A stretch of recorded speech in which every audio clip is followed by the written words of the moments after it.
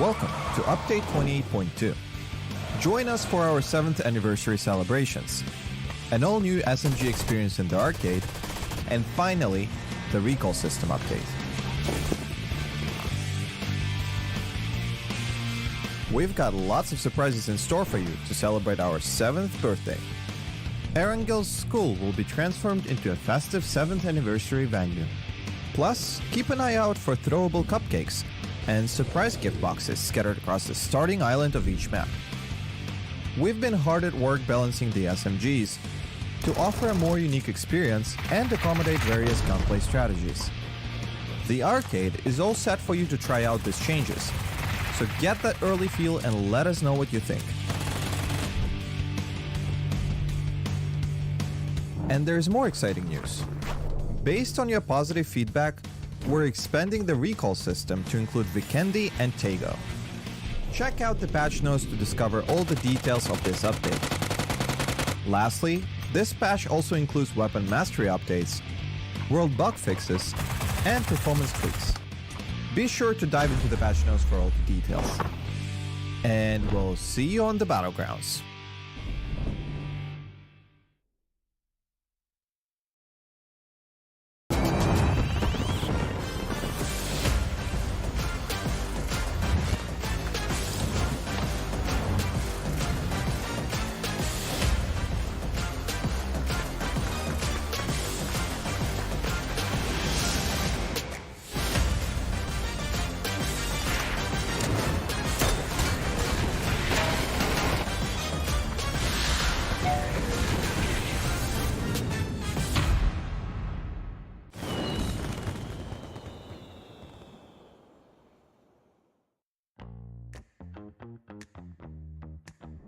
Hi, I'm Akita from Team Bliss, and today I'm going to be playing Thailand Questions 101. Fighting! Hello, I'm Tài Con from Team Seven PUBG. I will play APAC Qualifier for BGS. Today, I'm gonna play a Thailand Quest 111. Let's go! Rongfa Yaban. 33% chance. Rongfa Yaban. No. I need to get my eyes checked, you know? I like the sound of cowboy. That sounds fun. But Safan Kwai sounds very traditional. Yeah, it sounds pretty nice. I like the word paragon. I'll choose number 3, Safan Kwai. Yeah, it definitely sounds fun. Yeah, I'll bring Monty with me. I think A. Yeah. Yep, first one. The Nong. Okay. Nong mi fine ru. Nong mi fine ru yang.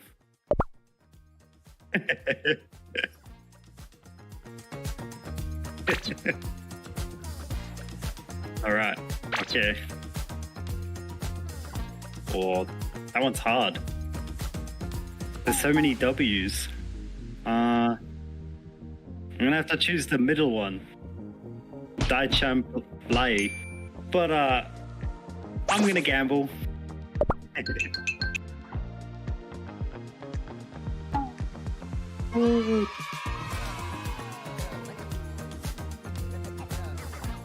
Well, the bottom one kind of looks like it would be a slur word. Pai Fek Mamai. Mai Tao Rai. Nikon Rukai. Pai Fek Mamai. Yeah, you gotta tell them off after you beat them. They all work. You could say all of them. Team Fom Chump Nai. Team Fom Chump Wow. Team Fom Nang Sao. 90? I'll take it. I choose the bottom one. Team Fom Nang Sao. No. Yeah. I respect my enemies. We're all friends on the battlegrounds. I think Gỗng phá giả phạt. Cái góc lại là Go far Japan. Yes.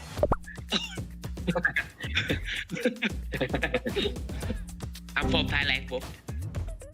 Xá phạt khoải à.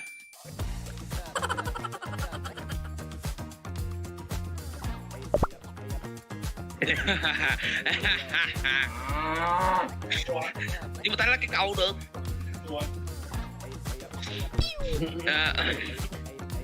Nón khó tan nổi.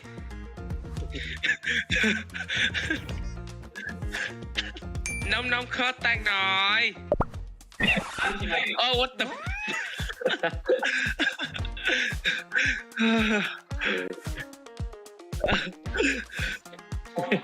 hai chắc đi. Nó khó tan nổi. Đã chập leo. Yeah. Đã chập leo.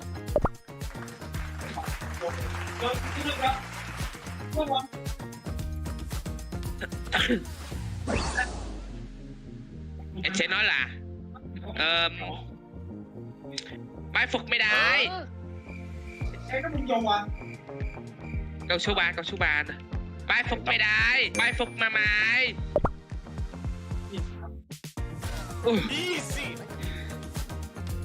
I'm the best.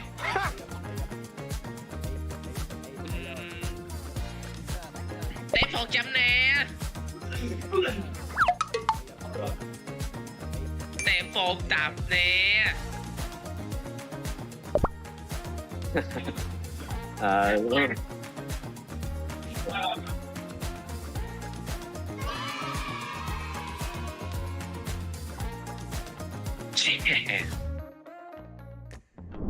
Thank you for cheering Team Bliss on. We're gonna qual, I promise. We're gonna do our best. And we're gonna beat them all. Fighting. Please join in watching the APAC Qualifier tournament and cheer on the 𝐏𝐵 team. Thank you. Love you guys.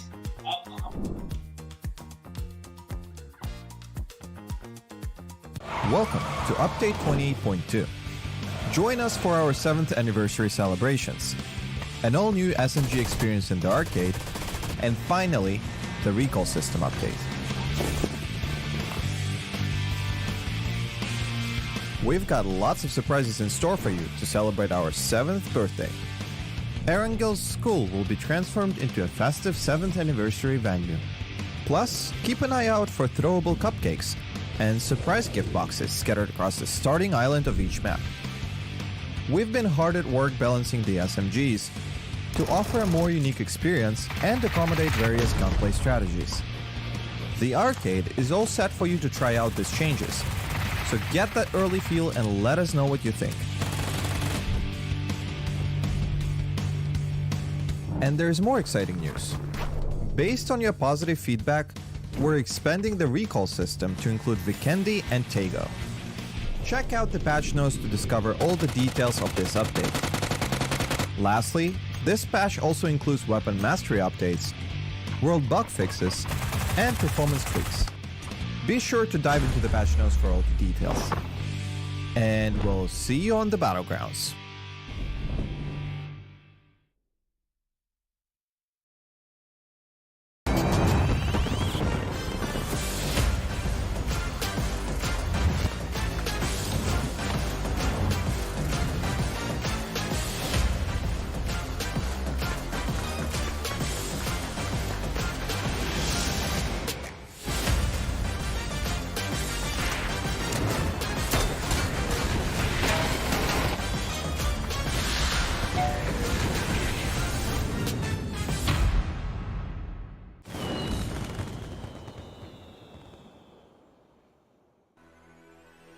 Hello, ladies and gentlemen. Welcome to the PGS APAC qualifiers. It's finals time. We've gotten through the playoff stage, Ross. We've got our final 16 teams to see who's going to be able to qualify from the APAC region for PGS 3 and 4 over the next, I believe, 4 days overall, Russell, that we've got. So it's a decent chunk of games and days for these teams to qualify. It does put less emphasis on needing to do perfect tonight, for instance, but getting off to a good start, always vital. Still, 24 games to be played when it comes to these finals, of which I think that's more than plenty to see who's going to be the best 4 teams to obviously go to PGS 3 and 4 from APAC. Yep, I agree. 24 should be the perfect number for everyone. It's even a little bit over. Again, 18 games is usually the amount you give to grand finals lobbies at international events. But yes, the day of qualifiers is basically over. This is the final one we have to go through. And then obviously you make it to PGS 3 and 4. So this is it. Finally, I feel like we were talking about qualifiers back in the Super Cup and how many there were, but no more. Everyone is going through the final stretch of these qualifiers now. And I can't wait to get this lobby started. Yeah, it feels like it's been some time coming. Obviously, we were able to do the PUBG Asia Super Cup at the start of the year, and that was kind of like a pre-season tournament, if you will. And then from there, we had PCR, and obviously there were all of the local tournaments when it came to Thailand, Vietnam, Taiwan, etc., etc., etc. Then you get to playoffs. Now, finally, you get to the finals. All of these qualification pathways lead to this over the next 4 days. Playoffs are done. We had those earlier on Tuesday, Wednesday, and Thursday. Now we begin the finals here on the weekend, then followed up by 2 more days during the week, Russ. So plenty of days of action. And one thing I really like, and it goes probably a little bit underestimated, but that day on the Monday, just having that 1 day off, a tiny little break, as small as it may be, is still enough to kind of break the finals in half, have VOD review session with the team, kind of go over some things, mental reset. It could be so vital. Yeah, I think it's huge. In fact, you'll have all the top 8 seeded teams, essentially, who were #1 in their region, going straight to the finals. They've just been spectating. They've just been watching the playoffs. And so they know the tendencies of the top 8 teams that qualified through the playoffs, who are now in the grand finals, butting heads with them. So they've got all of the VOD review done and dusted. And so they probably will be able to set up some cheeky things going up against the top 8 teams that qualified. But yes, that day in between, incredibly valuable. I think the thing I like that you said about it the most is it's a data reset. You will often look at that as a data VOD review and go ham and try and solve whatever the problems you had during the initial day. But no, it is absolutely a reset day and should be treated as one too. We also get some new teams coming in, seeded teams, invited teams, however you want to frame it. 2 teams from PUBG Thailand series in Magnetic, along with 𝐸-Arena. 3 from the Vietnam series as well. Of course, the top 3, the Expendables, Cerberus, and Roy Esports. And then we have our champions from the more localized regions, Japan, Taiwan, and of course, PUBG Challenger Rumble, which is essentially rest of SEA, coupled with Oceania, that being Team Bliss. Certainly, those teams in particular that we just saw, Russell, are ones to watch as we come into the finals. They are teams that have already essentially won their localized regions. They are the best of the best, but now going up against essentially the best of the rest from the playoffs. Yeah, it'll be interesting to see where our expectations end up going, because obviously on paper, like you said, they're the strongest teams. But I feel like as we were watching the playoffs, we saw some incredibly strong performances from especially Unicorn side. But Unicorn side, I believe they topped the playoffs. 𝐼𝐸𝐴 came in a close second, if I'm not mistaken. Maybe it was Armory. Either way, very strong performances from some of the household names here in APAC. And obviously you have Daytrade as well, who are on paper a household favorite. Maybe not necessarily objectively a favorite coming into this, but certainly one that the fans enjoy. And so you have all these names going up against the top teams in their respective regions, and you just have to imagine it's going to be an absolute brawl. Yeah, and obviously 𝐸-Arena, they were the ones that did top PUBG Thailand series. Magnetic were the team that finished second. Some may be surprised from that, Russ. Of course, Magnetic, a lot of that kind of formally Purple Mood Esports roster. Yes. So clearly, you know, a team that's become a titan of Thailand recently. I'm keen to see how they go. When it does come to Vietnam, though, of course, it was the Expendables that took out the PUBG Vietnam series at the top end, joined with Cerberus, Blue Lotus, now Roy Esports being the third. At the end of the day, you win your local tournament, that's great. But then second, third, it's really not that much different when it comes to these particular positions and getting now in directly to the finals here, which begin now. 𝐸 to begin. Then we go Vikendi, which is a little strange because usually we go Taego typically in other tournaments. But now we kind of flip it up a little bit. Vikendi, then Taego, and then we close on Miramar. By and large, though, it is very much the same format when it does come to the map schedule that these teams are now very much used to. Yeah, Vikendi's been crazy, as you would expect it to be as well. So you have these 2 Erangel comfort picks, and then all of a sudden you get thrown into Vikendi, and it seems to be absolute chaos. I think the playoffs actually showed me more so now that the narrative that Vikendi is similar to Sanhok, as in everyone's just going to get third-partied, everyone can get close to you as much as you don't want them to. That narrative is really being reinforced for me after having watched the playoffs. It was just third party after third party, very difficult for teams to actually maneuver around the map. As soon as we hit phase 3, phase 4, you felt like most of the teams that were sitting on edge actually had a pretty difficult time getting in, and only the best, the ones that knew how to team fight properly or make their way through Vikendi were the successful ones. So looking forward to that map at least. Yeah, and obviously when it does come to Vikendi and 𝐏𝐿𝐴, you've got to take them incredibly serious when you've got so many games that are going to be played essentially on those particular maps. I kind of look at them as a bundled duo in the same way that on a particular given night, you'll play 2 𝐿𝐴, you'll play 2 Miramar, and it's kind of like this 1-1 split. Yeah, but they're also technically still 2 maps the same as the others that over the course of the 4 nights that are going to get played ends up being essentially a third of the maps that get played. You can't ignore a third of the maps and expect to then finish top 4 and go to PGS. That's the reality of the situation. These teams, though, are very much accustomed to these particular maps. I think 𝐏𝐿𝐴, we say it time and time again, plays a lot more like your 𝐿𝐴s and your Miramars. And you're right, Vikendi very much is that essential battle royale where it can just be third party. A lot of open terrain can be quite difficult, especially when you couple that with bears and blizzards and all of those shenanigans that can go on. So I'm very keen to see how it plays out. I want your thoughts, though, Russell. Of course, you were a part of the playoffs with 𝐾𝐿, the other caster here for the PUBG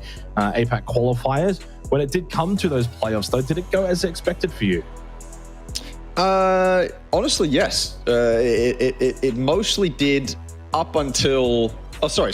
Let me rephrase that. Day 1 and 2, not necessarily. Day 3, I think we finally got the things we were expecting, because Armory day 1 and 2 didn't really perform that well. It felt like Armory on day 1 and day 2, who should have been a team coming into this lobby to just farm it, just completely farm it, frag out. Dynasty and Riz should have been up there no matter what. They should have been the highlights of basically day 1 and day 2, but they weren't. What we saw from Armory Gaming on day 1 and day 2 were them just losing members. They were actively taking fights, going for plays which you can give them a little bit of leeway for actually trying something, but they fall short. They were falling very, very, very short. They ended up playing multiple games as 2, and then so going into day 3, they were like neck and neck with Day Trade, almost falling out of top 8, which is not where you want to be if you're Day Trade. You need those PGC points. So it was very weird to see those 2 teams almost fall short, but finally coming into day 3, they actually picked it up. We saw the Armory Gaming that we know and love. We saw the Day Trade that we know and love. Armory picked up the record kill count for the lobby, which was a 19 kill win, which was exceptional.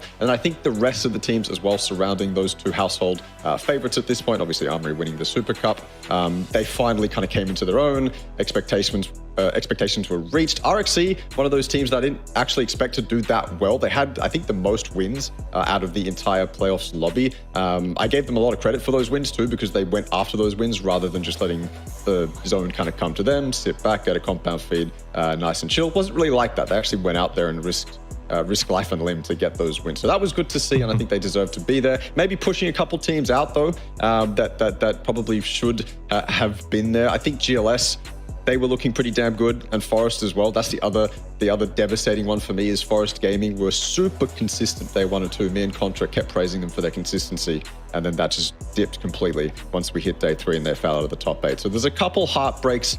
Maybe the other surprise is Panic, to be honest with you.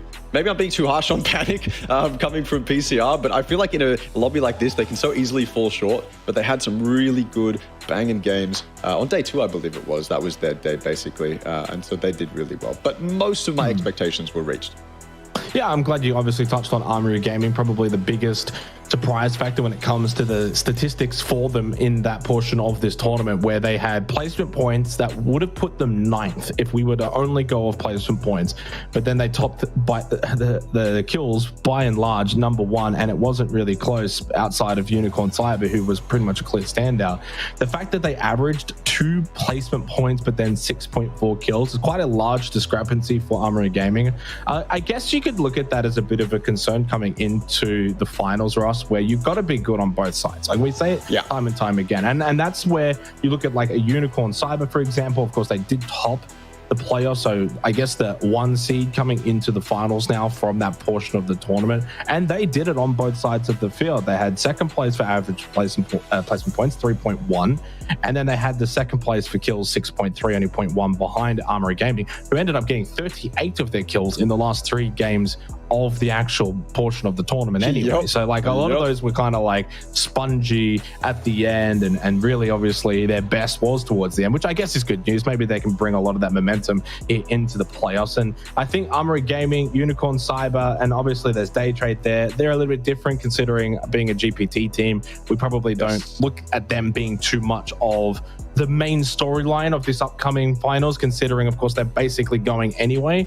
But once you consider of course that they were not really super dominant in that playoffs lobby, they're going to have to probably go to another level here in the finals. As you can clearly see, we aren't too far away from getting into this one. 𝐼𝐼𝐺 to begin match 1 of the finals for the APAC qualifiers, which I'm sure is going to be hotly contested, Russ. I don't really think there's much separating a lot of these teams.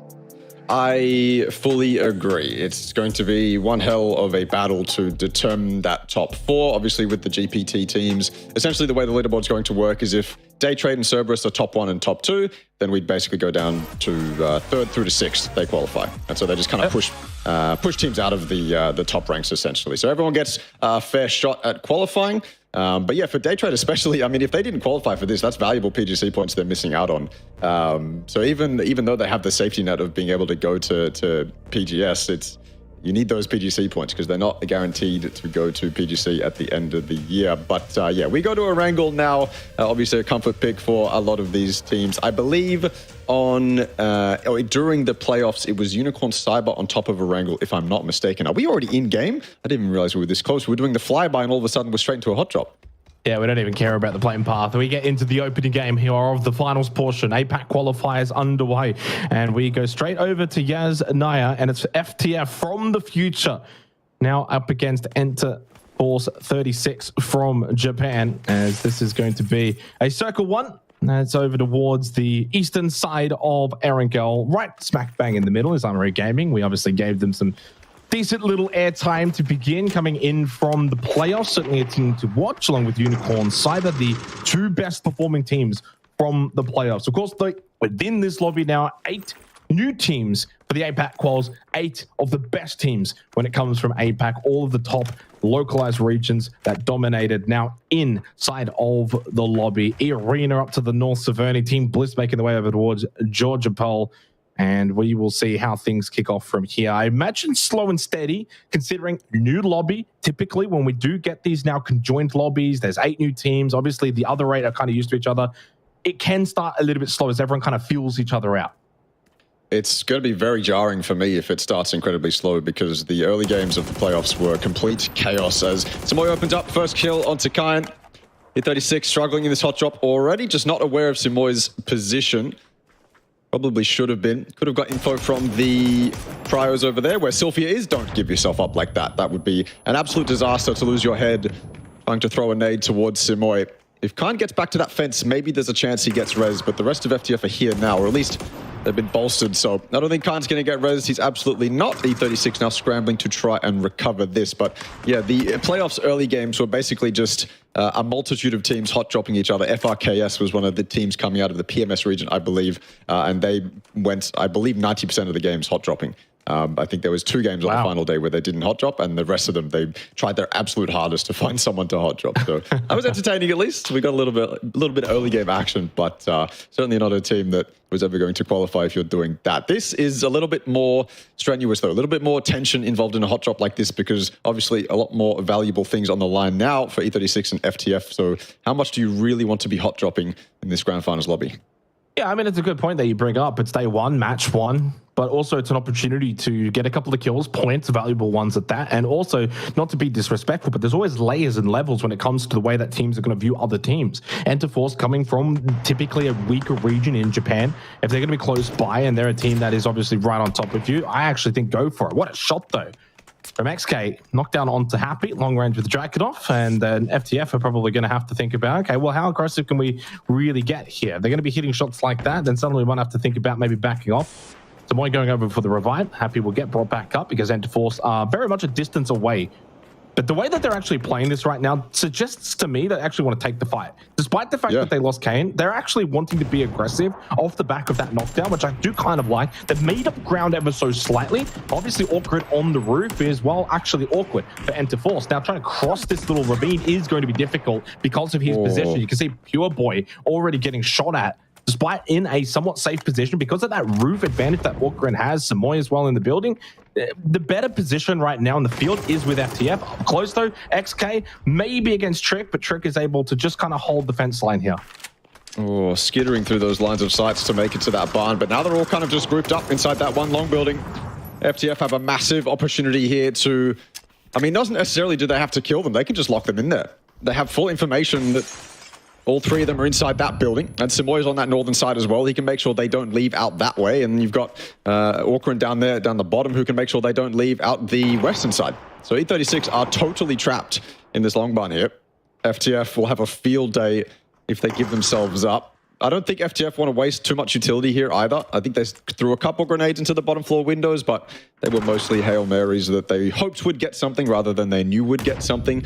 The real, I suppose, trick for FTF is waiting until majority of 𝐸36's numbers are upstairs, getting that kind of guaranteed information. Then you can start throwing your Molotovs and your grenades upstairs, because obviously it's a lot easier to hit those nades upstairs than it is to hit them downstairs. I would really doubt that we'd see FTF push through the bottom floor here. I think that would be too risky, knowing you have them fully locked in here. I think it would honestly just be better to, I guess, just sit around, wait for Blue to come in, wait for 𝐸36 to make a mistake. FTF's in control, but they are pushing. Oh, 𝐏𝐿 gets the opening kill, though, onto 𝐷𝐷𝐻, and that's a big start to the fight. 𝐷𝐷𝐻 being a player down as this kicks off. Happy though with a good trade on Sylvia. Second one to follow down as 𝐏𝐿 finds a second. Eventually though, losing his life to Trick, and eventually even more so, 𝐷𝐻 cannot get past from the future as they collect all 4 of the kills. Starting off with that initial kill, then following down. I don't mind what I saw from 𝐷𝐻 though. They showed courage. They wanted to take the fight with FTF. Unfortunately though, it's a fight that they lose. And I'm going to be honest, once you lose that opening player, you're at a significant disadvantage, Ross. 3-on-4, you got bad position, better loot as well has probably gone the way of FTF because of the way that they were looting over towards apps. And so therefore, that's not a fight you should be taking. If you can get a vehicle, the 3-man, get out, play for the long game. For FTF though, great start, 4 kills. But it is kind of interesting. If they're going to be this aggressive playstyle, it goes back to the playoffs. This is a team that didn't get a single win. If you're making top 4, you're going to PGS 3 and 4. Don't get me wrong, these are great, you're getting kills, but you also need to find wins. And so that's something for FTF to work on here in the finals. I feel like that's a narrative we've had for FTF for quite some time too. They just seem to rack up the kills and not really ever care for the win. They did lose, or they did get a couple people knocked on FTF. And so that's kind of the risk I was talking about if you go for a play like that. Not only do you risk losing people as you enter in the bottom floor, but you also lose people, lose other members of FTF if they want to run over to try and help. Say one of FTF vaults into that bottom floor, immediately gets knocked, then it puts pressure on those anchor players to hop off their lines and start running over to that building, right? And then the 𝐸36 players will try their best to capitalize on that, and it can go haywire from there. Luckily, that's not what happened. The 2 knocks don't actually get flushed, and they do clean up 𝐸36. But yeah, I feel like there's a vocal member on 𝐸36 in that moment, just saying, just kind of hyping the boys up, saying, yeah, we still got this. Yeah, we're only a 3-man, but we can still take this fight. Either that, or they desperately want 𝐆𝐻𝐼 to be their own, and so they didn't really have a choice but to go for that fight, because if you leave, if you're 𝐸36 and you are up as 3, yes, you get to play the game, but it's almost submitting to losing the 𝐆𝐻𝐼 hot drop, which gives FTF that kind of peace of mind that maybe 𝐸36 will leave eventually. Very similar game, or very similar circle to what we saw day 1, game 1 of the playoffs. This ended up, or that one ended up around dirt road that Cerberus currently occupies. We saw a lot of action, a lot of heroic individual plays during the playoffs, Jake, and that's kind of the way I like to set it up. I'd like to see the playoffs as an opportunity for a lot of the individuals to show off. Even when 𝐷𝐷𝐻 were down members, they still had 𝐷𝐷𝐻 and a couple of the members absolutely popping off and getting 2 to 3 Ks to save 𝐷𝐷𝐻 Gaming's placement points and things like that, just to get them to that points per game, or that kills per game average you mentioned earlier. So I'm wondering if that's going to be something that we'll see more in the grand finals, whether the individuals will come out to play, or whether there's going to be a much bigger emphasis on just playing as a team and securing those PGS slots. And 9 minutes in, so far, I think this has played out as expected. Outside of the hot drop over towards Diaz, everything else has been, rather quiet. Get good position. It is 𝐼𝐸 Eastern Circle, and you want to obviously fight for good positions early on.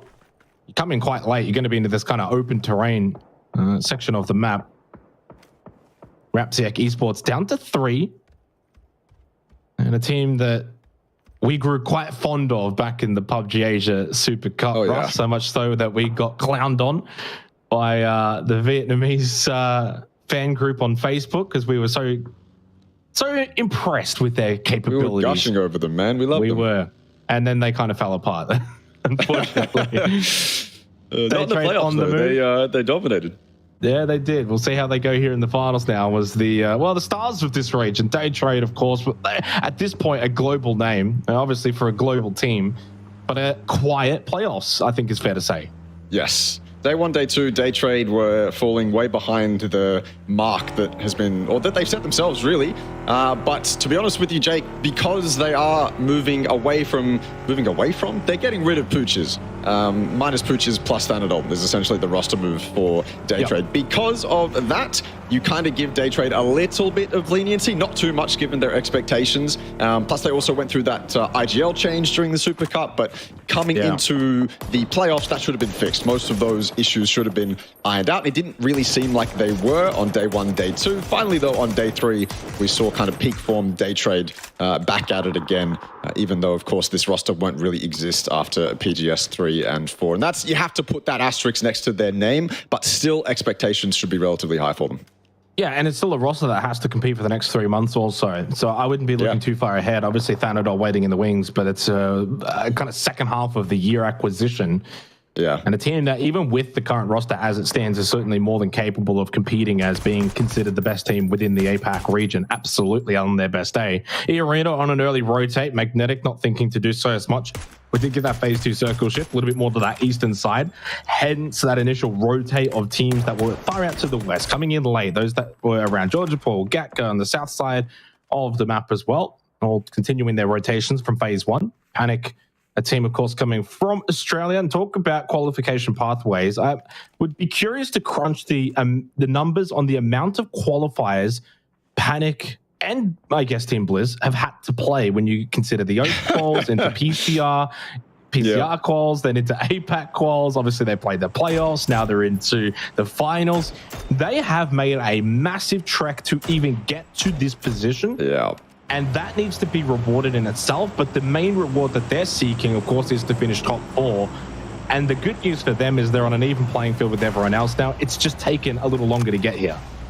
Probably one of the reasons they're in the grand finals is because of all that practice they had. Me and Contra were talking about how Thailand plays 54 games or something just to qualify to this qualifier. So that's a lot of practice. That's a lot of time being spent playing PUBG, and I'm sure it all pans out in the playoffs. Will it pan out for UNK? Yes, he avoids that nade. Does he avoid the 2x mini, though?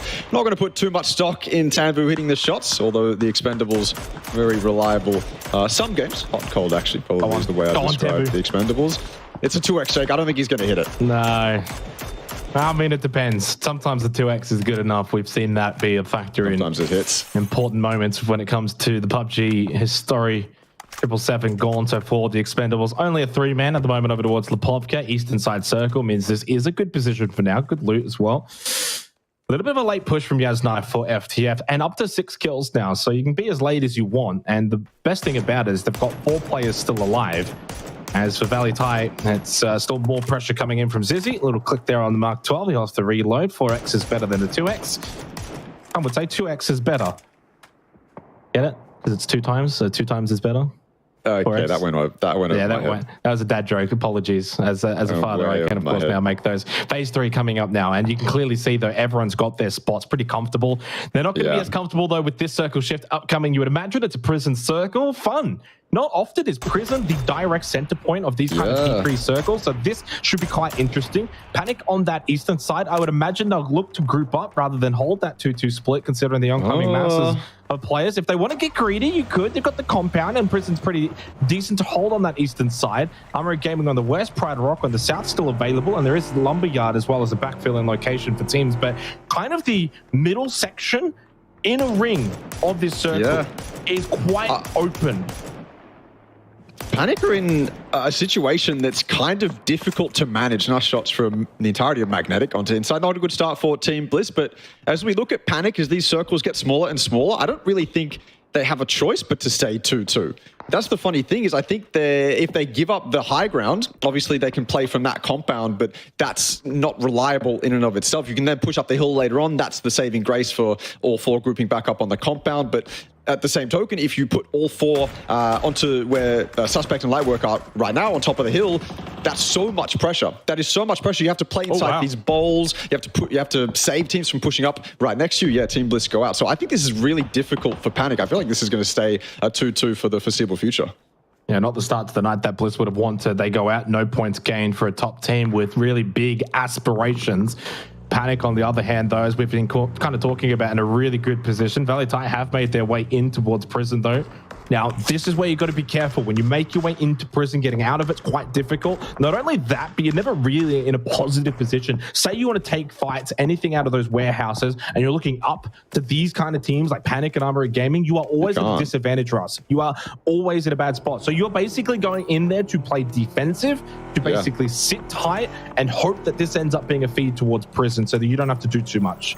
You can't play the game, essentially. Your only hope is that teams expose themselves on that lower western side. Obviously, without the unplayables to the, or with the unplayables to the east, it's impossible for you to fight up that way. But you're hoping that people either send it into prison and then you reap those rewards, like FTF might be doing right now on that emergency parachute, or you're just AFK for, you know, the next 10-15 minutes while everyone else kind of sorts themselves out around you, and then you finally get to play the game when it comes endgame. FTF will join Valley Thai inside prison, though. All four alive. Do they all get down the stairs, though? No chance. Riz is there. The demon from Armory Gaming opens up onto Happy, but I think the rest of the members got inside and they will be able to res Happy. Smokes will go up on that roof. Nades coming in from Kiss. The angle's got to be perfect if he wants to get it down those stairs, but he's not going for it. I think he realizes that maybe it's a little bit too late. Better off to save the utility than go for a Hail Mary nade like that. I do wonder, though, FTF, could they not have taken Pride Rock instead of this position? Top of the prison. Too much pressure. You're coming in without any information. You sit yourself on top of Pride Rock, you're just going to get torn apart by Panic and Armory Gaming later on in the game. My concern, though, now is very much going to be getting out of this position. For them now applies to FTF the same that it applies for Valley Thai Esports, if not maybe even potentially worse, considering Valley Thai is actually holding the warehouses. FTF, we'll see what they do from here, because guess what? Phase 4, circle shift, has gone south towards Lumberyard. So therefore now prison, it's still in, but it's not a good position to be in for the foreseeable future. If you're on the edges, it's fine. Dimity with a mortar gets apparently a knockdown onto Larynx of the arena. That's happening very far up to the very northern side, not even remotely close to this P4 circle. The Thunder's throwing in some frag grenades. Two more in the back pocket now as he continues to bombard this smoke area. E-Arena, they just look like they are under threat. As Ticket goes down to a Panzerfaust. So you're losing to mortars, frags, and Panzerfausts. Explosions happening all around you. Zizzy, though, with his own frag, gets the knock on to Thunders. And so E-Arena are starting to fight back a little bit. That's Magnetic playing some very efficient PUBG. We don't need our weapons to kill them. We'll use our mortars and our nades. That's all we really need. That Panzerfaust, it's a very cheesy weapon, but it gets the job done in situations like this. The arena struggling now as two, very separated as well. It's going to be 1v2s on either part of these people. Zizzy trying to manage his way around the smoke as well. If he gets this tree in that truck, maybe he can actually get something done here. Jacob's fought back as well. These 1v2s are now just 1v1s. E-Arena look to potentially clean up Magnetic here. Flucky completely caught off guard as well. The P90 won't even be able to shoot a bullet. Very deadly in these scenarios. Zizzy avoids disaster though, and Jacob remains a little bit hidden, not without being pressured by Panic. No, but it's a big reason why these two teams top to the Thailand series. Zizzy, the move of the 𝐿𝐴. Thana, what a chance. The nade as well, then another one to follow up. That's his final one. Jacob in now a 1v1 against Thana, deep in the blue and already under half health. Thana's got the prime position, hiding behind the 𝐿𝐴 to get that first aid kit off, and Suspect, the third party that Jacob could not account for, ends his life and sends E-Arena packing 3 points from this opening game.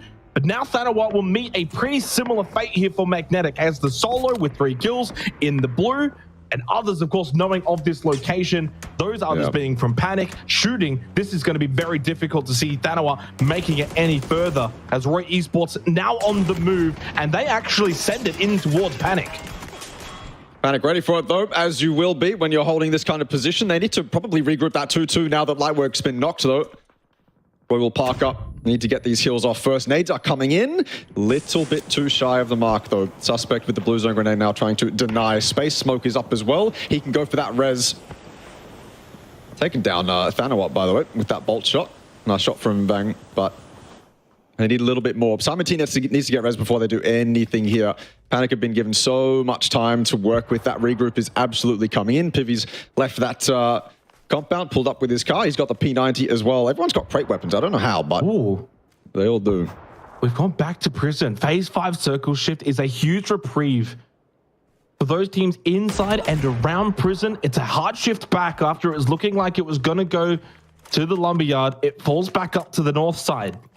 So for Day Trade, Expendables, all of those teams, X-Men as well, very much to the south. They do not get the circle they were hoping for, maybe even somewhat expecting. Cerberus out to the west inside of a Wizzy. No Sololzi, 3 kills for them. Decent start. More to be gained, though, for a team, of course, with high expectations. BPT or not, they are going to be a team that you would expect can have their say on a lobby like this. Pivy and Dusky combining against Roy, who were pushing up to Panic earlier, but it's a push that you have to go up this kill to take the fight to Panic. And Panic are very much happy to take said fight from this higher ground position. The elevation to their advantage. They get the kills. 4 now for Panic. Great start and great position considering this circle 5 that has popped up to the north side. Panic in a great position to capitalize here in game 1. I think that's Panic realizing that if we take any more time, if we wait for Roy to push us, we're just going to get shot in the back. TE is that team that Panic will be so worried about, so they make the push themselves. They get it done very cleanly too. There is still one member of Roy up, and yeah, Pivy's just dealing damage to TE. TE might not actually be a problem. I take that back. Delwyn's opened up. Suspect down. He might get flushed too. He's completely in the open. He can get shot at as well. Stolen away by Lion King if someone was to go up towards that way. Delwyn hits a nice little burst as well. Oh no, X-Men getting involved now as well. Off in the distance. This has gone so sideways for Panic. From heads up play to absolute disaster. Pivy the last one up. Yeah, and it's a trio for X-Men. As you mentioned, third party coming in. The timing of it couldn't be perfect for them as they're able to capitalize. Panic from that great position, great start, now succumb to that pressure of the third party. A solo player is all that remains. Cerberus, they lose their lives. Saki and High Mass are out. We're very much down to our final 8 teams of the opening game. Still 23 alive at the 21.5-minute mark. It's been a fun circle. As Boo Chills is going to find a kill onto 6, 7, 8, 9. Yeah, and he got the initial knock and followed it up pretty quickly and cleanly for Day Trade. All 4 up. Southside position being cleaned. Is basically no one here. This area has been exterminated. I think there's only 1 player left remaining to the south. That's Long High, deep into the blue. As he lets out those shots, that is now his position known, and Day Trade immediately turn their attention to him to flush out this solo player. Should be very easy. A formality at this point. He's already stuck in the blue as well. No reason for Day Trade to give up any members to Long High here. He'll throw out nades and deal as much damage as he can. He's got probably a decent bank of first aids to survive as well. Actually, never mind. Those shots indicate to me that he should be going down any moment. Long High gone. Down to our top 6. Armory Gaming incredibly strong. And those shots as well probably give a little bit of confidence to Armory to start pushing over this way. Maybe false confidence, though, because it was just a solo. Or Pivy's got 2. Somehow in the kill feed, Pivy's got 2. X-Men tried to make that push. Pivy's got all 3. Oh my god, Pivy just got a 3K. By the P90. Wow.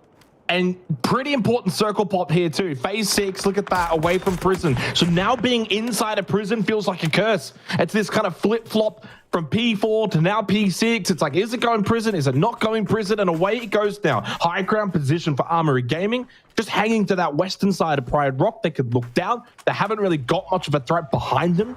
To the very, very far south is Day Trade, now arguably in one of the best positions, and Pivy as a solo in still a really good position to potentially pick up kills on those looking to exit prison, which is what Valley Thai Esports is now looking to do. 2 have already now made it out, but they have to go into the blue to make their way out of here. They've done so. The other 2 still in the warehouse, and Pivy has a good opportunity with P90. So free. Double knockdown. Can he make it in? No, he can't. But he should get those kills. I don't see a world in which they're going to be able to survive. Pivy does go down. 4 teams now remain for Valley Thai. They still get top 4, but now about to get wiped out. 4th place it will be. Now down to the final 3. How can FTF get out of here to even have some kind of contest? Otherwise, it should come down to Day Trade and Armory Gaming.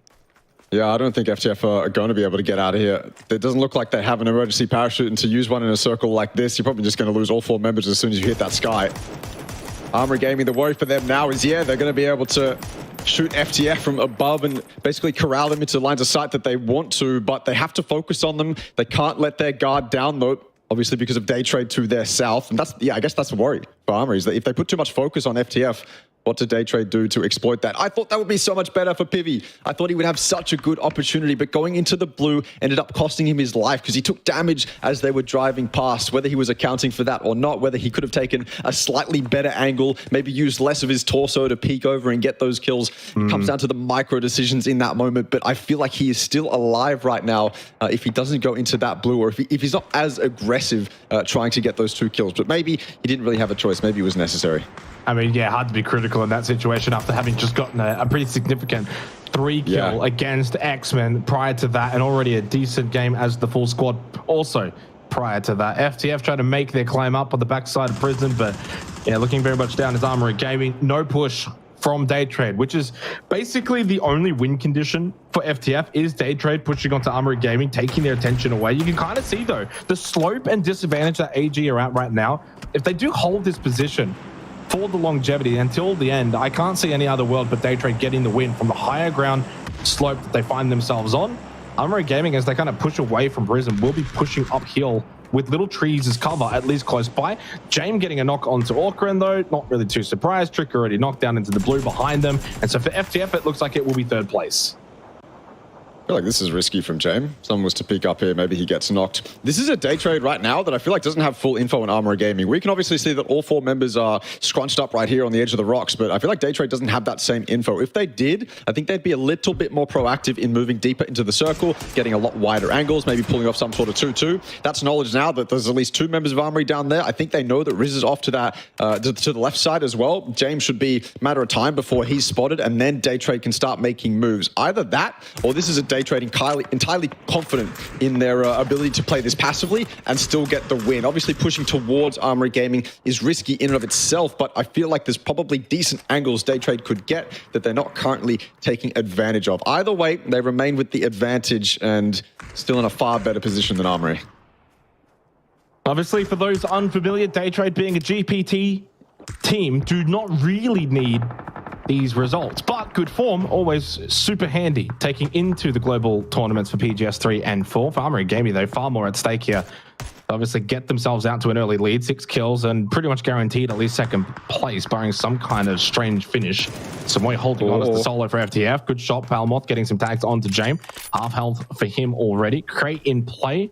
Further afield can very much provide a bit of cover, and a vehicle for Dynasty at the back. So 𝐿𝐴𝐻 sitting at the crate. 𝐿𝐴𝐻 very much losing his life to the blue. You could see very much his player tag off into the background, and we are down to a 4-on-4 to begin the APAC qualifiers here in the finals. 𝐿𝐴𝐻 now making a run for it after healing up behind the crate, and you can see the open terrain as he has to push up this kind of sloping hill towards day trade. But as he does do so, it gets closer and closer, and the surprise factor now becomes a threat. But day trade, they might not be aware that 𝐿𝐴𝐻 has pushed this close and has already infiltrated a pretty good position. Knock onto 𝐿𝐴𝐻, and he does know that he was able to get a good tag onto the other, confirms the flush, the kill. Good in doing so because he was in a pretty volatile position, knowing full well that that knock, pretty much that was going to be coming, would mean his death. So he at least takes one out. 3-on-3, but the heals will come through. Reset for Duran's back up to 75% health. �RiZ also needs to heal, and 𝐿𝐴𝐻's now pushing left side of field. This is what I was worried about for day trade, giving up a lot of space to 𝐼𝐲. They kind of knew that eventually they'd push over to this eastern side, but day trade remained south, remained on that high ground, and let 𝐼𝐲 claim all the space in between them and the other side of zone. Could be day trade falling short in an endgame that looked almost secure for them.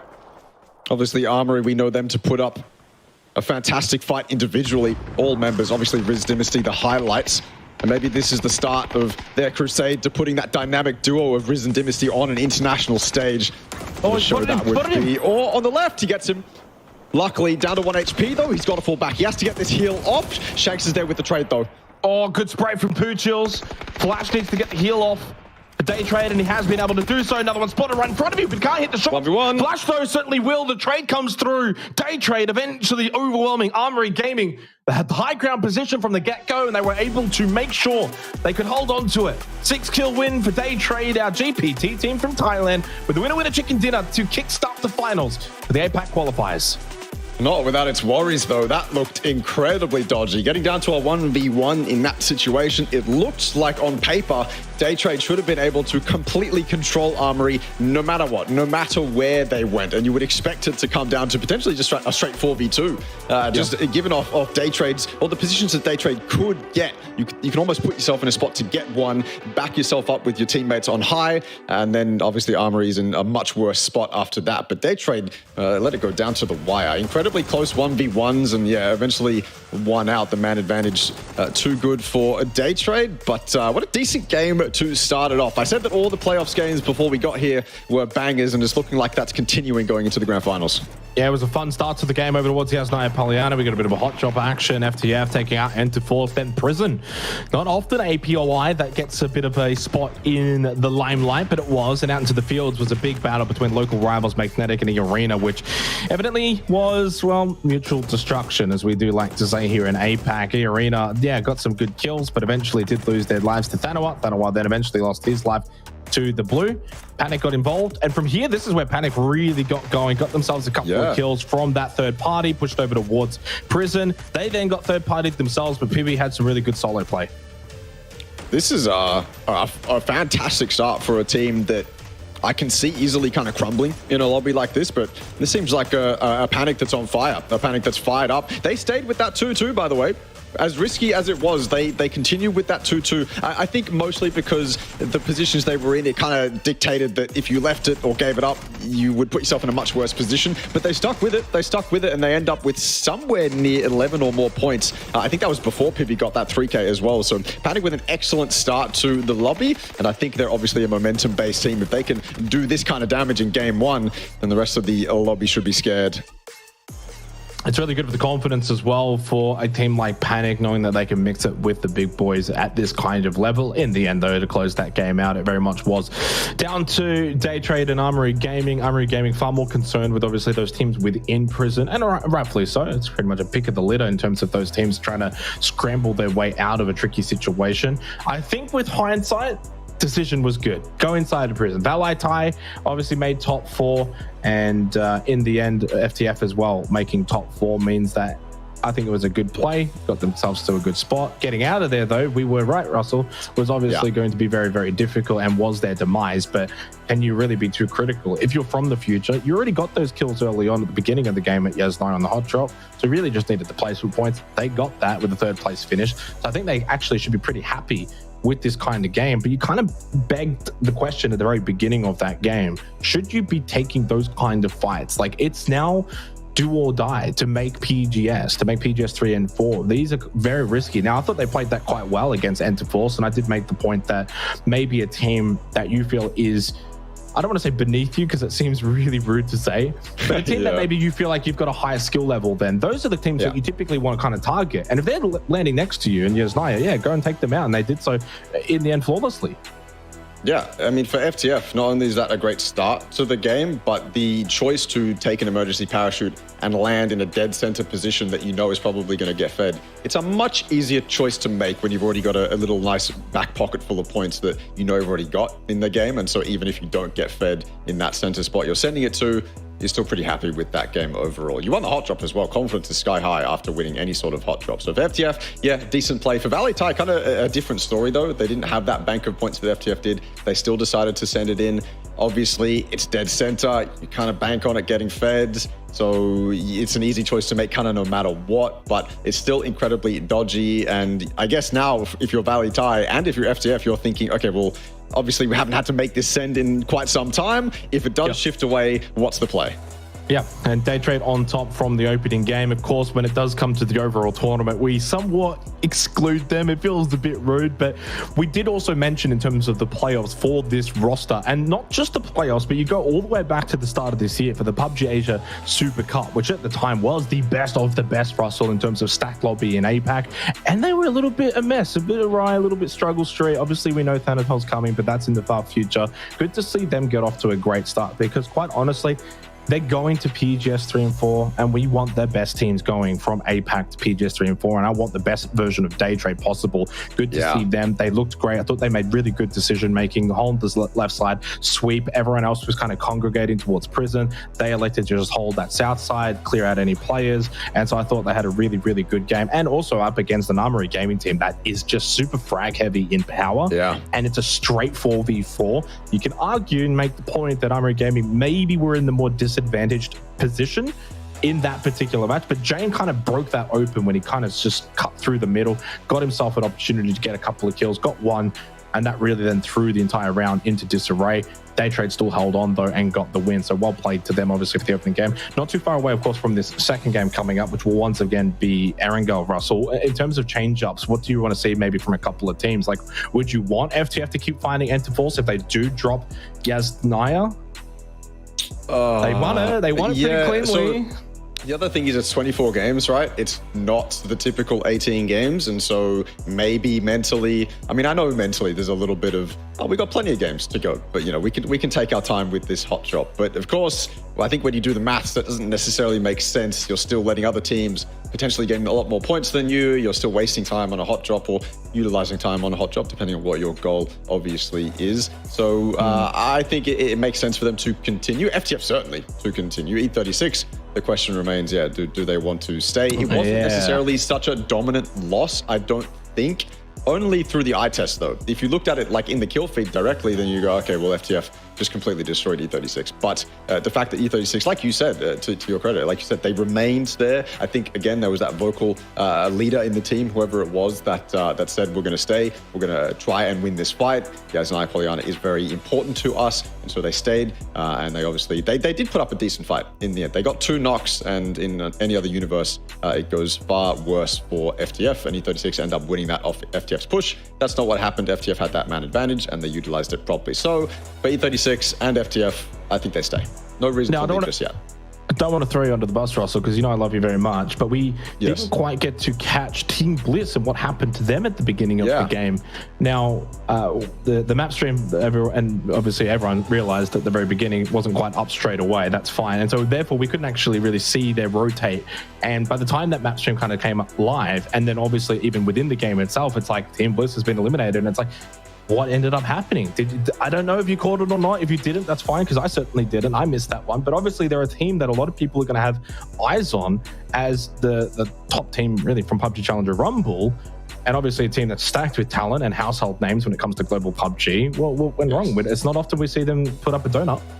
I didn't see exactly what happened, and I wish the TWI was updated, so I'm going to have a look once it finally does get updated. But I think they were just kind of losing members left and right. I think the last member of Team Bliss sent it somewhere into the zone, so that indicates to me that they probably lost one early, and then they tried to do something as 3. That didn't pan out. The last 2 members tried rotating into the zone. One of them got shot out of the car, and it's just up to this one guy to try and find something to sit in until the zone gets smaller and smaller, and that obviously didn't happen. That's my assumption. I will give you the absolute 100% confirmed answer when the TWI does update. I'll look at their rotation and see what happened, but that's what I think happened. And that's if that's the case, that's a really bad way to start off the tournament, because that's kind of Team Bliss crumbling in every sense of the word. Losing one early is obviously a mistake. You never want to do that. Trying to get something done as 3 and failing, well, that's probably a team play error. And then sending it into the Miller zone as 2, that's desperation. And if you're in the desperation mindset game 1, then yeah, you really need to reset going into game 2. So not the right start, but maybe of course they just kind of got unlucky. I'll be able to tell you when that's why it does update. You know what's interesting to me though as well for these invited teams, Russell, and probably a topic we haven't touched on that we can more so look towards being valid or not over probably the course of tonight and tomorrow especially, but like the warm-up factor for those that played in the playoffs, they've been able to play very recently. When you think about the qualification pathways for this particular tournament, like it was a decent amount of time ago, so all they've really been playing for those teams that qualified directly for this portion, the finals portion, is scrims essentially. And it's been some time between officials, and so for these teams that played playoffs, they played 18 games firstly, which is actually a pretty decent amount for, you know, essentially a playoffs portion of this tournament. But played them all very recently. It was a pretty decently stacked lobby for the most part. When you go and look at those that leaderboard as well. Like, no one was really secure going into that last night. Like, it was actually going to be very kind of neck and neck. Everyone had to fight really hard. I think when you look at a lot of the teams that played in the playoffs, you got your Panics, your Day Trades, your Armory Gamings, for example, even Valley Thai, all of those featured pretty heavily. FTF, another one. Like, all of those names listed were very much the prominent teams that featured in match 1 here. And I do wonder if that's something that could be a factor tonight, that they're a little bit more warmed up. I think so. I think so. No reason for me to say no. It's been 1 day break. It's not like you've had that much time to cool down.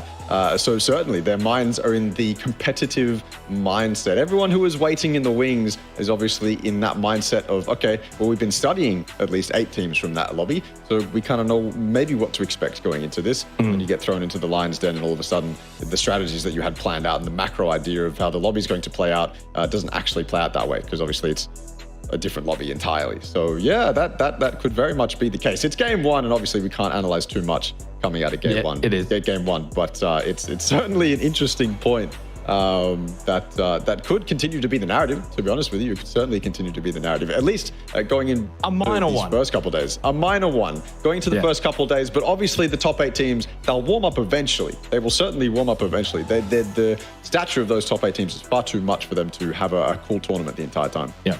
Now, I promise everyone, for those watching, maybe a little bit unfamiliar, when we typically do this broadcast, we might go to a break or a countdown. We're kind of just yapping. Yap though, because obviously the game is getting worked on to get started very shortly, which means like we're not just talking and then we throw it to a 15-minute break. Like, the game is very much going to be starting very soon for game 2.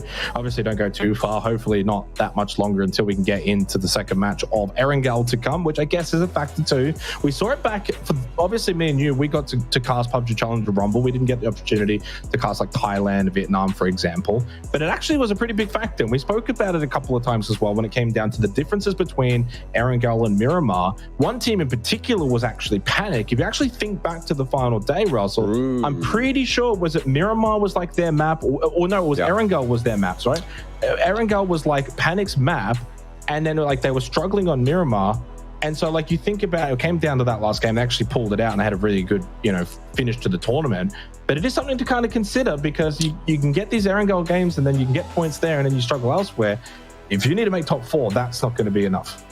Yeah, I almost want to remind myself what it was exactly. It was, I actually, when you said Miramar, I was like, yeah, that actually makes sense. But maybe, yeah. I'm pretty sure it's 𝐿𝐴𝐻. Miramar. I think you might have been right too, because I think Panic had a couple of nice games. So yeah, it's absolutely a factor. In fact, I think it was Unicorn Cyber or one of those teams that might have been quite close to falling out of qualifications during the playoffs. And then I looked at their performance on whatever map we were going into, and they had 20 points above the rest of the lobby on that map specifically. And I was like, okay, well, that's probably good for them. This is their comfort pick. And so it absolutely plays into PUBG Esports as a whole. Not all the time necessarily, because obviously Miramar and 𝐿𝐴𝐻 have been played thousands and thousands of times, but for certain teams, absolutely, it's got a factor.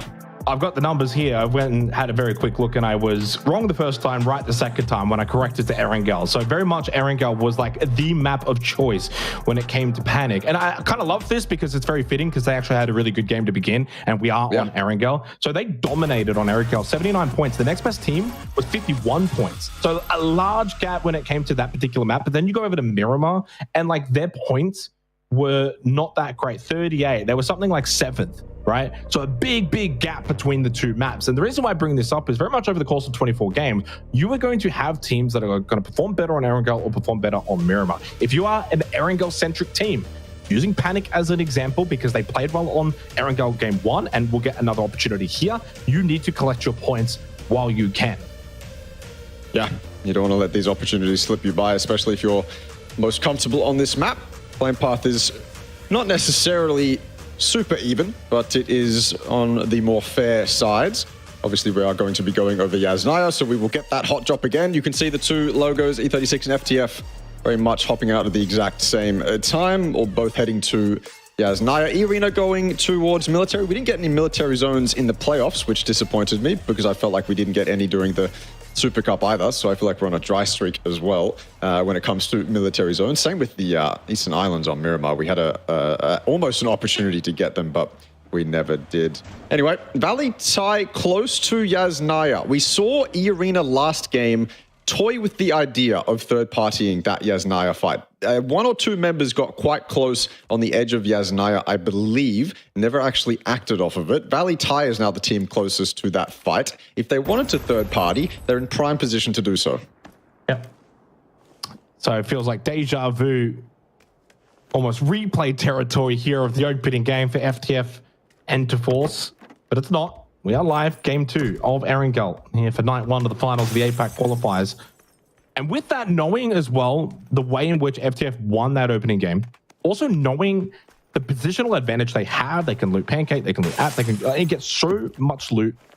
Like, they know full well they're going to send it at Enterforce. Now, Enterforce have to be ready for that. And they looked like a team that wanted to take the fight in that opening game. The issue was they lost one early. We didn't quite get to see how that was. So I imagine maybe one just got kind of caught.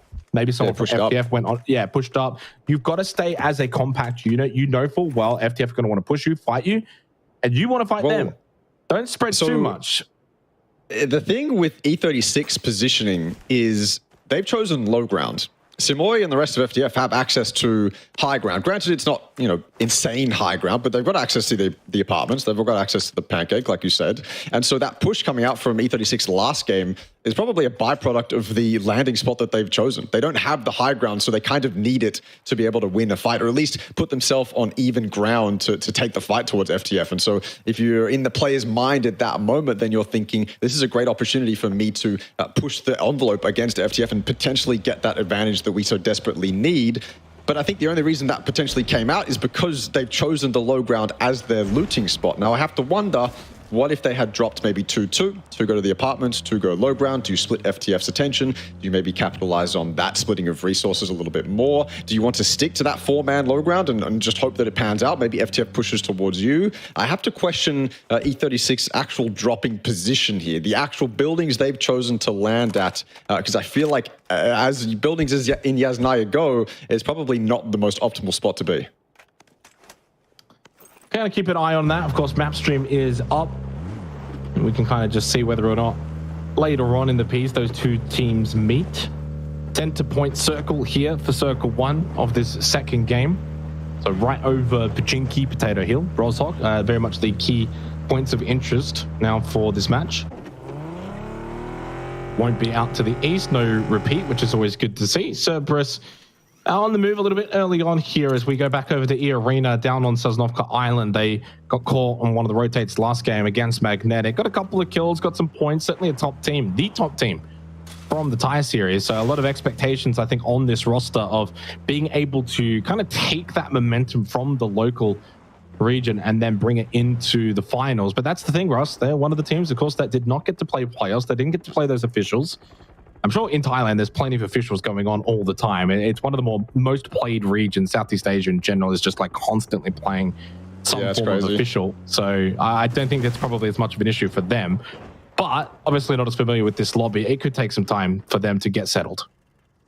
It's one of the reasons Asia's so dominant in PUBG Esports overall, and it's because they're just constantly playing against each other in their own local regions. China is always playing. Obviously, so is Korea. It's just play, double blocking scrims, morning scrims, afternoon scrims, night scrims. Probably chuck some NA scrims in there as well if you're like a tier 2 Korean team or something like that. It's just constantly playing.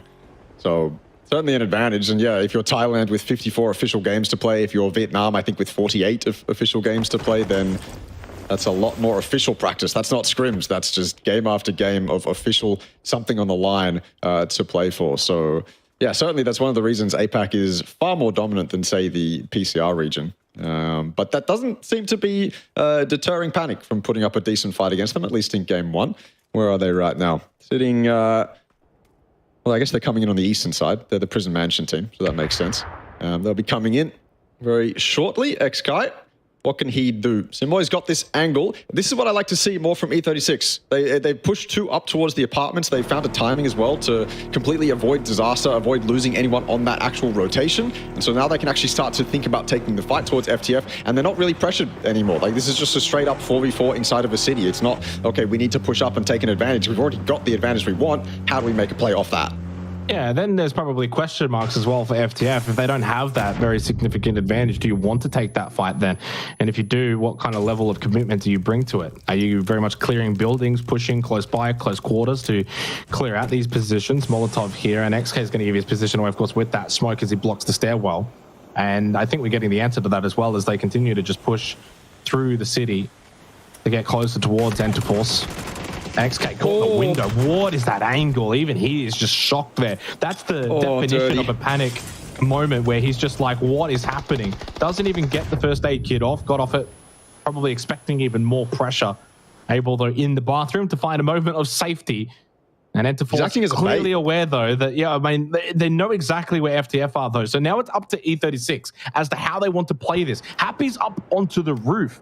Sylvia's just spotted him. If he overpeaks, he could get knocked, and knocked at that kind of position could be deadly for FTF. 𝐏𝐿 is seriously just acting as a bait here. FTF have to be on guard for E36 pushes. That roof position is so good for Happy. 𝐏𝐿 just has to survive. If he can stay alive in the bathroom here, then that's all he really needs to do. He can't take fights. If he takes fight and goes down, speaking of going down, Pure Boy's gone. Trying to make a push, save his boy. Get a peek through the window. Happy just a lot sharper. When you only have the head to aim at, then it can be quite easy to hit. He's actually smoking up. He's completely disregarding 𝐏𝐿 in the building and pushing so close to get that flush all alone, mind you, as well. 𝐏𝐿, could he save the day? On top of the thing in the room, I don't know what to call it. I think he had the angle, but he missed the shot. So maybe they hit the windowsill. Happy now under a lot more pressure than, say, 𝐏𝐿 was 30 seconds ago. Yeah, very bloodthirsty from Happy, and I think he's just fallen off. He did at least lay out a smoke as a preventative measure that he can kind of fall back if he needs to, but you can clearly see he wanted to go for that flush onto Pure Boy. And credit to E36, though, they kind of denied the ability to even do that. 𝐏𝐿 just holding his position inside of the bathroom. Now, 𝐴ukran did backfill in, take this roof position that Happy eventually was up and got that knock from. So I think the way that FTF moved around and played this was fine. Pure Boy, you could argue, got a little over-aggressive, but even he still had that smoke and fall back if he had to, and he did. So it's kind of like, at the very least, if you're going to get that aggressive and get that bloodthirsty, have some kind of way to get back. So well played from FTF. They can't convert the kill, though, but they arguably should be able to convert this one. DBS as well up close is very strong. 𝐏𝐿's basically got to call out that he's getting pushed now. They haven't quite cleared out his position just yet, but by clearing everything else out, they know exactly where he is. He is able to vault out, though. Makes his way on the backside of this building, too, where FTF don't really have good position. E36 do. Monty, by the way, dead. The Valet tie. So one down for for Bliss. That's going to be the first death of this game. And FTF are continuing to just try and push E36. Dadawa, though, Magnetic getting involved on the hill to the west near the Yasnaya Pond, and he gets the confirmed kill. And 𝐏𝐿 and Pure Boy both at the exact same moment lose their life. But Enterforce 36, it is a capitulation. 3 kills go the way of FTF. Dadawa and Magnetic will also collect 1. And a couple of sprays into the air that says, all right, well, good job, everyone. You're welcome. You're welcome.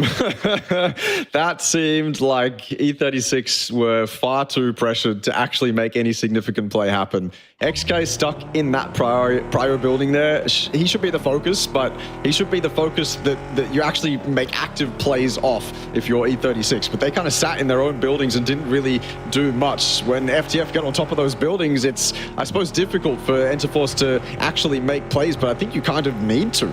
Yeah, 𝐏𝐿 can vault out the window and back off towards you, but that's also just giving up the fight. That's giving the advantage away to FTF. The advantage you had there was you had this kind of bait. Team Bliss, one by one, they seem to crumble. Same as last game. Day Trade this time are the one to put the hurt onto them. Insight stuck all alone. That headshot actually landed. No chance. Insight gets away with this. He actually gets one onto Flash. Maybe he can get a second here onto Pooches. No way. Yeah, not a chance. A little bit of ping delay there. Maybe from 𝐏𝐿. 𝐏𝐿 can very much get that knock. I mean, it's a long distance, but with the 8 times, it suddenly looks a bit zoomed in. Pooches, though, finds an angle to hide behind. That was a very short moment where maybe could have got the knock onto Pooches. Now with the full heal up, it becomes a bit difficult. Turns his attention to trying to just finish off that knock that Insight was able to get. It's a horror start for Team Bliss, though, Russell. Of course, 24 games in total. You don't want to fret too much off of just 2 games, but concerning that they're losing players on rotation. This is not something that typically Bliss have issues with. Like, this is a team that is quite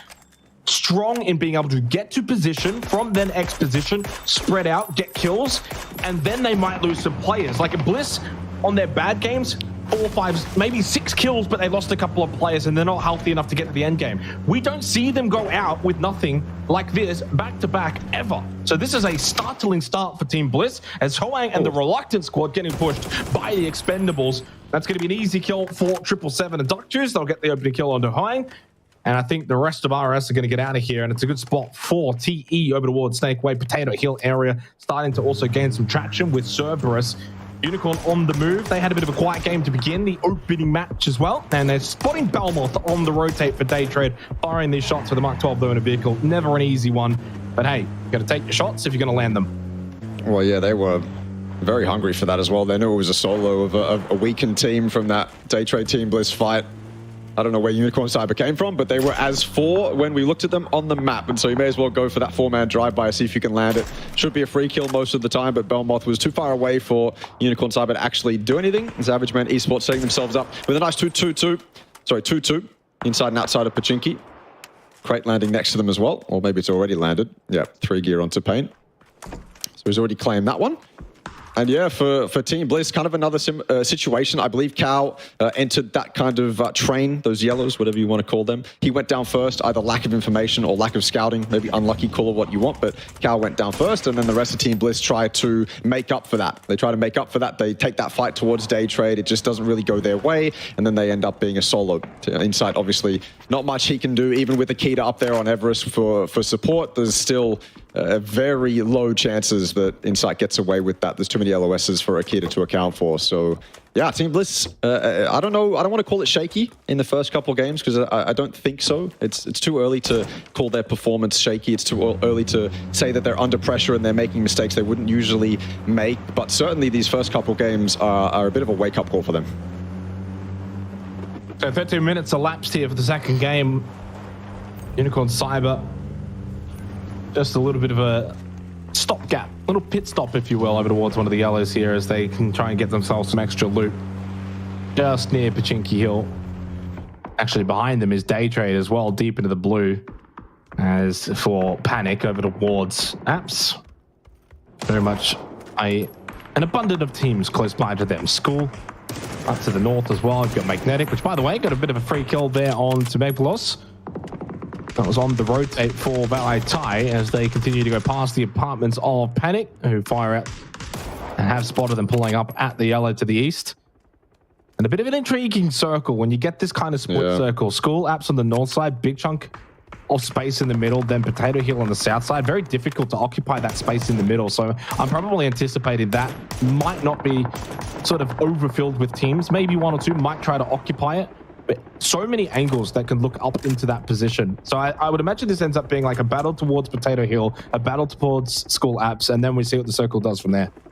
Yeah, the only 2 teams that will be occupying the center are Roy and 𝐷𝐿, and they're taking the sheds just above the apartments. But yeah, I think you're right. Not many teams will occupy the center spot just because it's not really something you can actually bunker down in and hold. So I think you're spot on with that. FTF, though, they're going to be one of the teams contesting Potato, except they didn't really come up from one of the hillsides or drive up there. They've landed from the sky, and there's no one up there right now to really contest with them. Only Savage Men taking shots from afar, so FTF will be able to keep all 4 alive. And they've got full information on where one of the competitors is. So that's actually a really good emergency parachute from them. I suppose that is one of those areas where the trees kind of open up and you're actually able to get a little bit of info. So FTF taking full advantage of that. And they put themselves in one of the best spots in the zone. A spot that can easily crumple if you have multiple teams attack you from either side. But for the moment, they're absolutely chilling.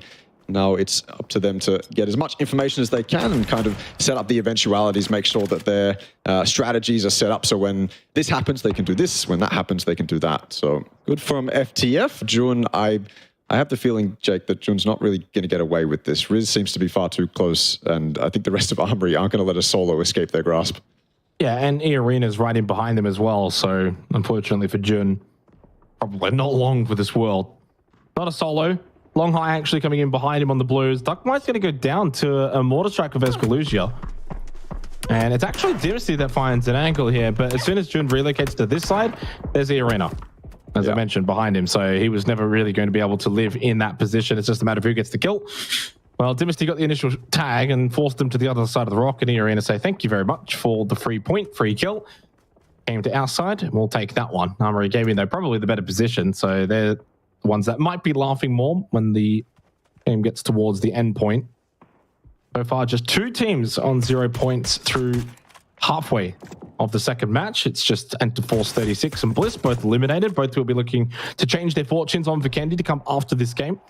16.5 minutes has already now elapsed, so essentially halfway through this second game as we are going to be heading into the 4th circle. As 𝐸arena looking to just push up a little bit of a higher ground position, but this circle doesn't change too much. This is going to be a bloodbath of a circle. Like, I mean, you can't really send it school apps anymore with this circle unless it hard shifts, as we get a couple of parachutes in 𝐴𝐵, Unicorn Cyber already in really good position to get most of this onto Day Trader of all teams, going for the parachute in. And by the way, this is not going to be the end of this exchange. There is a bunch of teams now making their way in on that minimap. You can see towards Potato Hill now. So it needs to be a swift heal up for Unicorn Cyber. You've got Cerberus on one side, FTF on the other, the Expendables as well, and then now 𝐴𝐵 Gaming as well to the east. And a lot of this is simply based on this phase 4 circle. Again, you can't really play center point, but these yellows are quite vulnerable to things like blue zone nades, frag grenades, Molotovs, and if there's a whole lot of teams, there's a whole lot of utility that can be thrown in that direction. They're vulnerable, certainly, but it's also one of those spots where Unicorn Cyber can just go prone. Let all the teams fight around them. TE is going to try to get involved now. Obviously, Dynasty's up here for 𝐴𝐵. If he gets a knock or two, maybe he can pull some teammates over and they can really start to get involved in this. Cerberus, obviously, they want to do their best to damage Unicorn Cyber, but I think that opportunity's passed them by. Now that they're hunkered down in that yellow, there's not really an opportunity for them to get into nade range anymore. So 𝐴𝐵's the odd one out for Unicorn Cyber here. Completely caught out in the open, probably by choice. Doesn't want to just sit inside a building with the rest of his teammates. That's a recipe for disaster. Obviously, that's one nade and you're all dead pretty much. So 𝐴𝐵 doing what he needs to do to create enough presence where that doesn't happen. Maybe be able to survive if his teammates do fall in that yellow. But also FTF, they want to try and get involved too. They're quite close to the Expendables, who we haven't yet seen. Do what the Expendables do best. So yes, Potato Hill is going to be an absolute bloodbath, like you said. 𝐴𝐵, he continues to get shot at too. He's doing what he needs to do. He's kind of in that spot where, as a player, you know you need to be there. You know you need to be outside that yellow, creating presence, doing just something that isn't sitting down and going prone, essentially. But he's really copying it for his efforts. There's about 5 or 6 teams at the moment now surrounding Potato Hill. 50 seconds until phase 5. There is still every world in which this could hard shift south, north. Give these 2 large points of interest maybe a bit of a helping hand, depending on where you currently stand. That's a risky jump from 𝐷𝐷𝐻𝐿, but he does get some critical information. Dynasty close, already wraps off of that position.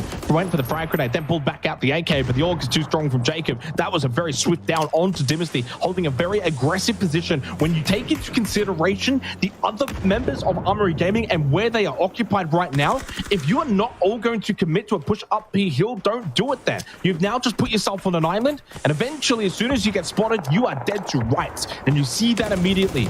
𝐿𝐾𝐵 was not messing around, and an opportunity could be gone for AG to maybe get some kind of occupation of Potato Hill. Now they're absolutely in a world of hurt. James trying to push up. He's gone down. Now you've got to take on Magnetic, and you've also got 𝐸arena shooting down at you.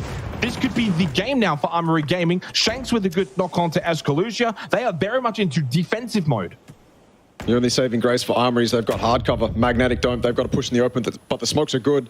𝐿𝐾𝐿 will duck and cover inside one of those smokes, heal up, avoid getting naded inside that building, but Magnetic get the res, so man advantage firmly in Magnetic's favor. And yeah, 𝐿𝐾𝐿, he can run around the front of that building, but you know 𝐸arena's going to do their best to shoot down there as well. This gets one, but not anymore. It's quick trades from Magnetic. Maybe should have been quicker, to be honest with you, down that hallway, but it gets done no matter what. 𝐸arena now bloodthirsty, looking down at this yellow. They're running down here, actually. I didn't expect that. Maybe that's the pressure from Cerberus, meaning they kind of have to run down there. Taking the fight with Cerberus is not super ideal for 𝐸arena, so they've got to push down there where they know a team's just been fighting. They actually do get the opening knock, so maybe this is 𝐸arena with a chance to kind of steal a position away from Magnetic.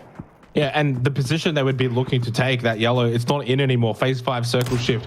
Just a little bit to the north, not enough to really keep apps in. There is still one building with half that will be remaining inside. But as we can clearly see, Potato Hill not really going to be a big position either. This is going to be that open field ending, phase 6, for example, where a lot of teams are going to find it very difficult to get good position and hold said position. Tree play is going to be crucial. Smoke play is going to be crucial. And getting as many kills as you possibly can in this kind of match will be crucial. As PV finds one onto Tanawa, I mean, that is a very long-range knock. That's from apps basically over to those yellows that Magnetic are playing out of. That is a long-range kill.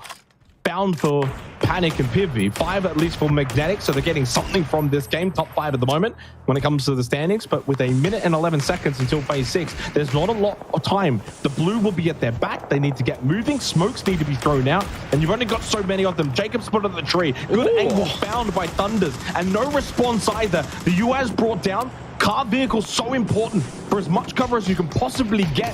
But so far, there's just no shots here onto Magnetic. They're getting a pretty comfortable push out of the yellows. The smokes obviously aiding them as much as possible. Lucky eventually goes down to 𝐏𝐷𝐿, 𝐼𝐳 and Cerberus with a bit more of a high ground position. Can very much clean up.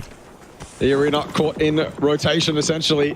They had no time to take the fights because they weren't in positions to take those fights. And so when they try to put themselves in spots to take those fights, well, it's already too late. You've already got all of the teams in the lobby looking at you, essentially. TE go down. A whimper from them. FTF fall after that to a beautiful nade. Combination of Team Expendables as well, or the Expendables 2. Zymas down here now. Just one up for 𝐸_ARENA. What can he do? Doesn't look like much. He actually gets... Oh no, it is 𝐼𝐻 to get it. Thought it was a mini from off in the background, but 𝐼𝐻 does secure it. 3 kills for him now. Cerberus starting to show up, and they've done exactly what they needed to do by clearing their side. 𝐷𝐿𝐼 not really an issue for Cerberus either. Unicorn Cyber though, look how much freedom they now have. They can leave that yellow that they were so limited in before. Everyone around them was basically controlling them, telling them that they can't leave, but now that the Expendables have gone down, now that FTF have gone down, they have so much more freedom. 40 more seconds until we hit phase 7. The phase 6 circle already is very volatile. No real space. Trees are your friends. You really want to try and get as many of them as possible. 𝐸𝐻 Esports out to the very far west. No team's really occupying their position by themselves at the moment. And with that, can get as many trees as they possibly can acquire.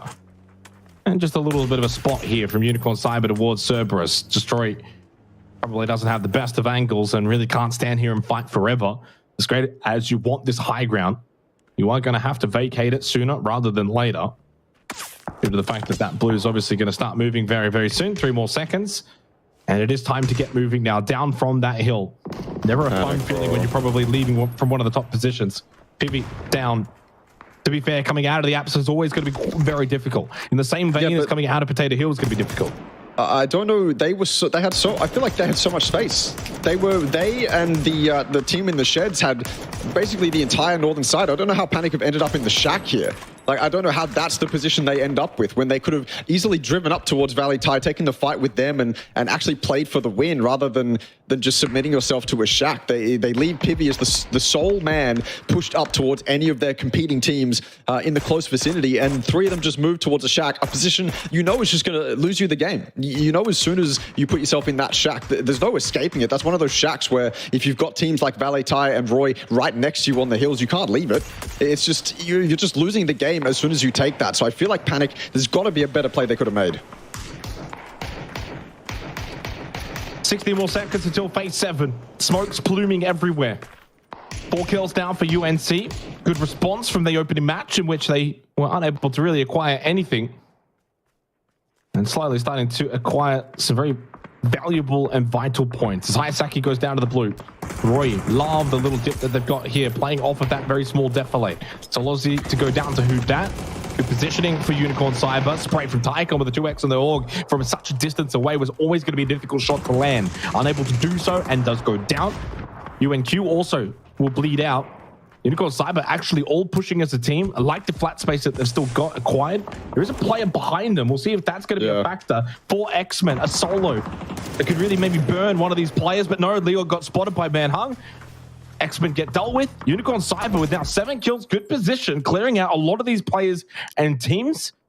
But still another step that they need to take, which is still making their way down this hill, then into another team, such as Roy Esports, for example. Phase 7 has, of course, now taken Cerberus back out of the zone. Sorry, I meant Unicorn Cyber back out of the zone. along with 𝐼𝐲𝐶 and Roy Esports, I think have got themselves prior position here. Oh, yeah, absolutely. 𝐼𝐲𝐶, the push that they have to make towards Roy is incredibly difficult. Taking into account the 𝐿 𝐀𝐻𝐶 are going to look to third party that as soon as that starts to happen as well. And the team that Roy was competing with on the eastern side in both Panic and 𝐿𝐼𝐻𝐶, well, Panic's dead and Kiss is the last one up for 𝐿𝐼𝐻𝐶. So Roy have it easy right now. Also, 𝐿 𝐀𝐻𝐶, the way that they were playing the playoffs, the style that they had to close out games and kind of rack up kills, it was a play style you could always see working out in a grand finals lobby like this, and that's exactly what's happening. Look at them moving as a 4-man unit. Meters that separate them all in a complete... I love this. I love this so much. This is 𝐿 𝐀𝐻𝐶 playing like there is something on the line, because absolutely there is. They are clearing the side they want to make the play on. Maybe it's going to be them completely caught out if 𝐼𝐲𝐶 looks up this hill. It's 4 little lemmings running in the open, but they've made it into at least a safe LOS for the moment. They are pushing directly down. They're trying to flank 𝐼𝐲𝐶. And they're going to spot them as well from this high ground. What a spray from Who that clean.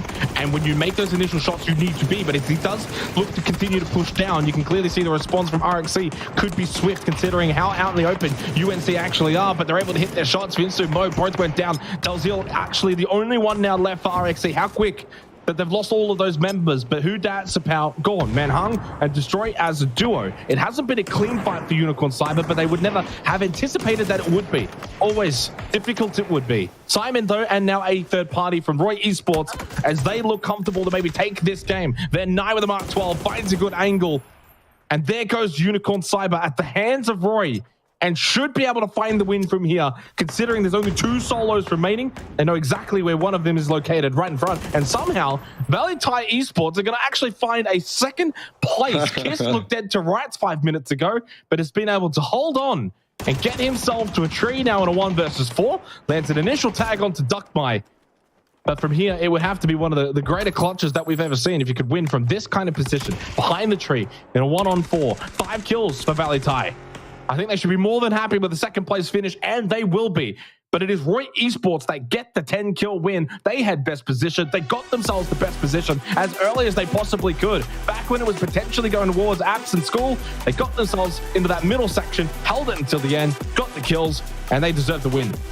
Yeah, it's well handled. It's very well handled. Keeping 4 up there in those sheds can be dodgy sometimes, especially if you account for the teams that are going to leave those apartments and things like that, but not the case. They had neighbors the entire time as well in 𝐼𝐻𝐶, and they decided to be very friendly with each other, and so they never really had to worry about it. And of course, the push that 𝐿 𝐀𝐻𝐶 decides to make is into 𝐼𝐻𝐶, and off the back of that, Roy happily cleans up. So it's a well-handled win from Roy, and it's a very entertaining game, at least for us to have spectated.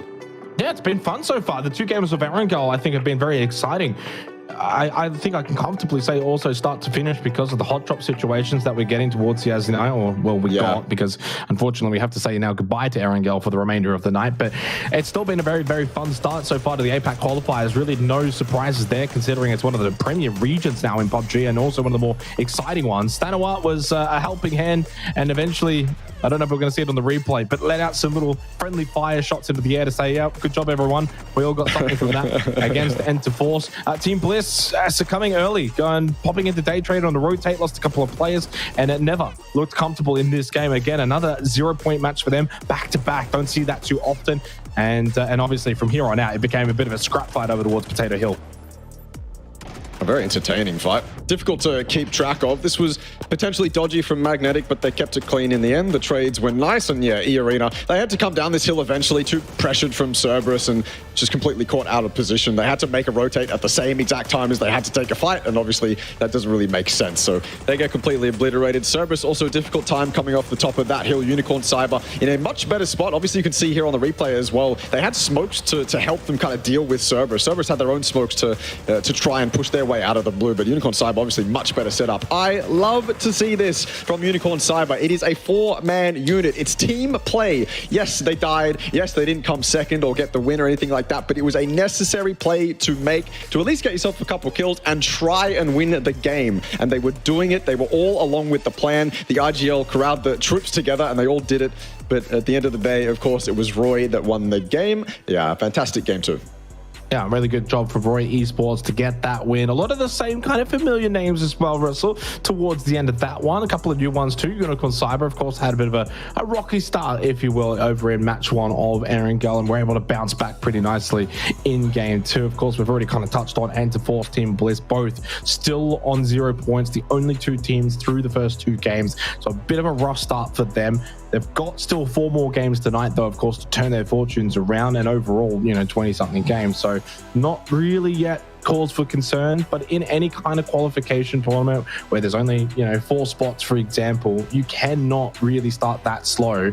And they can't afford to have another game like that for both of those 2 teams. Otherwise, the alarm bells may just start ringing as you then head into Tago. The pressure starts to really set in. The Panic, we talked about them again coming into this game as a team that's clearly an 𝐿 team. An intriguing game. To be fair, they played apps. From there, the circle shifted away. Always difficult to push out of apps. Open terrain all around it, trying to push up towards Potato Hill. Never easy. They did go to that shack. You were quite critical of them. There were other options, but to be fair, the position they were in and the way the circle was playing, it was always going to be a difficult game for them. Yeah, I feel like I would have loved to see them take the fight towards Roy, potentially. Obviously, they had Pivy in a position to kind of be that opener for them, and if he was able to get a knock onto Roy, then the rest of the gang could probably come up and actually take that fight. I just feel like, yeah, you're going to that shack. It might be the only play in the moment, but you have to consider the winning option. Because if you go to that shack, how many points are you realistically going to get? You might not even place in the placement points. If you push up to Roy as a 4-man, you give yourself the option to not only win that fight, get some kills, maybe land yourself in the placement points as well. I just think that there's the play they made, then there's the winning play. And obviously it's very hard to make that play in the moment. And I'm just some washed up player sitting in a chair at home yelling over the games. But I would have loved to see Roy a little bit contested in that position. I think Panic obviously had the best spot to do that. I do agree though, it's hard to come out of those apartments in a spot like that. Yeah, I'm having a little bit of a look as well from the game 1 results. Of course, that's kind of being updated a little bit on Wikipedia, but when it does come to game 2, it's like who kind of was able to take game 1 then into game 2 and also continue where they left off a little bit. I mean, some questionable decision-making maybe from Armory Gaming at the end, the Dynasty push up in the kind of 3-1 split. That's the easiest way to frame it when you have that one player trying to take front contact over towards kill, which is fine if you're wanting to be aggressive. And I think on a normal circle, it's a good play, but on that circle, where there's not many other options to go and you are basically surrounded by so many teams, that's such a ballsy play, and it backfired clearly. Once Dynasty got spotted, he goes down, he's dead. The rest of Armory Gaming aren't even close, and that was kind of their ticket up towards the hill. If they had them all pushed together, they actually would have obviously got into that position, and then they could have looked to overload, but even still, they could have actually just had Dynasty, you don't need to play there, we'll play the yellows.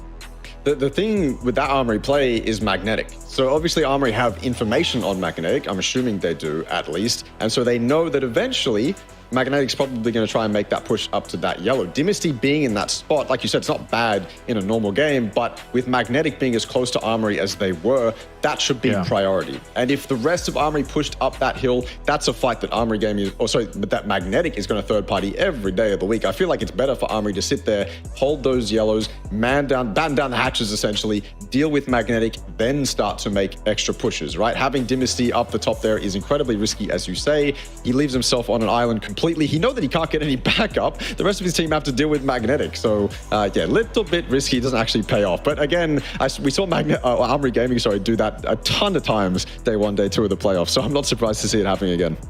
Here's the match leaderboard as well from match 2 on 𝐿, Roy Esports. 20 points in total. Pretty handy for a team that only picked up a singular point in match 1. So that puts them to 21 in total. A nice little helping hand. And you can see the total leaderboard now has them in first place off the back of that win and that performance. FTF, Valley Thai as well. 2 teams that have obviously started really well. You can throw Panic into the mix. Why not? They're pretty much the same points anyway. So I should. And all of those, of course, on 𝐿. So now as we head to Vikendi, Tago to come, and then Miramar after that. This is where the curiosity sets in for these teams, especially when we've kind of spoken about Panic, because we know them a little bit more coming from PUBG Challenger Rumble as an 𝐿 team. I'm sure there's others in this particular lobby that are considered 𝐿 teams. Now, it's like, can you bring that form to these other maps? Because you're going to have to continue to rack up these points. And I'm sure there's Miramar teams as well ready to go at the end of the night. Yeah, there absolutely will be. I almost call it Sandhawk. No, please don't send us back to Sandhawk. No. Honestly, I'd even maybe I prefer it over 𝐏𝐶𝐁𝐆 at this point. 𝐏𝐶𝐁𝐆 is just too samey for me.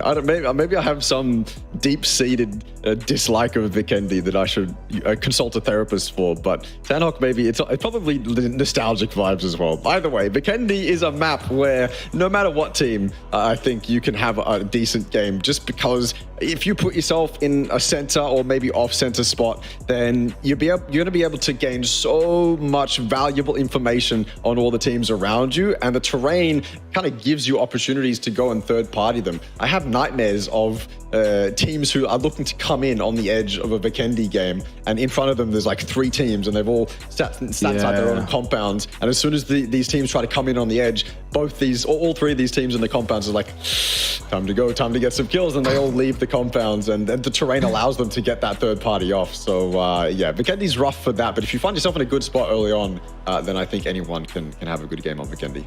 And what's interesting about 𝐏𝐶𝐁𝐆, though, of course, Enterforce no longer. Are we going to see them go to 𝐿𝐼𝐳, Polyana? I don't know. They could find a hot drop location again from the future. I mean, it could happen. You never know.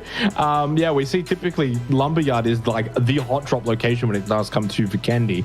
I'm curious to see if that will take place, because also now, and this is probably a bit more holistically, obviously for E36, a conversation will be had next time Erangel's going to pop back up, tomorrow, for example. But you still have to also now think about it. Hey, 2 games in, we lost both. 1, do we go back to Erangel when it pops up? But then 2, how do we want to play the next couple of games? Because, depending on the drop locations, I'm sure there might be 1 or 2 teams that, want to basically go the same position. For example, E36, I think what would be best for them would be drop somewhere safe, depending on their current location might be safe depending on where everyone has elected for their drops or allocated their positions, but and go for maybe even a safe rotate. Just get yourself into the zone, just try and stay alive, get yourself kind of familiar with the lobby, because it's actually something they haven't really been able to do. They haven't left 𝐿𝐼𝐳, like they haven't fought any other team aside from the future, so they don't have the level of understanding of this lobby as those top teams currently do. And I think it's also a reason why, when it comes to PUBG, and I'm not saying the main reason, Ross, but probably a reason,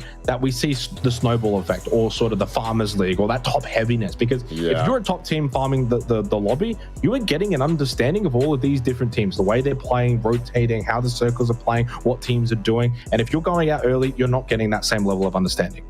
Yeah, it's a combination of confidence and understanding of the lobby. And when you put those 2 things together, that's when you become one of the deadliest teams in the lobby. If you understand how the lobby plays out and you've got confidence to base your play around that, then yeah, you become a real threat in the lobby. For E36, I think you're absolutely right. They haven't had a chance to determine whether it's an edge heavy, whether it's a center heavy, at least on a wrangle. But the thing is, for their wrangle hopes, is we don't go to a wrangle until the last couple games of tomorrow, I believe, because I think we switch the map around and we start Miramar tomorrow. So they've got a long time before they get into that hot drop again. And for E36 and FTF, what if they go really, really, really well in these next few games before you reach a wrangle again? Do they just give up the hot drop and cut their losses there? If they go really terribly, do they continue? Does it become more of a spite match?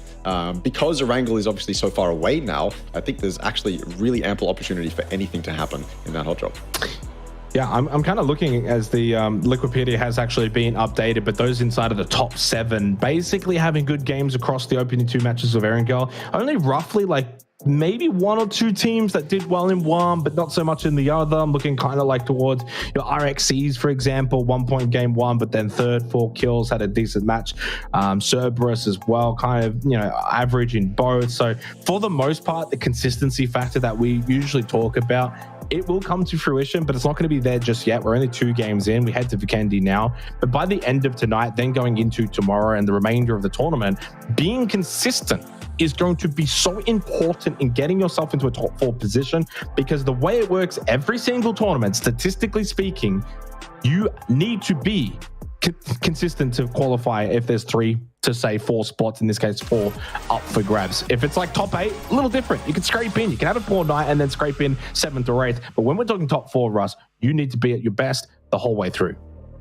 Yeah, the best the whole way through is often a difficult task, but one that I'm certain these teams will arise to the challenge to reach, or at least a few of them. 𝐏𝐶𝐁𝐆, Nice little Dino Land flyover. I don't really see too much action in Dino Land, unfortunately. I feel like all the 𝐏𝐿𝐴 finishes I've seen end anywhere but Dino Land, which is definitely sad, because I feel like if we get some really good kind of urban fighting inside Dino Land, it could end up being a very iconic finish. The other thing about 𝐏𝐿𝐴 I was talking to Contra the other day about was the fact that we don't really have the equivalent of a Sosnovka Island or, you know, Miramar's southern islands or eastern islands on 𝐏𝐿𝐴. It's just kind of just this flat little area. Even on Tego, you have the massive northwest island, right? That obviously doesn't have the same stature as a Sosnovka or Miramar Eastern Islands, but 𝐏𝐿𝐴 is just this flat landscape. And so I feel like we're missing that one circle that everyone either hates or loves to get on 𝐏𝐿𝐴. And I don't know where you'd put it. I don't know where you'd actually end up placing something like that, but I feel like that's kind of what 𝐏𝐿𝐴 is missing right now. Yeah, I guess that's interesting, but also you probably don't want every single map to have the same sort of feature, that being like a secondary island. I think it's actually fine that it's unique in its approach, that it is very much just a singular island, as we have Savage Men Esports firing off a couple of shots early on.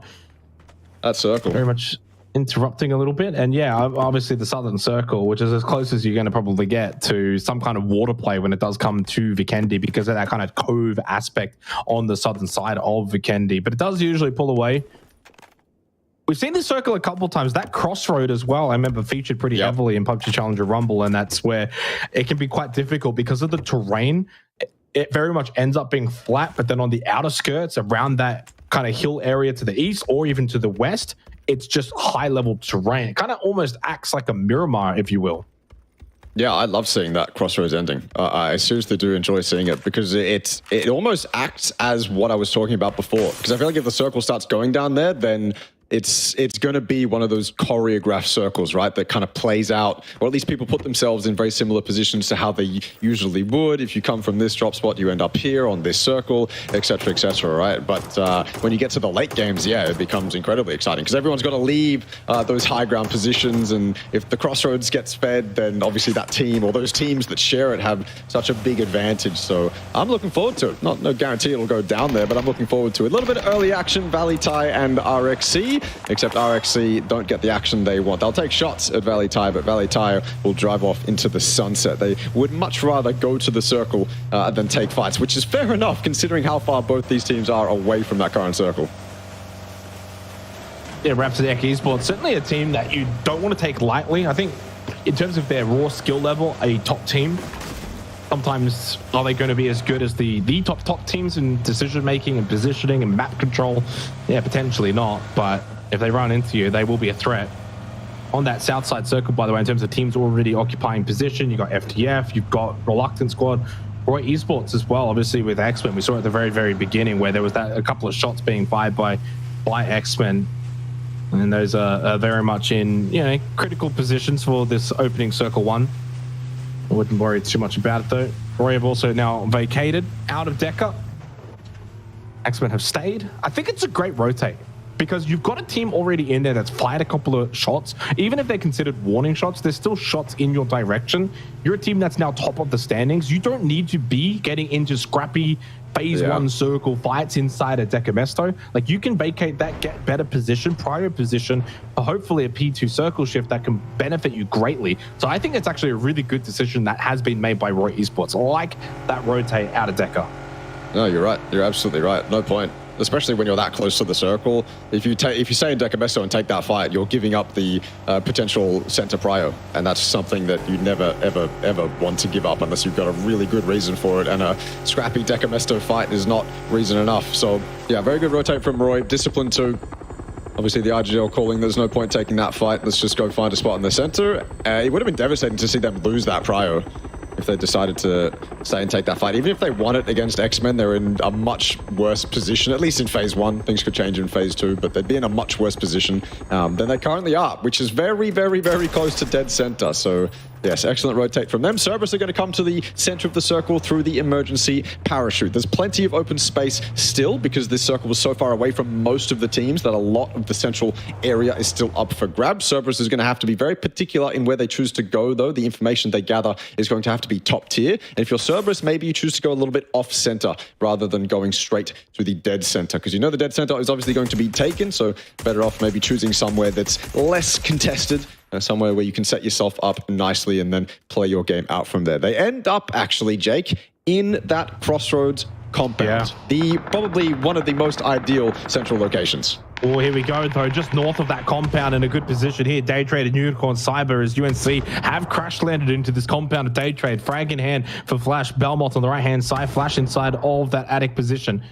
𝐏𝐿𝐻 had a good hold. I like this on the fence line. Just denies UNC the ability to kind of wrap around the other side and gives Daytrade a really good understanding that it's a pretty one-dimensional attack. Yes, they'll take one building, but we know that building and where they're at.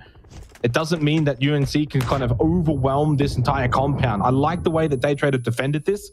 The Unicorn Cyber, they also haven't over-aggressed. They've just taken the compound. They've just taken one building, and they haven't actually overplayed their hand because they lack a lot of information. This is an awkward fight, but yeah, I like Daytrade's positioning.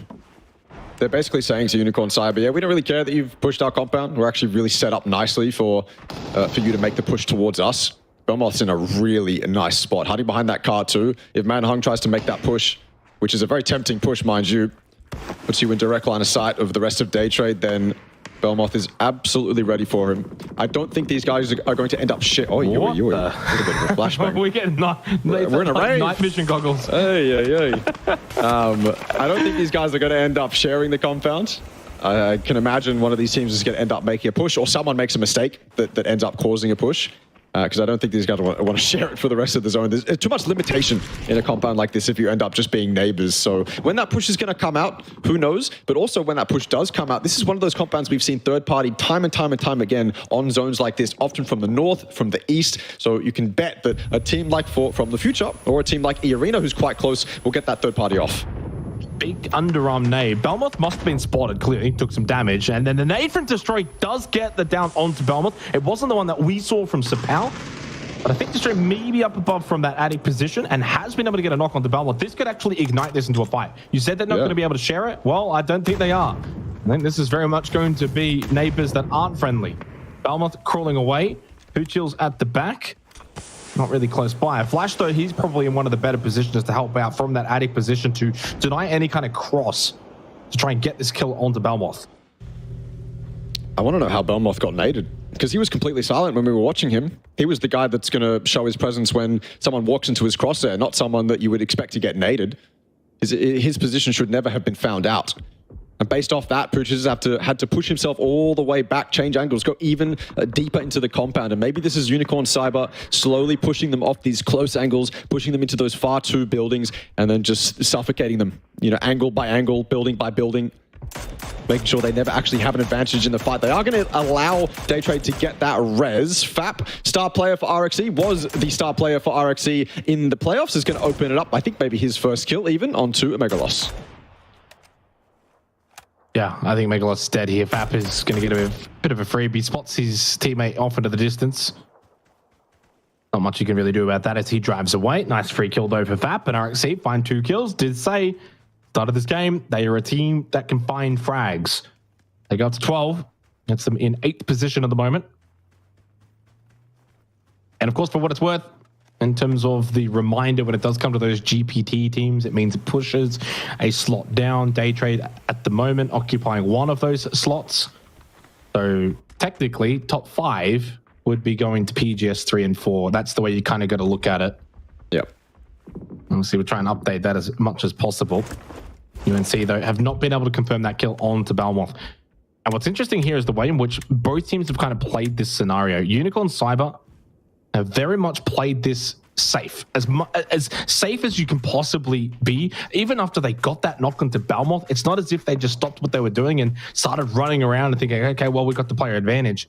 They obviously tried to see if they could safely get the kill. They couldn't. 𝐏𝐿𝐻 was able to crawl away, got smoked out, got to the backside of the compound, and they didn't overplay off that.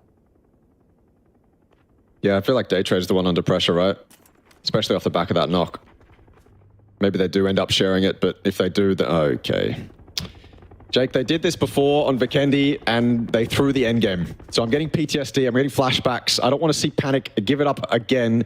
But That said, no one expects them to be that deep. That circle has shifted so far away from where I thought it would actually end up. The soft side is currently occupied by E36 FTFs, very close to dead center. What a spot for them to be in. That day trade fight is now, I mean, a little bit more pressure now that it's off center. Almost on a timer if this next phase shifts this compound out. Unicorn Cyber Day Trade might have to go at it. They're just gonna be happy neighbors now. Roy's driving by, Unicorn happy to take shots. Day Trade still remain dead silent. So maybe going against the grain a little bit here, but it's not comfortable for either of these teams. And again, if phase 3 does shift these guys out, then that's just time wasted. Imagine if Unicorn Cyber had followed up on that knock, cleaned out Day Trade, then they'd actually be able to play through this phase 2, phase 3. I feel like I can't get through any of my points before someone just does something ridiculous, or I see panic in a little bunker. It's just absolute pandemonium everywhere. Yeah, Flucky going to get a free kill here on the long height. A bit of a rotate position for Roy that hasn't probably gone the way that they would like, rotating through a couple of teams as well. Well, he haven't really seen that backfire just yet. On this very south side, Magnetic happened to just clean up against Reluctant Squad, but Flucky gets taken down. 𝐏𝐼𝐴. Okay, he gets himself into a good position to find a third-party opportunity on the Magnetic. Thunders and 𝐏𝐵𝐒, can they salvage this situation? Can they find a way to get this revive? Roy actually were able to get their rotate to work. They did have a player get knocked, but I think they're going to be able to get that revive and have 4 up on the rotate. A much better position. One thing I actually wanted to quickly touch on, and while we've got a little brief moment, never mind, Tigger. Never a brief moment. Well, this was one of the teams as well. I mean, Tigger's by himself at the moment, but 𝐸arena and Tigger were shooting at Roy as they rotated in. He is solo, and he will fall back. But it's going back to that Day Trade and Unicorn Cyber compound. Because of the fact that they're all sitting inside the buildings, you could miscout that. You could think it's either available or not being defended as aggressively. Therefore, you could then crash it. And then next thing you know, there's 2 teams already in there. And I'm looking at like a Team Bliss or a Panic. If they're coming in late, Western Side Circle, that could be an issue that could arise later on. That's a really good point, because the side that is most likely going to be breached, that western side, is where Day Trade is, and they are being very silent. Smoke's up now, so if information, Unicorn Cyber making that push, another beautiful nade, not 𝐿𝐵𝐿moth this time around, it's Flash, top floor, absolute fantastic position for him to be in, and he's taken out of it. Completely destroyed. Speaking of destroyed, he's trying to fight more, trying to fight closer. Again, suffocating Day Trade. Push them back even further. Flash lost that building, so the rest of Day Trade have to push back. They've got to give up the angles they were just on. They are now officially in those 2 buildings we assumed they'd end up being in if Unicorn Cyber continue to make this push, and there's another knock on to 𝐿𝐵𝐿moth. It is now a 2v4. Unicorn Cyber haven't given up anything but grenades, anything but resources in this fight. They have done this so cleanly so far. That spray not so pretty from Destroy, but it's more pressure being applied to Day Trade. Blitz close by, you can see the minimap, but they're not third-partying and they're not really just sending a student at the compound. Might pull up onto the hill and get some information. They'll be able to scout this and see the commotion going on. That then could trigger a third party if they so please. It may be depending on this Circle 3 shift that's just happened. It's gone over towards Kranich. It's over towards that kind of pond of it as well. A bit of water in play. A very intriguing circle, one that we don't typically see on Vikendi, as 𝐿𝐵𝐿moth will eventually bleed out. It was second knock. So a faster bleed timer for him, 2 kills for UNC, and slowly winning this fight, and still no third party on this current compound. Down to just 2 remaining, 4 Day Trade. For Unicorn Cyber though, this has been clean, honestly, the whole way through. From when they initially even got themselves to this compound position, never over-aggressed. Now though, with the 4-on-2 advantage, they'll start to really feel as if they can push forward, that they can clear out these angles and go for the squad wipe. It's the final stretch. Do they close it out cleanly? Of course they do. It's a flash. Norans can't see a thing. Fully blind. Pooch is the last one. Very little, if no damage, even applied to Unicorn Cyber throughout the entire engagement. They had Day Trade under lock and key the whole time. Very, very impressive from Unicorn Cyber. Again, just like in that previous game, playing as a unit. Shots start to pop off, and someone says, yep, he's dead. Instant from Unicorn Cyber. Day Trade, on paper, one of the teams that you'd back in a situation like that, or at least back to put up a decent fight, but they look like a tier 2 team, not able to do anything, not even able to fight back, get a knock of their own. Very impressive from Unicorn Cyber. Yeah, very impressive indeed. Gets them up into 4th position at the moment. Now tied with From the Future, 18 points. So nice position to find yourself in. Early days, only match 3, but these games go quicker than you realize sometimes. There's 𝐏𝐿𝐿 shooting out of a windmill. Okay. As 𝐿𝐿 get taken down by 𝐅𝐢𝐳. That's probably a bit of a worrying sign for Enterforce when you're trying to push in to a team like this and they immediately just knock you down like that. Smoke went out, go behind the rock and get the res. A pure boy, it was watching over his shoulder, but that's never going to be enough to save you alone. 𝐏𝐔𝐁 with a trade onto 𝐏𝐺. Mark 12 brought out, but he too will fall. Lovely shots from 𝐷𝐼NISTY. 𝐼NISTY Gaming are just clean in their approach every single time when it comes to fighting. Nade thrown towards 𝐿𝐿. Very low now, and suddenly came one of the last remaining that is at full health and good position. Dusky goes down to Jacob. Elsewhere down to 51 players now, and up close with the P90 for 𝐅𝐳. This is a freebie. That tree can only keep you alive for so long, and eventually a bit of a misstep. Nice knock from 𝐾ain, but they've got the numbers everywhere. It's a 4K for Armory Gaming. But here comes Cerberus, and 𝐼𝐼𝐻 can find himself a kill. Yes, he can. Got the kill onto 𝐅𝐳, who was already down, then follows up onto 𝐷𝐼NISTY. Talk about perfectly timed from Cerberus. Yeah. No matter how clean it was from Armory, Cerberus was here to capitalize off that. Couple clean kills, and Armory now down to 2, as they were multiple times during the playoffs. Certainly still capable to put on a good showing, but it's not the dynamic duo of Armory we typically talk about. It's 𝐺aim and 𝐶aNKS, who have had their own highlight moments, not only in Super Cup, but in the playoffs as well. But in a situation like this, I would much prefer my top fraggers of 𝐷𝐼NISTY and 𝐅𝐳.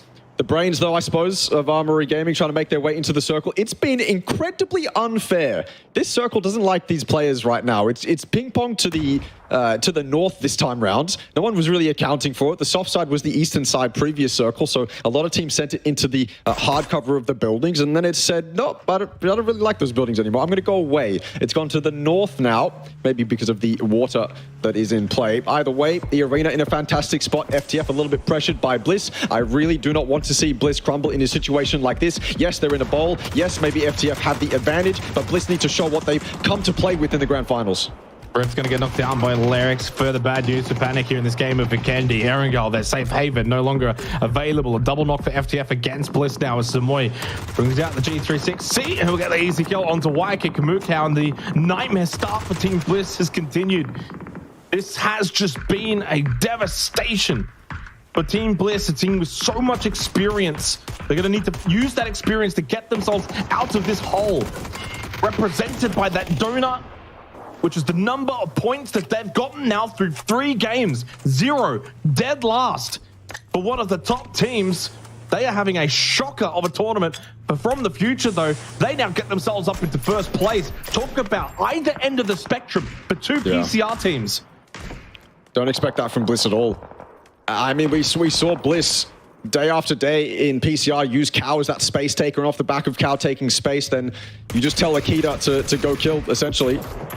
That hasn't happened for Team Bliss. You would expect, given their edge playstyle as well, they're going to end up with a couple kills here and there on rotating teams or players that they catch off guard, but that has not been the case, which is incredibly odd. I don't know if it's time to really panic just yet, but yeah, the first few games have not looked clean.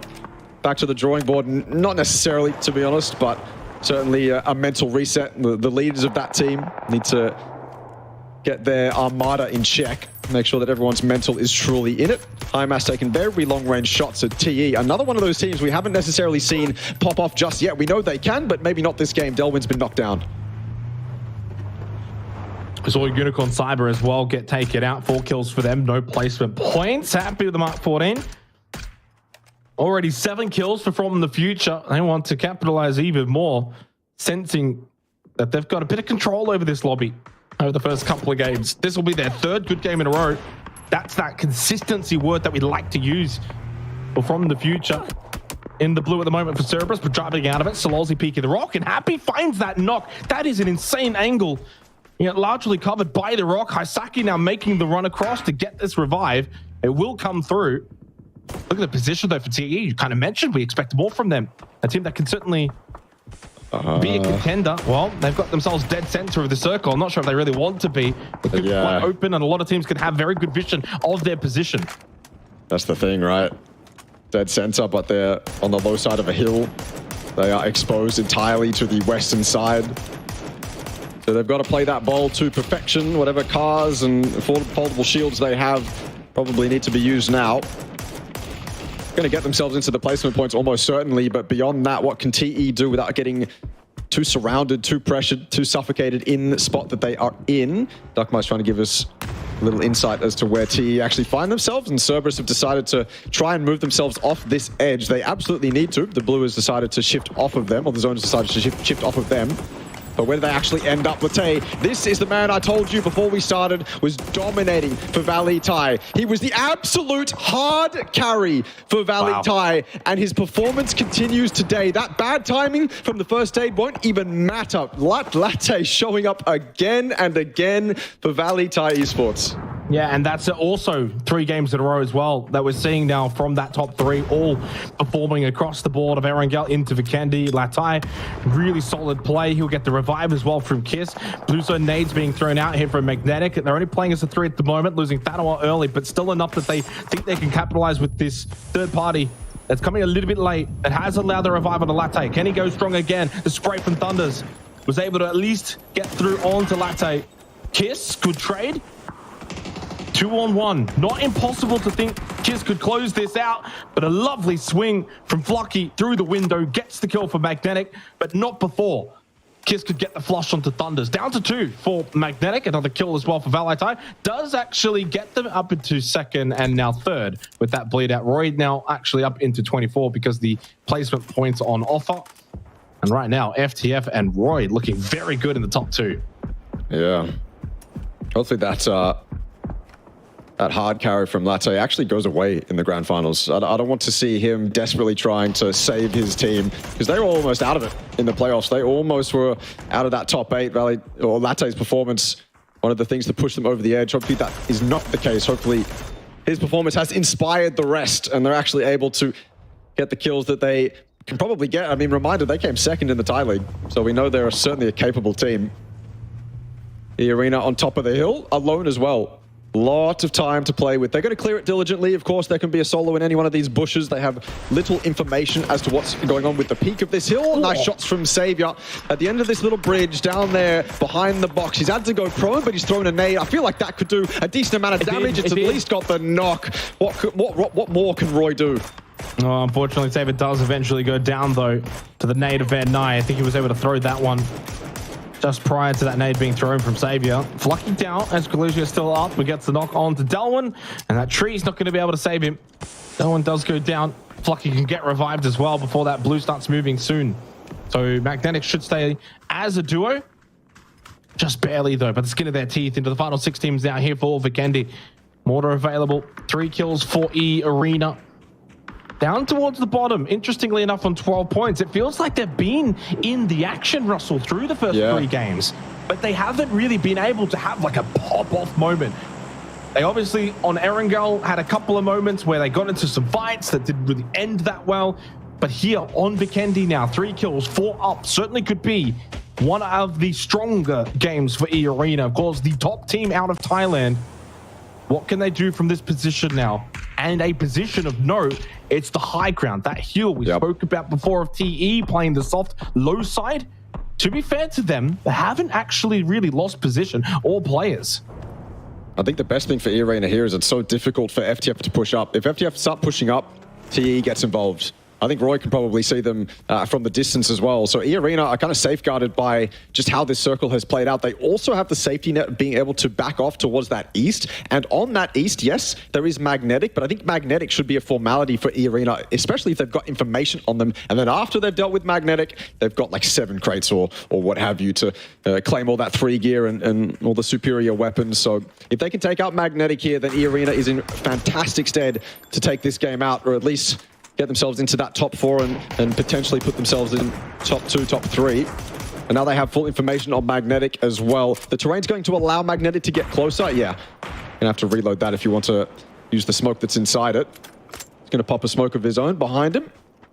Start pushing up. I don't think this is gonna be third-partied. I don't think it's possible. I think FTF obviously is the closest, but what can FTF really do with the other teams? They also have to take into account in this endgame. This should be a free Couple kills for 𝐼RENA.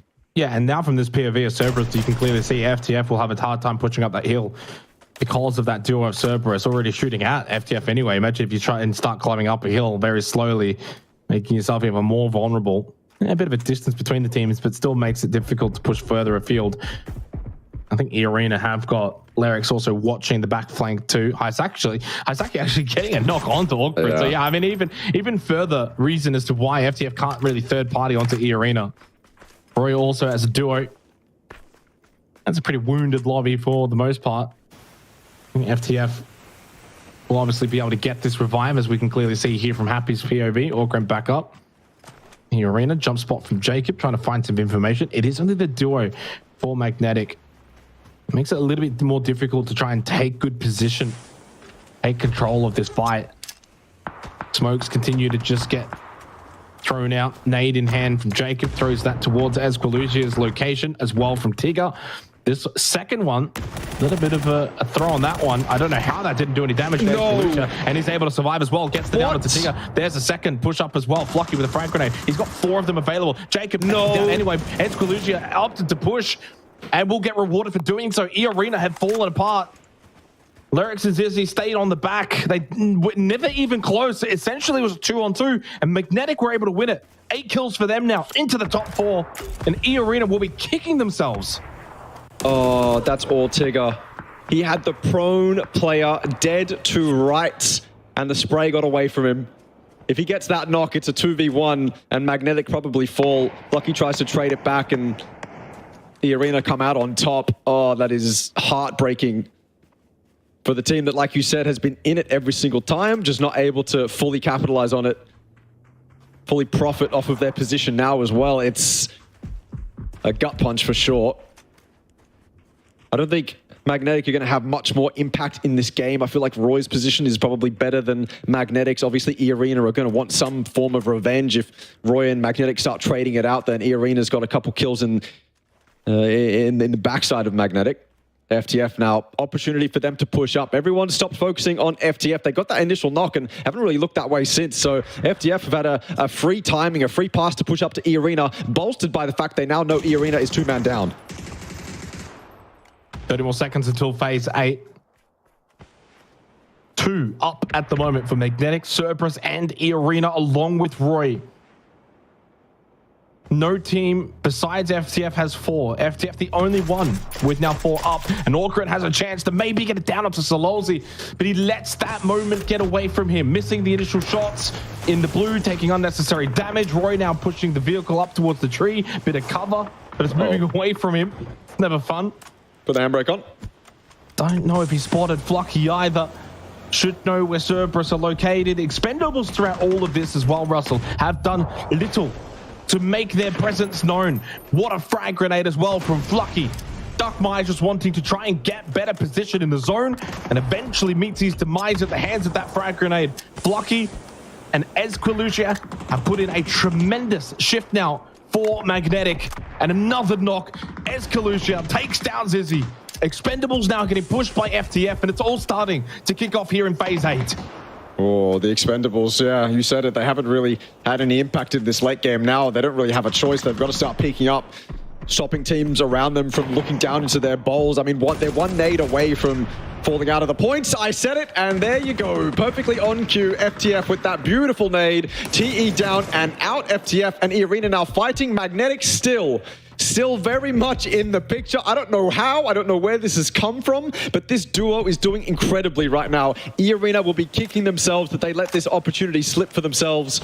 FTF also looking incredibly strong in this late game, helped out by the fact that 𝐼RENA's only 2 up. Smokes in the backside to stop Cerberus from taking any shots at them from a long range. 𝐿𝐴SQLUSIA stayed down on that low ground too. None of these guys have lost their lives just yet. This spray has to be perfect. It's like a triple headshot from 𝐿𝐴SQLUSIA. 𝐼RENA, 𝐿𝐿RX now trying to get involved. Traded back though from 𝐿𝐴SQLUSIA. Finally finished off. Cerberus down and out. What more can FTF do here? 𝐿𝐿RX on the high ground. It's only 1. It has to be super clean from FTF. Yeah, certainly agree with you there. From the future, can they find the victory here? Spotting shot. Flocky with the AWM. That's now 12 kills for Magnetic. FTF might have the numbers, Russ, but right now, the way that Magnetic are playing this game, it's really difficult to count them out. Top-seeded team. This is why. Even as a duo, if he hit that one, I would have lost it. Oh my goodness. The positional advantage, that's the problem, right? Magnetic have nothing in terms of FTF's positioning. Nothing that they can do against it. FTF didn't get a win in the playoffs.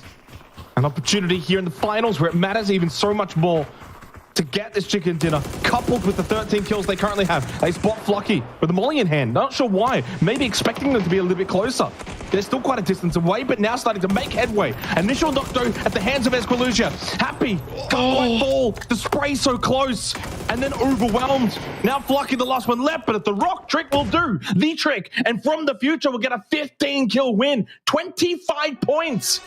Massive here on Vikendi, with the team from PUBG Challenger Rumble making their presence known on the grand occasion of the APAC qualifiers, looking to go to PGS 3 and 4 APAC. This is very much the best start that we've seen from these guys.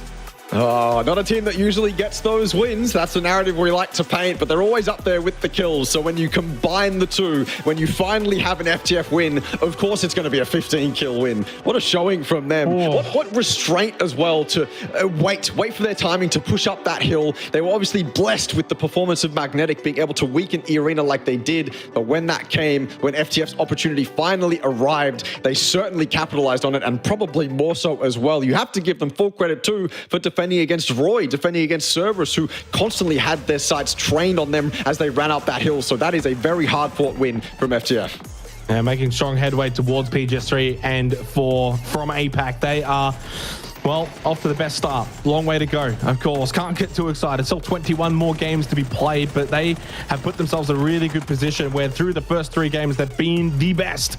Maret Gaming have been up there as well. Probably not so much, though, in this game and obviously the previous game either. And for Team Bliss, it's been a shocker of a start. 0 points still, along with Enter Force 36 down the bottom of the standings. And already now through 3 games gone, it's catch-up time for them. 𝐿𝐼 tied, though, and Latte able to clutch up here, Ross. And it was a big moment for them. More points secured for the Thai team as they continue to make a strong start here for the qualifiers. Yeah, Latte trying to continue that performance from the playoffs. I think it's impossible for a performance like that to fall off, even when you move to a grand final lobby. X-Men trying to do their best to survive, just wasn't in a position to do so. And what a performance from Magnetic. They basically stole every single highlight towards the end of that game, other than FTF's. TE went out with a whimper. I thought they were going to have much more of an impact, but they absolutely did not. The team that we looked at in the end game here was certainly Magnetic. This duo of Flucky and 𝐏𝐿𝐒 just popped off out of nowhere. Again, 𝐸 so devastated that it panned out that way. What a nice shot too. I feel like, yes, FTF got the win, but this end game was all Magnetic, man. Yeah, Magnetic were in a surprisingly good form, considering they were a duo for such a long time. That's the biggest thing. It's not like they were a 3-man or a 4-man. Like, it was quite literally Flucky and 𝐏𝐿𝐒 doing as much as they could for such a long period of time. And so many times you're like, oh, surely 𝐸, they got 4 up, they'll win that fight. No, they lose it out there. And then you've got FTF even towards the end, 4 up, and you think, well, if they did it to 𝐸, maybe they could do it from the future. But they still at least walked away with a heap of kills along with that second place finish. So massive points gained for Magnetic, Russell. They won't be at all disappointed with that match. They started a little slow on 𝐸 as well, only picking up the 9 points in total through the first 2 games. Obviously, that was going to be a big booster for them on Vikendi. And that's why it always matters. You've got to be able to play on every single map that is within the map pool, whether it be Vikendi, Taego, Miramar, 𝐸, it does not matter. You've got to be able to perform on all of them. And so far, there's only been a couple of teams now that through the first 3 games have been consistent. Roy's been up there, Daytrade at times, FTF certainly, and even 𝐿𝐼 Thai have been really consistent through the first 3 matches. Yeah, I mean, 𝐿𝐼 Thai, obviously off the back of Latte's performances in the playoffs, were able to put themselves up there. So I'm not surprised that I don't know who the IGL in that team is. If it's Latte, then that's incredible. I don't think it will be though. But he's probably the guy right now that's hyping these guys up. He's probably the guy right now that off the back of that incredible performance has probably found much more of a voice in the team. That you have this kind of power when you're top fragging that hard in the team that you're in, where people just probably listen to you a lot more. People respect what you have to say a lot more. FTF with 25. It's absolutely incredible and excellent, but it's a very top-heavy end game leaderboard. Magnetic 18, FTF 25, and then the third place team, 𝐸 only had 8. Yeah, it does trickle down a little bit. Cerberus 8 and then 7 and 7 for Roy and Valentine. But you're right, in terms of the overall points game between From the Future and Magnetic, it is quite significant, especially considering we're pretty early on into the tournament as well. It's going to do wonders for both of them. Obviously, FTF will be in first place, and yeah, didn't really need that total leaderboard to tell us that. We knew it beforehand, but for everyone else, now you can clearly see Magnetic up into third, Valentine still in fourth, Roy in second. So, I mean, as things stand as well, no GPT teams inside of the top 4. So it's a clear top 4 in terms of qualification process, but obviously a long way still to go. There's 3 other nights after this. There's still 3 more games after this. You're not too worried unless you're down the bottom of the standings, because, you know, already you're kind of looking at the points gap in terms of that top 4. And it's now 23 points if you're an E36 or a Bliss, for example. It's not a lot, plenty of games. It's certainly not panic stations in terms of points. It's probably more so panic stations in terms of the way that you're actually playing in this lobby, because that's going to be what you need to turn around, more so than worrying about the points differential between the teams at the moment. Yeah, you're incredibly dead on with that. If Team Bliss right now are getting in their own heads, if E36 right now are getting in their own heads, that is far worse than any point gap that could exist on the leaderboard. I don't think Team Bliss have shown their absolute best. I think they'll eventually show it, but yeah, it might get a little bit too late. So hopefully that inconsistency doesn't keep up for that long.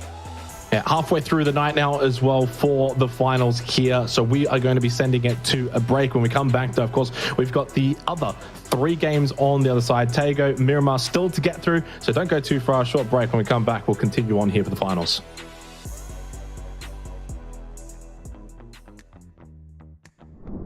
Hey guys, this is 𝐏𝐷𝐾𝐒 from Team Bliss, and I'm ready to smash the Thailand Quiz 101. Hello, I'm Sophia from Interforce 36 team, and today I'm gonna play Thailand is 101. Yeah, let's go. Maybe Chui cap kick, final answer. Oh,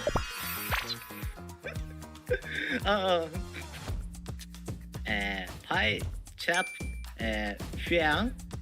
Yeah, that's correct. Yes. Number 1. Cha Long Cat Xuan. Oh. Yeah. Okay. I think. Pairan Net. Yeah, Pairan Net. Oh.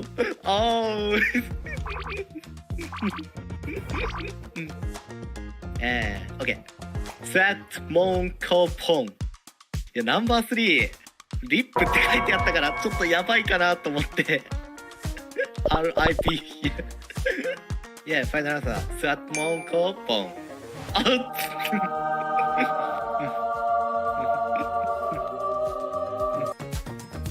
Yeah, okay. Tom Yum Kai. Maybe noodle? No? Noodle?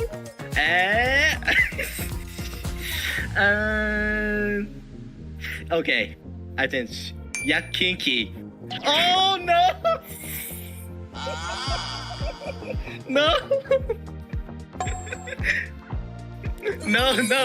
No! Chance. I have to say it like this. Okay, to prepare myself, I would Q-cup kick. Q-cup kick for sure. Yeah, absolutely. Oh wait. Chatting with your part-time lover. Oh yeah. Yeah, but also my teammates are sometimes my part-time lovers too. Well, normally I'd just flush them. I'd kill them. So I would make sure that they never did that again. So I'd take them out of the game. So I'm gonna Ying Sam Fuyen. Huh? How did I say that? Yeah, Ying Sam Fuyen them is what I'm going to do. I'm gonna flush them, kill them. Fire you dead. Oh! Yeah, no, they're okay with it. It's okay. They like it. If your team gets winner chicken dinner, what will you do? I like to sing. I like to sing a lot. So when I win chicken dinner, I always sing. So sing is this middle one. It's to hai mia. To ha mia. For your girlfriend or wife. Yeah, that's singing. That's it. Yeah, maybe. Well, I see, after a tournament ends, we go down to our local bottle-o and we celebrate. That's what we like to do after our tournament, because we always win. We always win at the end of the tournament. Yeah, so we always like to go celebrate. So I'm gonna go, oh my God. Pai Tam Bun is what we do. We celebrate. What is that? Oh. Sometimes we like the Pyranuet. How do you say that? We do that to each other at the end of the tournament. Like quit the game. Rip Kai Wong, rip Kai Wong, and leave the game. Gone, exit. I uninstall the game. No more PUBG. Oh, what? No, I don't do that. Yakinki, yeah. That's like a yak. Yak's an animal. That's a cow. That's like a cow. Yeah, I'll try some yak. Yeah, yakinki. Yeah. I should try that. Yeah.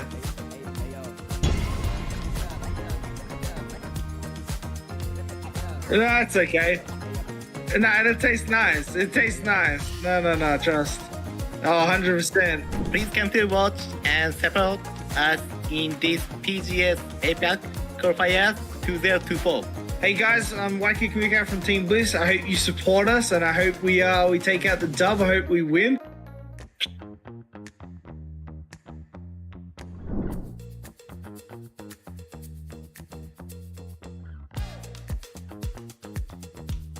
Welcome to Update 28.2. Join us for our 7th anniversary celebrations, an all-new SMG experience in the arcade, and finally, the recall system update. We've got lots of surprises in store for you to celebrate our 7th birthday. 𝐼𝐻𝐺 School will be transformed into a festive 7th anniversary venue. Plus, keep an eye out for throwable cupcakes and surprise gift boxes scattered across the starting island of each map. We've been hard at work balancing the SMGs to offer a more unique experience and accommodate various gunplay strategies. The arcade is all set for you to try out these changes, so get that early feel and let us know what you think. And there's more exciting news. Based on your positive feedback, we're expanding the recall system to include Vikendi and Tego. Check out the patch notes to discover all the details of this update. Lastly, this patch also includes weapon mastery updates, world bug fixes, and performance tweaks. Be sure to dive into the patch notes for all the details. And we'll see you on the battlegrounds.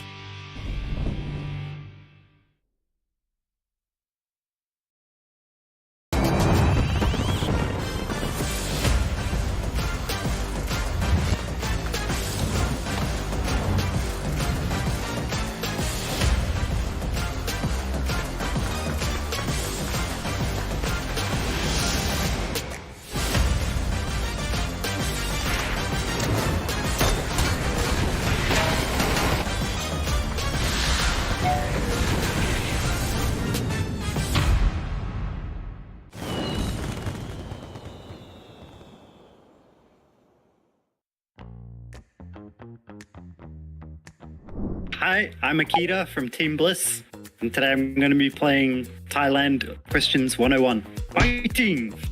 Hello, I'm 𝐷𝐿 from Team PUBG. I will play APAC Qualifiers for PGS. Today, I'm gonna play a Thailand Quest 111. Let's go! Rongfa Yaban. 33% chance. Rongfa Yaban. No. I need to get my eyes checked, you know? I like the sound of cowboy. That sounds fun.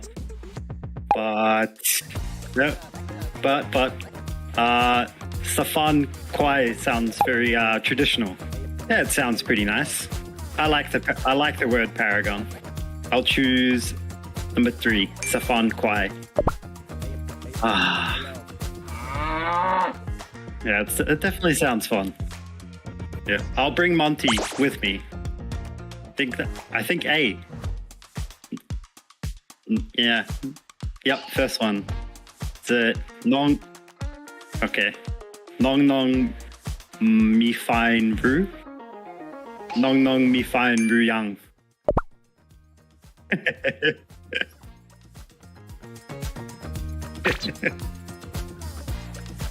All right. Okay. Oh, that one's hard. There's so many W's. I'm gonna have to choose the middle one. Dai champ lai. But I'm gonna gamble.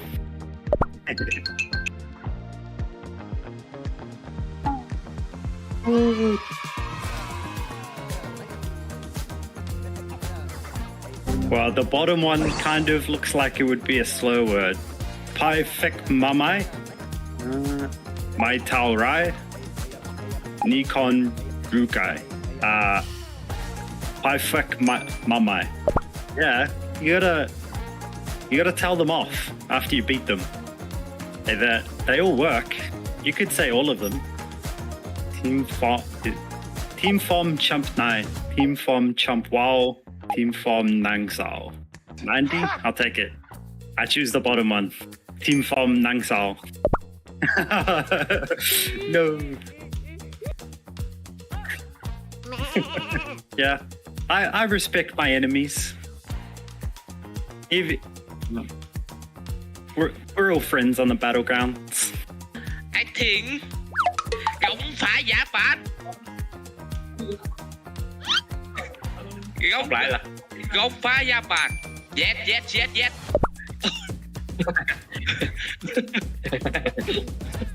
I'm from Thailand, bro. Xá phạt khoải à.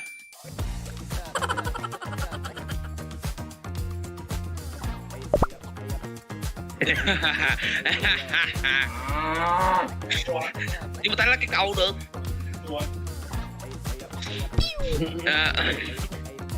Nón khó tăng nổi.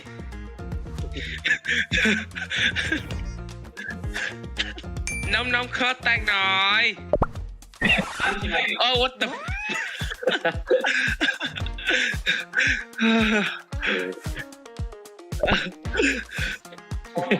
hai sắc kì nó khó tàn nói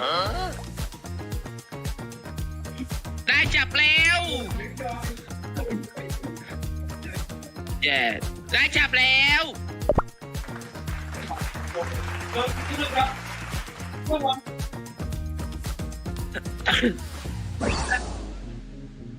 Em sẽ nói là bái phục mày đại. Câu số 3 nè. Bái phục mày đại. Bái phục mà mày.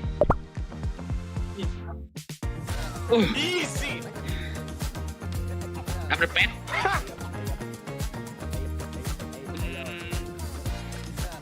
Tem 100 nè. Tem 100 nè.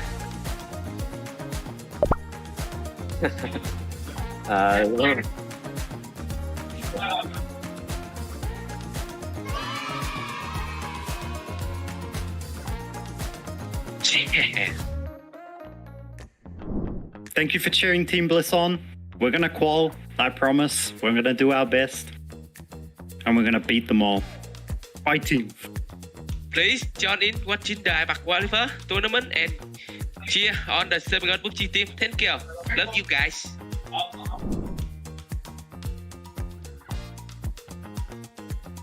Welcome to Update 28.2.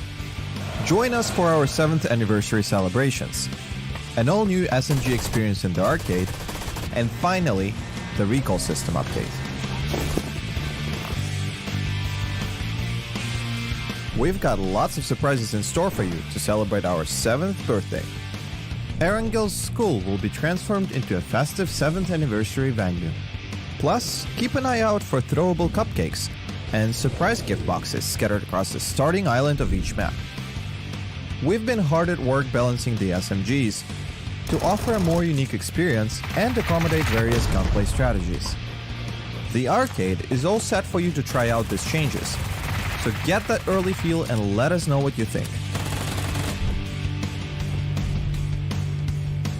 And there's more exciting news.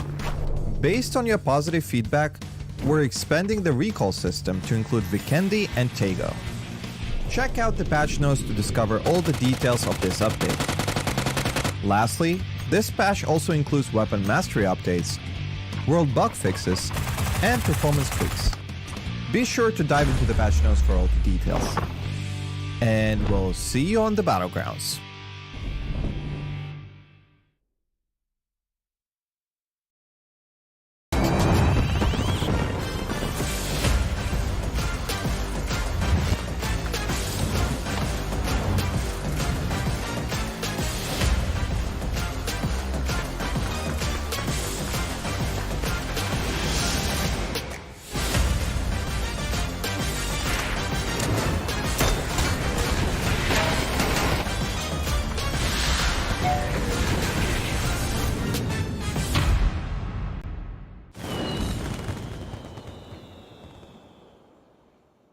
If I got 4 out of 5, I missed one because Yeah. like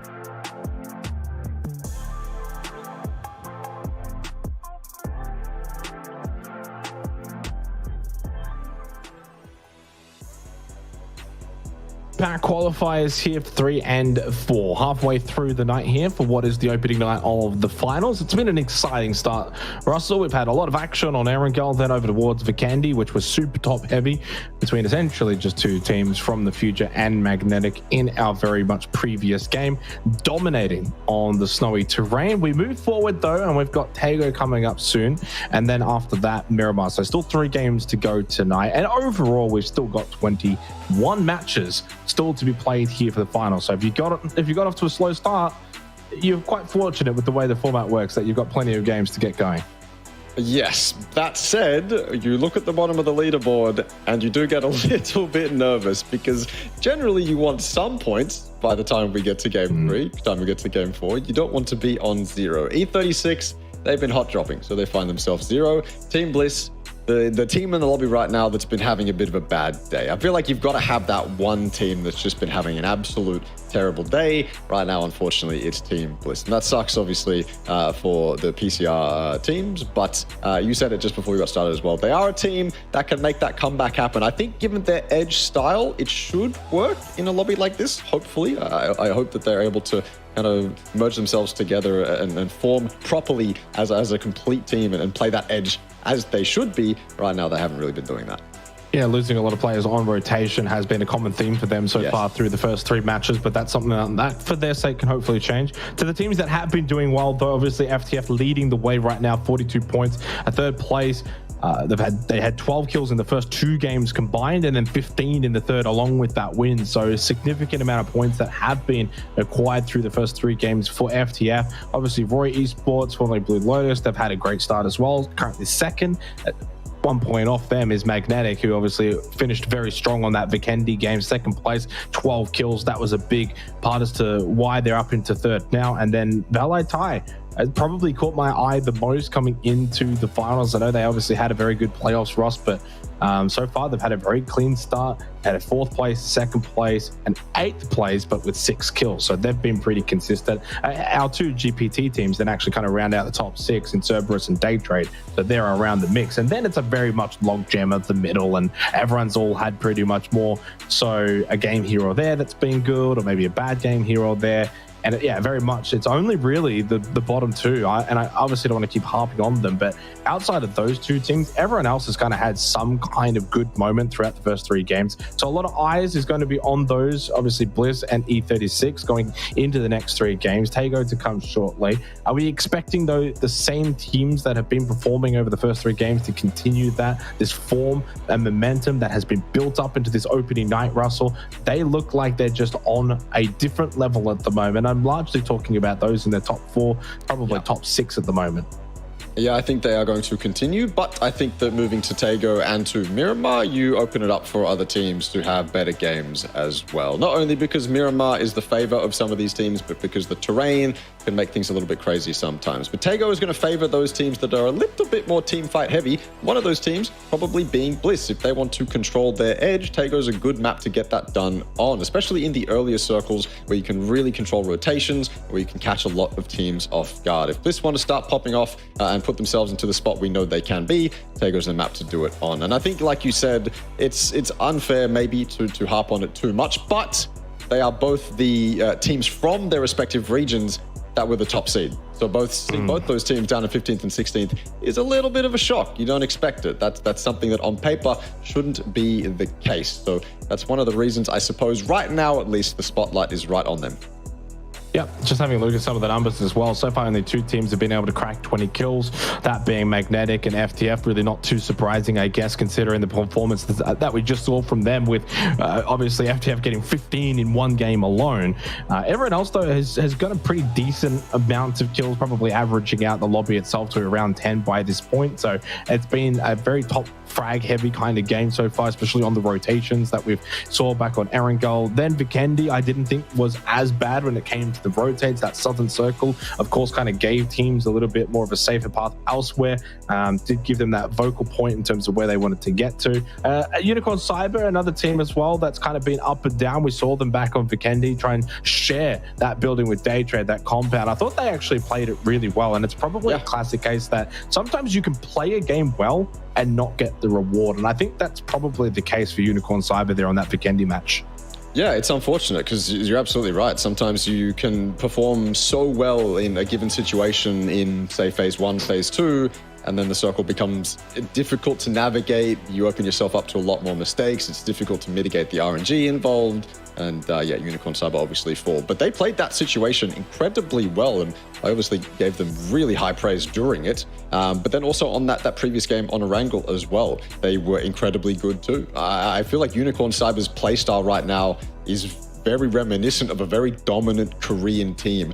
Move as a unit, get everything done as a unit, commit as a unit, pull off the plays that necessarily you don't want to do, but you might have to do, and do it very cleanly as well. This is a very dangerous looking Unicorn Cyber. Obviously not in first place right now, but it's one of those teams that I could see very easily putting themselves up there because the way that they're playing is just really solid PUBG. Yeah, you look at some of those teams, you kind of mentioned obviously they're not up there right now. Unicorn Cyber, Armory Gaming, Panic have kind of dropped a little bit. Poor game on Vikendi being really the largest reason for their downfall down to 9th after a really solid start on Erangel. And we kind of touched on them being an Erangel team, and lo and behold, as soon as we move away from Erangel, Panic have dropped down. That was a poor game from them. They got nothing on Vikendi. Arena as well. So like you've got some really stacked teams in the middle portion of that bracket. UNC, Armory Gaming, Panic, Arena. Those 4 in particular I kind of really look to. X-Men, RXC, I mean, Expendables have had obviously a rough start as well. Only 9 points. They're down there in the bottom 4 at the moment. So again, in terms of highlighting how stacked this lobby is, it goes back to the PUBG Asia Super Cup at the beginning of the year, that it's very reminiscent to that, where across the board, top to bottom, there is just quality, and therefore it makes it very difficult that if you do start slow and you aren't obviously performing to the level that you would hope, those top quality teams are going to start to running away with it if you give them too much breathing room. Yeah, you mentioned TE there. TE is a very hot and cold team. That's just how we see them perform historically. They have incredibly good games and they have incredibly bad games. And so in a lobby like this, you want them to have obviously more good than bad, but if they... how do I say this? Their bad games might actually end up costing them that top 4 placement because they need to be beating the consistency of the teams that are up there, like your Unicorn Cybers and your FTFs, purely through those good games. If the narrative continues and it's just hot and cold, then they need to be getting up to the top of the leaderboard overall, just with the good games. And that might be too much of an ask because you obviously have to include those very cold games from the Expendables, and they might end up being more so than the hot games, and then you end up with the situation where it's just not good enough, the consistency is not there. TE is a team that I obviously want to root for because I think they've shown excellent prowess internationally, but they're a team whose playstyle and kind of consistency overall could really end up biting them in the back. It certainly could. Of course, hopefully not too far away from being able to get into what will be our 4th game of the night. Taego, of course, to come shortly, and then Miramar after that.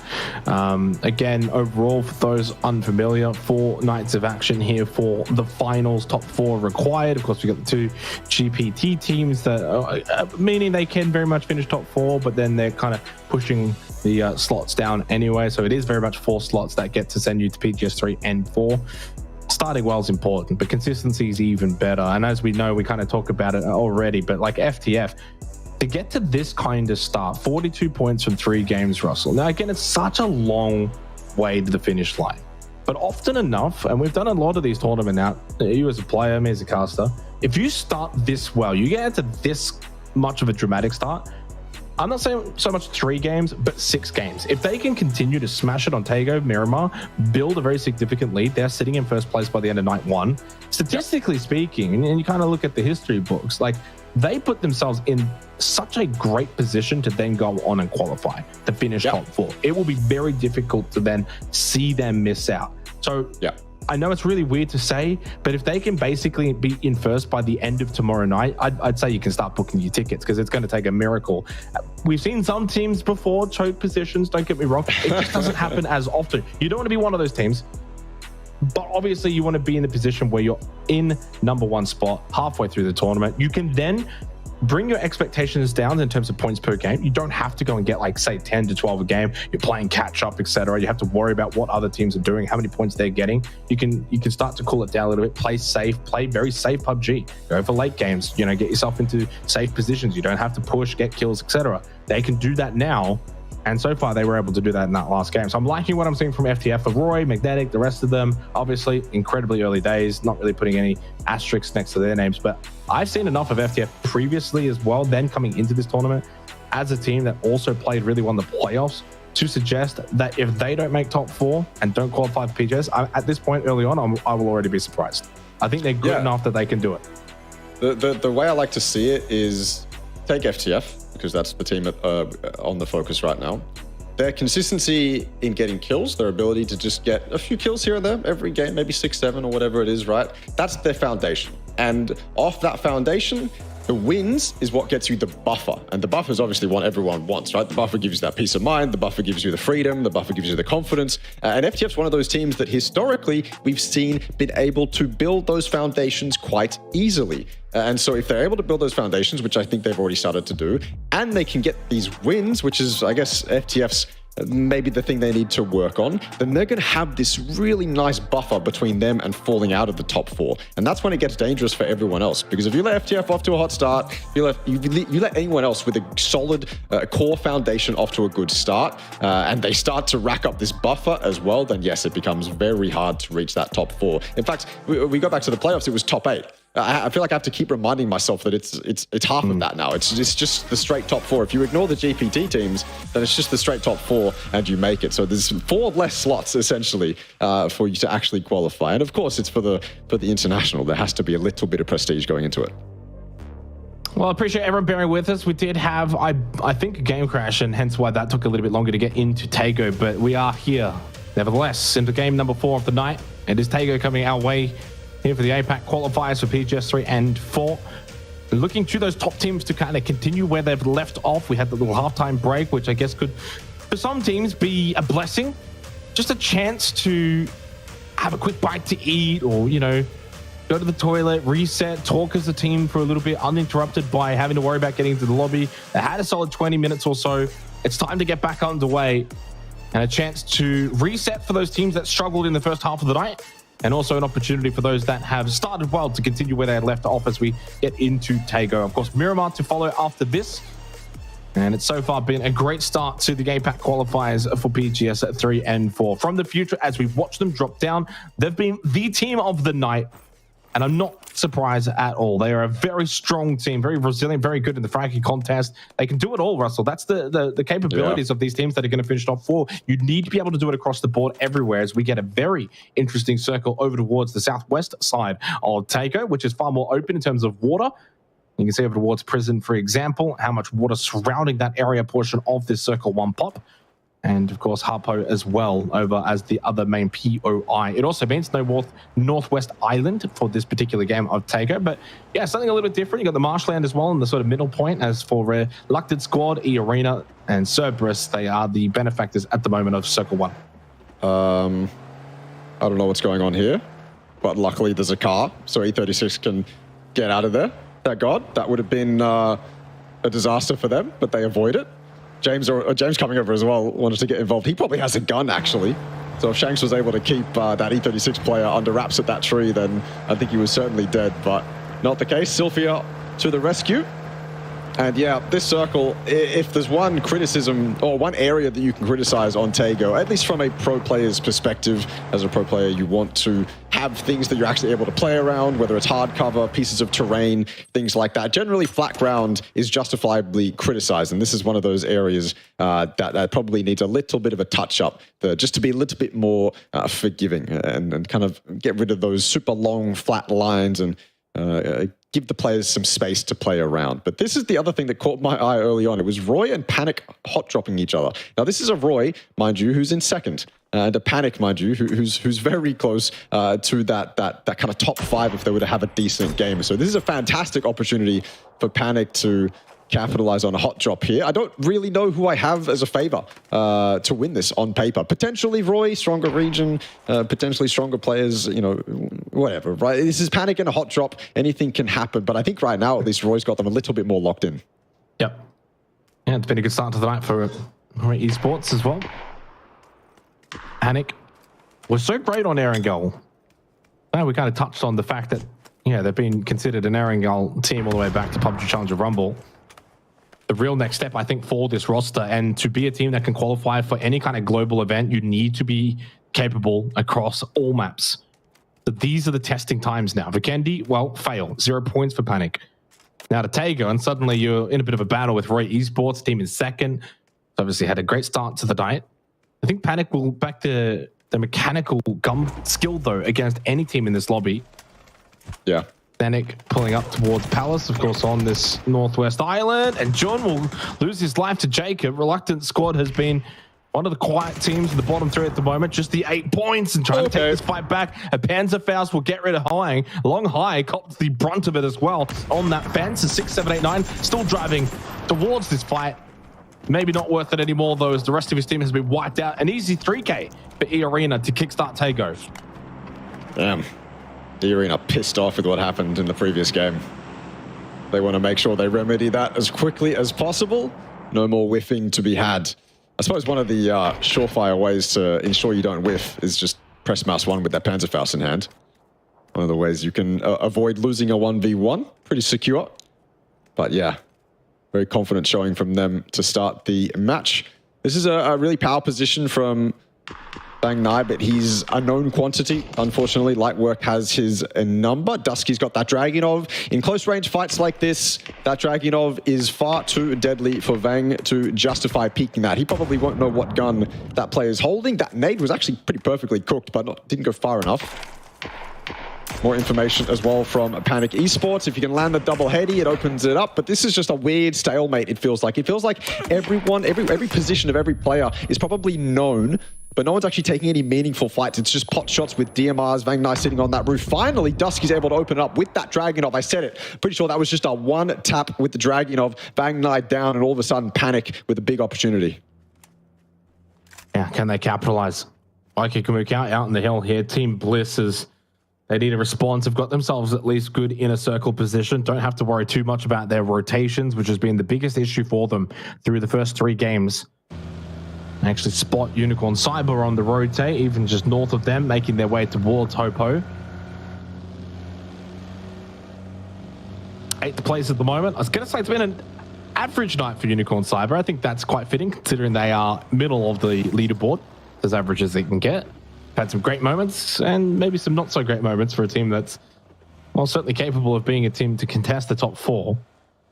Still very much a log jam of teams, though, around the middle portion of the leaderboard so early on in the points scenario of everything. Don't have to worry too much about it right now, as these teams are still very much getting a feel for the lobby. Scout out from Unicorn Cyber down towards that POI of 𝐻𝐻𝐻. No one there, though, completely vacated on the edge of the island. Not really a position that wants to be held with this phase 1 circle. There's Lightwork, formerly known as Rip, of course, has spotted the player of Roy Esports and 𝐷𝐼. Little tag here from Tarnish. Savage Men Esports. Feel like we haven't really seen these guys at all so far tonight, Russell. You think back to the PUBG Asia Super Cup, and they had a pretty good time there for the most part, and then kind of fell away as the tournament went on. Unfortunately, they haven't really got going. I mean, 13 points. I mean, one good game here on 𝐾𝐿𝐻, and they're right in the conversation, but they've been quiet. What I remember from X-Men in the Super Cup is not reaching expectations, essentially.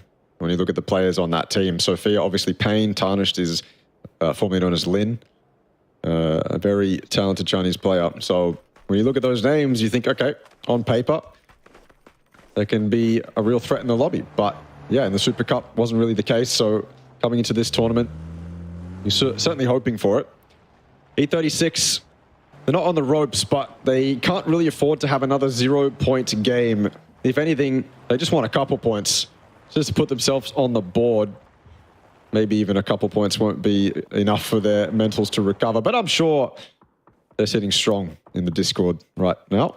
Sure, spirits are high no matter what. I mean, they can kind of give themselves an excuse, right? Because they've been hot dropping. Sometimes that just doesn't go your way. So there's a little bit of reason to justify the 0 points. But on a map like 𝐿𝐴𝐻𝐻, on a map like 𝐾𝐿𝐻, you're not hot dropping. Certainly when we get to Miramar, I wouldn't expect them to hot drop either. So playtime is over. E36 need to step up. But with Armory Gaming right next to them, that might be a difficult task. They're trying to make it into the zone, maybe get closer to the bridge. 𝐏𝐿 wants to put a stop to it. The M249, what a gun to use on rotating players. He's got the bolt as well. He's got to be very careful though. Pureboy's going to open it up. Yeah, nice shot from Pureboy. 𝐏𝐿 will go down even with the M249. 𝐏𝐿𝐶 can't get involved in this higher ground position. They're all just roaming down below in his vehicles, and 𝐏𝐿𝐶 doesn't even know really who to shoot at or if he should shoot at anyone. 𝐏𝐿 has not been finished off just yet, but they make their way through the bridge. The roadblock has been penetrated. 𝐸36 can get themselves across, but they have still not been able to get themselves a kill. 𝐏𝐿 is going to get revived. They weren't able to get that flush. So still 0 points for 𝐸36, but a moment of success, even if it is as brief as that. And they have been able to get across. Now they can set their own roadblock as well on the other side of the bridge. They kind of just stop, set up. They know that 𝐷𝐼𝐺 Gaming are going to want to take that, rotate themselves. 𝐸 pretty much central position inside of this phase 1 circle, which will be concluding in the next 20 seconds as phase 2 will be making its way in. I feel like that's priority for 𝐸36 is to get across. If they had stopped and tried to get the flush onto 𝐏𝐿, that would have been a mistake. The rest of 𝐷𝐼𝐺 would have showed up a little bit kind of off timing. Certainly would have caught 𝐸36 off guard. They would have been able to get those off angles that probably would have spelled doom for 𝐸36, but not the case. They don't care about the flush. They'll take the position priority, which is 100% the smarter play. That zone has popped. 𝐸36 currently on edge. No one dead center. Everyone's sitting around the edge of this zone. And this is one of those zones, 𝐿𝐿, that the center, you look at it, it's just incredibly open. I think it's like a 400-meter stretch of just complete open space. Yep. And then you've got the fields as well, south of Fishing Camp, that don't really offer a whole lot. You do have the tents that you can play out of. Remember, actually, this was a game that Bliss had a good match in on this kind of circle back in the PCR. They've got a 2-2 split right now on the western side. Everyone rotating around them as the marshlands are going to get vacated. 𝐷𝐺 to backfill into Hosam Prison, but imagine it'll only be a pit stop if they do. North ahead of it, they need to go. Tags here from 𝐿𝐿𝐿, and so much so gets the knock on endurance. Yeah, nice shots. That's why you're always going to back yourself in. If you don't shoot those shots, you're not going to get that knock, and you're not going to get the points if you can go for the flush. I'm not sure if he's going to be able to. 𝐼𝐳 trying to maybe see if he can be the one to benefit. 𝐼𝐻 will get one onto Flash, and then obviously 𝐿𝐿𝐿 to get the other onto Durance. Not the best starts for day trade here on Tago. It's a shocker. Down to 2 now for them. The GPT teams that started well in 𝐸𝐿, but just starting to fall down the leaderboard a little bit here by the 4th game of the night. I'd hate to see complacency from day trade as well. Obviously, being a GPT team puts you in a very unique position that only 9 other teams have. And I'm not going to say that it encourages complacency, probably encourages the opposite, but when you're put in a spot where you're playing a qualifier for a tournament you're already going to, what kind of effect does that have on the mentality? I think day trade is consummate enough to put their best foot forward and not let the opportunity slip, and they can't really afford to. Again, PGC points on the line, so they have to be as immaculate as possible. But Unicorn Cyber, with a very quick drive-by, puts an end to day trade's Tago. 0 points on the trot. And they sit in 8th, remain in 8th. 𝐸 probably wanted a little bit more from that, hoping one of Unicorn Cyber was knocked out of the car. But Unicorn Cyber have done them a little bit of a favor. They've stopped to loot up the bodies of day trade, and in doing so, 𝐿𝐿𝐿𝐿 has popped a couple tires. That car is now out of action. Does that cause any distress for Unicorn Cyber? They obviously came here in 3 or 4 cars, so they've got backup to use. But what kind of delay does this cause for them, and does 𝐸 capitalize on it? Yeah, and that's probably been the testing point for 𝐸 so far tonight. Now into the 4th game. Capitalization. So many times they've been involved, they've been in good positions. You know, they got 4 kills here. Good game, 4 up.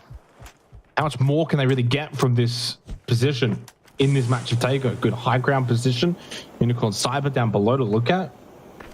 These are the kind of games where you've really got to capitalize and get these points while you can against some really stiff competition. Magnetic were able to do just that, basically on Vikendi in the most prior game. And not too far away now from heading into phase 3 as the blue has made its way in. Where will this one go? Still some tinge of water up onto that north side. And 𝐷𝐼𝐺 Gaming, as well, as you can see here with the map up at the moment, has not gone for the cross just yet. They certainly will have to. You would imagine after this little pop, as we get it And it goes straight over towards that western side. Great circle for Team Bliss. 2-2 split. Unicorn Cyber, they were opting to move. They immediately head back. And like the spot they've got here on this circle shift. And 𝐸 on the south side on that hill should be loving this kind of circle. Yeah, they've got that massive, it's just a stretch of high ground to control their southern side from, so it would be devastating to see that crumble. Panic, I think one of their options is just to send it into the field and start bunkering down, use the cars as cover. I mean, it's one of those kind of spots where on edge you can make it work if you want to go that way, but Roy's in front of them. Roy's going to put a stop to at least Suspect. Trick knocked down as well. Suspect flushed, same with Trick actually, and so rotations coming in here. We're going to see a lot of members lost. One from each team is probably likely, just the way that the circle has panned out. That 2-2 split from Team Bliss, I think it's necessary that it stays the way it does. I feel like they have too much space to end up giving away. Nice shots from Duck Juice. Savior down. The Expendables. This is finally a game where they show up and show us what they can do when they're actually on form. Got some bowls to play with. It looks like, though, when they peek over those ridges, they are put on notice. Magnetic from super far away with the Dragunovs. Mortar as well. They've got information on where that bowl is. Do they choose to actually use that Mortar? Because if they do, you can see how little space the Expendables have. There's only 2 players there at the moment, but if I'm correct in assuming that bowl is very small, that mortar could be very deadly. Yeah, very well could be. Oh, what a fascinating circle shift and what that's done for a lot of those teams towards the eastern side coming out, south of Fishing Camp. Most of them have pretty much succumbed. I feel like this circle on paper, you look at it from the map and you go, okay, how much space is there realistically for these guys to play? But Panic have found a little nice spot in terrain. TE have a very nice spread in the terrain. They've obviously found themselves a bunch of nice little bowls to play, say with X-Men. And I feel like that space with all those 3 teams should be a lot more hectic than it actually is. But everyone's surviving. That center of zone that I previously thought was going to be super open, it turns out that's not the case. Yeah, I think also this circle shift probably actually helps a little bit more than had it gone to the fields. The fields itself would have been probably far more open than the terrain on this western side, as Kane's going to get knocked by FAP. Still more to come. I mean, the initial rotational shift is one thing, but then you've got the backfillers, the teams that were very much on the edge. 𝐿𝐷, that's going to be a freebie onto Kane. Still no point for 𝐸36. And instead of maybe just trying to find a kill here or there, hopping into a vehicle, driving away, not the best pull-up location either. I think that's Sylvia off into the background. Unfortunately for 𝐸36, once again, just looked like fodder. Perhaps, yeah, an opportunity to get a free kill, and they found one. 2 now for them in this match. 𝐿𝐷 pushing it on that southern side. They can actually push in behind 𝐸 as well, up onto that hill. And there is every opportunity that if they do so at the same time as FTF, that 𝐸 could get sandwiched here. But what a circle shift down to the south. Well, if you are able to find a bit of space and cover on that last circle, good luck here. Because already with that hill looking down, it's going to be proving to be difficult. You've got a massive road that you have to work through as well towards that northern side. And 𝐸36 are just going to send it. They might just get wiped out here, Ross. I think they could be on for another 0-point game into the 4th match of the night. 𝐏𝐷's down, Pureboy's gone. Only 1 up at the moment, and it is Sylvia, who has made it towards the more central point of this circle. Still alive for now. Yeah. And not getting shot at. May have found a safe haven as 𝐿𝐷 knocked down by Pain. I think he has. I think Sylvia's found something to play with at least. Everyone else is going to be too focused on their own difficulties as well to want to allocate resources to a solo that's just going to be proning for the rest of the game. So Sylvia might be able to land themselves some placement points this game.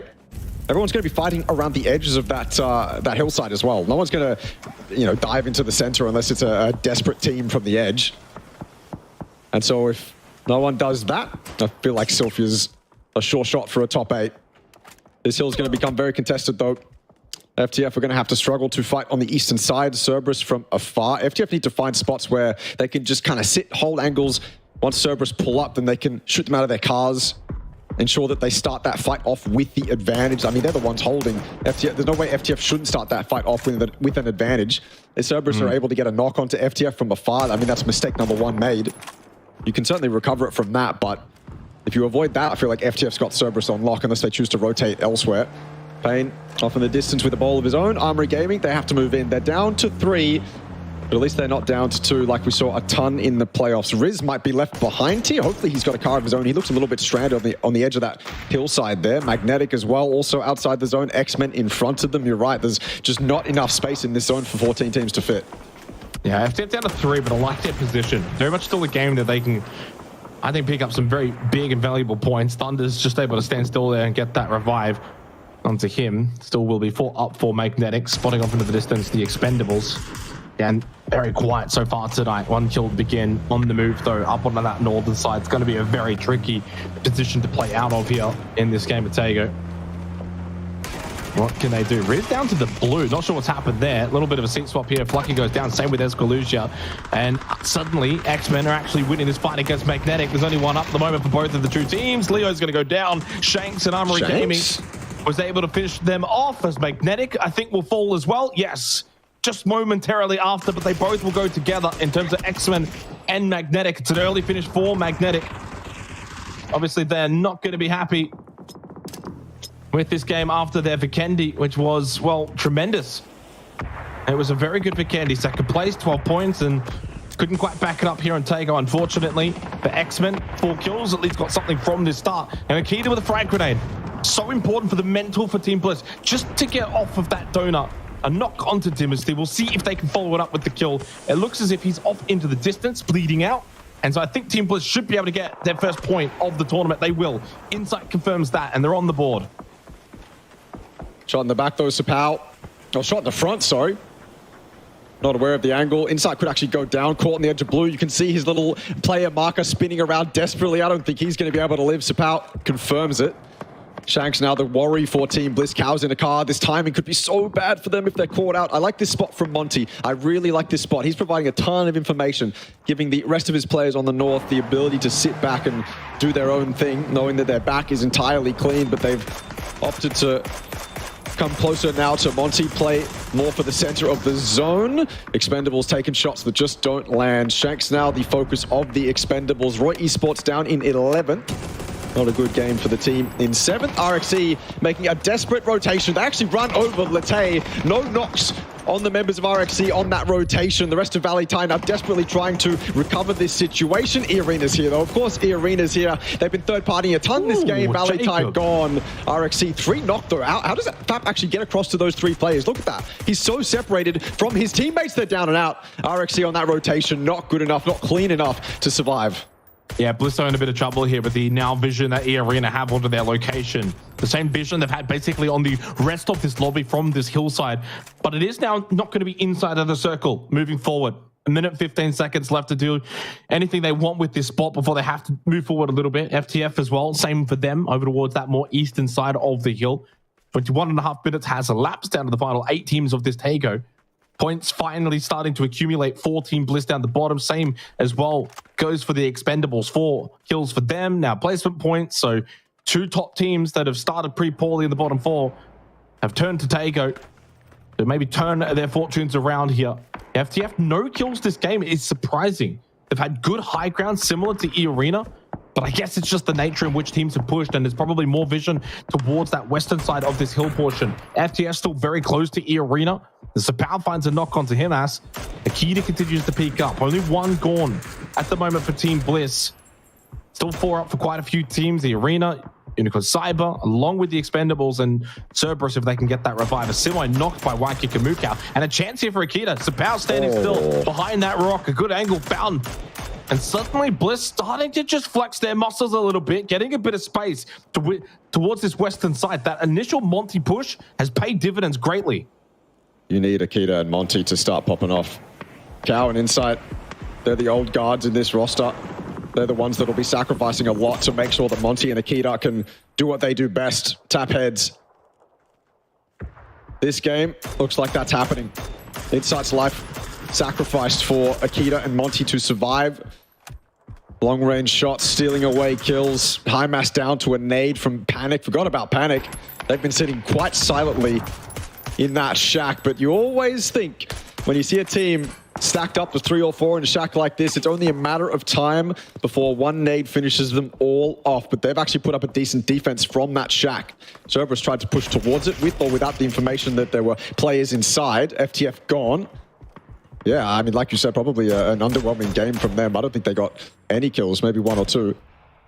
But for Panic, I think that shack At least for the moment, it's been decent defense, right? Cerberus Rock, I feel like this is a panic where they're sitting in that shack and they're just completely baiting. The shack door's closed, hoping that teams assume it's clear, and off the back of that, they net a couple kills, maybe even more from this off angle inside the shack.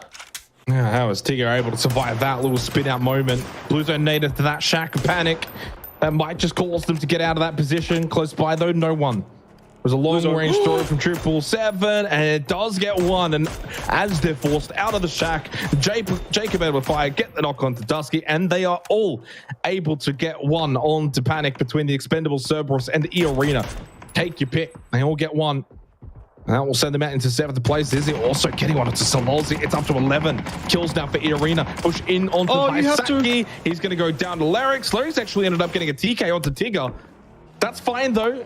Although 777 close by, this could be an opportunity for the Expendables to now punish 𝐸-Arena's sloppiness. 777 with the AUG. They pushed forward, and Molotov in the back pocket. No frag. In fact, there's 2 now found. This should be the end of 𝐸-Arena's game. 1 left up at the anchor position in 𝐿𝐵. But those in front of him now will fall to the frag grenades of the Expendables. 𝐿𝐵 the solo. And what looked like maybe a short game for 𝐸-Arena has crumbled quickly. Turns out that rock was just not the spot to be at all. Nice spray from 777.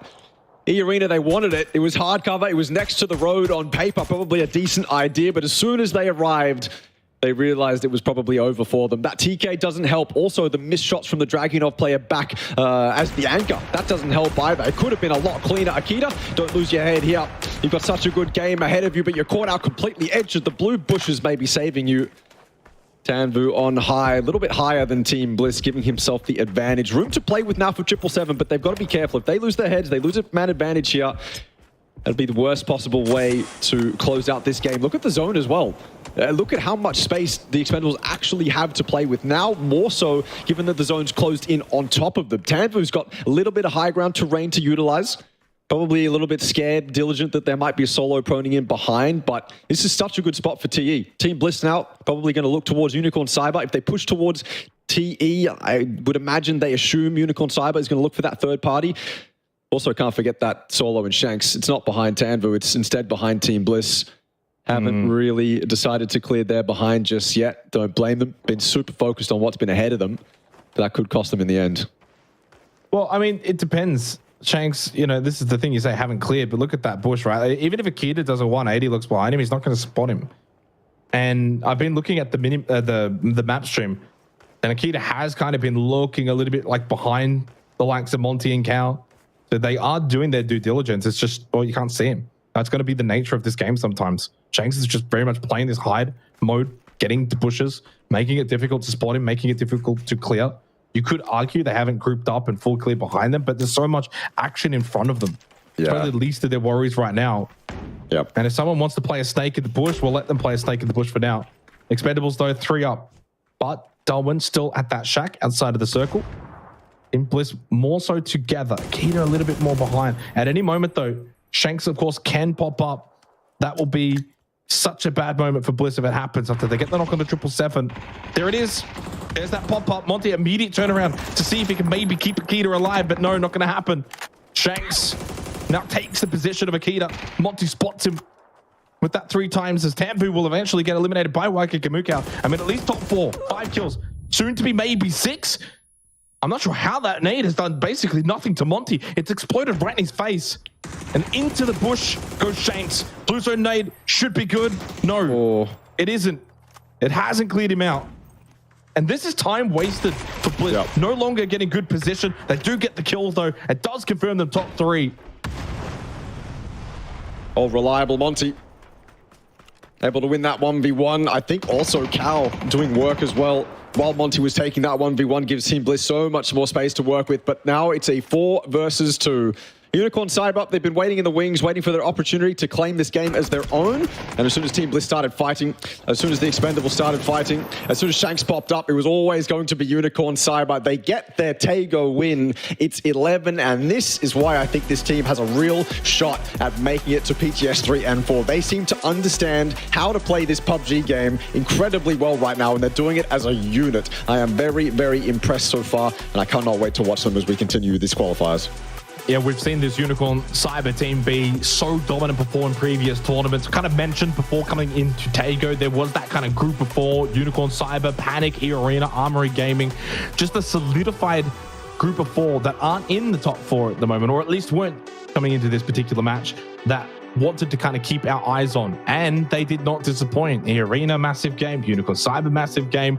Panic, a little bit better, at least on 𝐾𝐿, compared to Vikendi as well. So, you know, clearly, stacked lobby, stacked group. It's always going to be difficult to get these kind of games to happen on a regular basis. But for 𝐿 Cyber, able to back up some of the good work they did earlier in the night, where they got 9 kills, 4th place on one of the 𝐿. Outside of that, it's been a bit shaky. But finally here on 𝐾𝐿, they've been able to find their best form once again. It was a fascinating 𝐾𝐿, though. We had some early fights, and 𝐿 Cyber were, of course, a part of that early on from the get-go. So it's not as if they had one of those kind of games where you didn't really have to do much and then did it all at the end. They were in the mix from the beginning. Yeah, the 𝐿 Cyber right now, it seems like they're playing a game of just mitigate as much RNG as possible through, one, using numbers, and two, utilizing the terrain. It seems like that's their game plan at the moment. Don't let anything go to chance, and if something unlucky does occur, well, at least we committed to it as 4, at least we were there as 4, and we all lost as a team. That is some really solid PUBG strategy coming out from 𝐿 Cyber. You look at them in that end game there, and they were just sitting very kind of silent on that southern side, letting all the action happen in front of them, and they only popped up, of course, when they knew they absolutely could. So 𝐿 Cyber playing a really good game of PUBG here. It's the kind of game that you can actually see. It passes the eye test. Also, this is what I'm talking about. Sizzy missing those shots made that very not clean, and of course the TK didn't help either. So could have been cleaner from 𝐸arena, and maybe they could have had a little bit more impact in the game. But I think that rock was always going to be their downfall. Yep. Yeah, and in the end, it came down to 𝐏𝐿 being a bit of a nuisance against Team Bliss. They probably would have felt that had that not happened from 𝐏𝐿 as the solo inside of the bush, they could have actually had even a potential win if they really wanted to think that positive about the position that they held. I still think it would have been quite difficult. 𝐿 Cyber looked very strong in that end game position, but it's never fun when you're kind of setting up for that final push, that final circle. You know, there's only 3-4 teams remaining, and then someone, that's a bit south of you ends up dying because there was a man in the bush and you couldn't clear him. And again, I was watching the map stream, and 𝐾𝐿 was looking around. You just couldn't see the guy. He's just in a bush. What can you really do? Unless you hard clear as a team. Yeah, even more so compounding his visibility issue in that match. So that makes it even harder. But a fun game of 𝐾𝐿. Of course, Miramar coming up. We'll continue to talk things through before we do get into Miramar. So obviously don't fret. But right now, again, what's interesting is going into 𝐾𝐿, I was kind of talking about the teams that were being consistent. What happened to FTF? They had a great position. We touched on it. The hill next to 𝐸arena, who, by the way, went and got basically 11 kills and dominated, had a great game. Of course, the end didn't go the way they would have liked. But why were FTF unable to emulate that on the other side of the hill? Yeah, it's probably one of those moments where you're focused quite heavily on just defending the position you're actually in, rather than A, thinking for the future, B, looking at the opportunities you have around you. I think they had pressure from Cerberus a little bit, and so they're probably thinking, hey, we've got to make sure that the spot we have on the hill is actually defendable, and that we're not going to lose our heads here, and then we're not going to lose our way. This is such a good spot. Let's keep it locked down. And then, of course, that means they can't actually do anything else when the rest of the game starts to come towards them. So it's very unfortunate, but yeah, you would have expected a little bit more, even if they were able to focus on what they had around them. 21 points, though, for 𝐿 Cyber, 𝐸arena, Team Bliss, TE following it up with 16, 12, and 12. It's a much nicer spread than what we saw in Vikendi. Yeah, I certainly agree with that. 21 points for Unicorn Cyber, certainly deserved, very similar to some of the games that we've seen tonight where they've been quite top heavy. You think back to FTF getting 25 points from that Vikendi game, 20 points for Roy back in game 2 as well. So it's been very top heavy in the games themselves.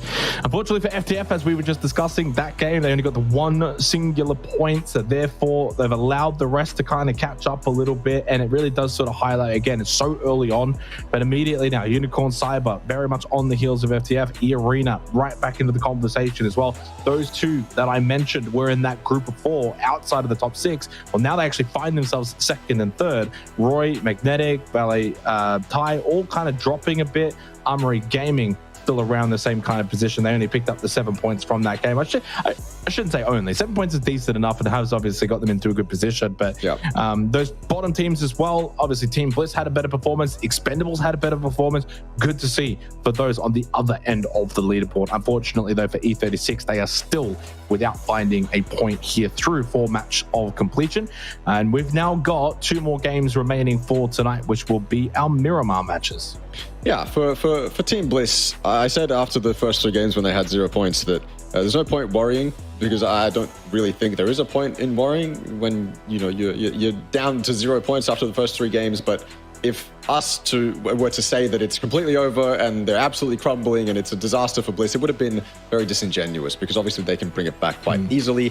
Their playstyle obviously lends heavily into getting those kills on edge, which they kind of did that game. They were on edge for the majority of that game, and then obviously when the zone starts to come closer to them, they get closer to the center, and they do their absolute best until obviously 𝐏𝐿 shows up. But that's why it's not panic time just yet for even E36, because a 12-point game like Bliss just had, and you're 12 points away from the top 8, you're 12 points away from being closer to that top 4 spot. So yeah, not too much to worry about for Team Bliss. Maybe it was just some nerves that they had to shake off, or something fundamentally wrong with the way that Insight was calling that they had to change up. Whatever it was, maybe it was nothing. Maybe it was just pure bad luck that was stopping them from getting points. Either way, they looked much more like Team Bliss. And I think more importantly in that game, we saw 𝐸𝐸 do well and we saw Monty do well. I don't want to say that Insight and 𝐏𝐿 have no impact on this team, because they certainly have a huge impact, but as long as your star players are performing, then that's good for Bliss. That's something that Insight can use. Those chess pieces are actually doing their job, right? 𝐏𝐿 can,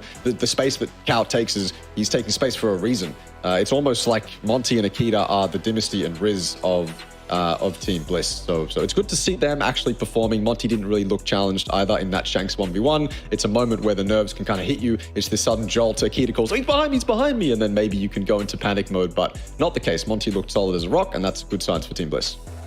I want to bring the conversation back a little bit to 𝐸𝐸. Great game, especially the middle portion, farming on that hillside, south side of the circle early on. Didn't probably have to worry too much about teams rotating in behind them, so they didn't really have at any point like clear threats of teams, crushing their position. If I'm correct, I think they got about 11 kills. Obviously had a great game. Difficult to be critical, but it did go wrong towards the end. It did go wrong once again. That kind of final hurdle, if you will, has been a bit present for them so far tonight. They did have a 3rd place on Vikendi, but it was only a 3-kill 3rd place, so they didn't really get like huge amounts of points. I mean, they got more here on Taego despite not finishing in the top 3. But yeah, clearly to me, I think 𝐸𝐸 has so much potential as a team that obviously won the Thai series. But it's like right now, are they putting everything together? Probably not. But the fact that they're already sitting top 3, and I think they've got room to grow, speaks volumes for how good this team is.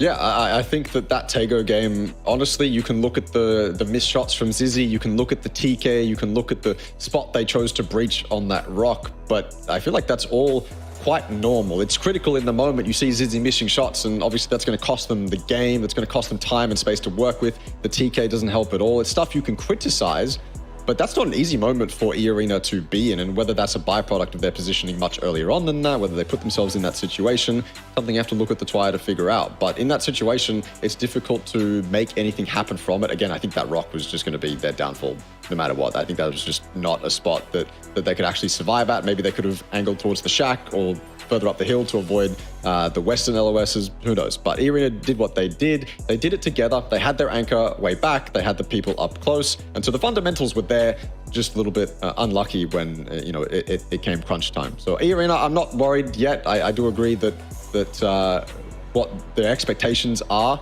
probably aren't being met at the moment, but I'm not too worried about where we'll see them in the future. It's not time to worry just yet. We're 4 games past on night 1. Yeah, I mean, they're in the top 3. I don't think anyone's worrying Russell. Don't worry about that one. But the other team, of course, the one who ended up winning the game, Unicorn Cyber, massive performance, 21 points gained.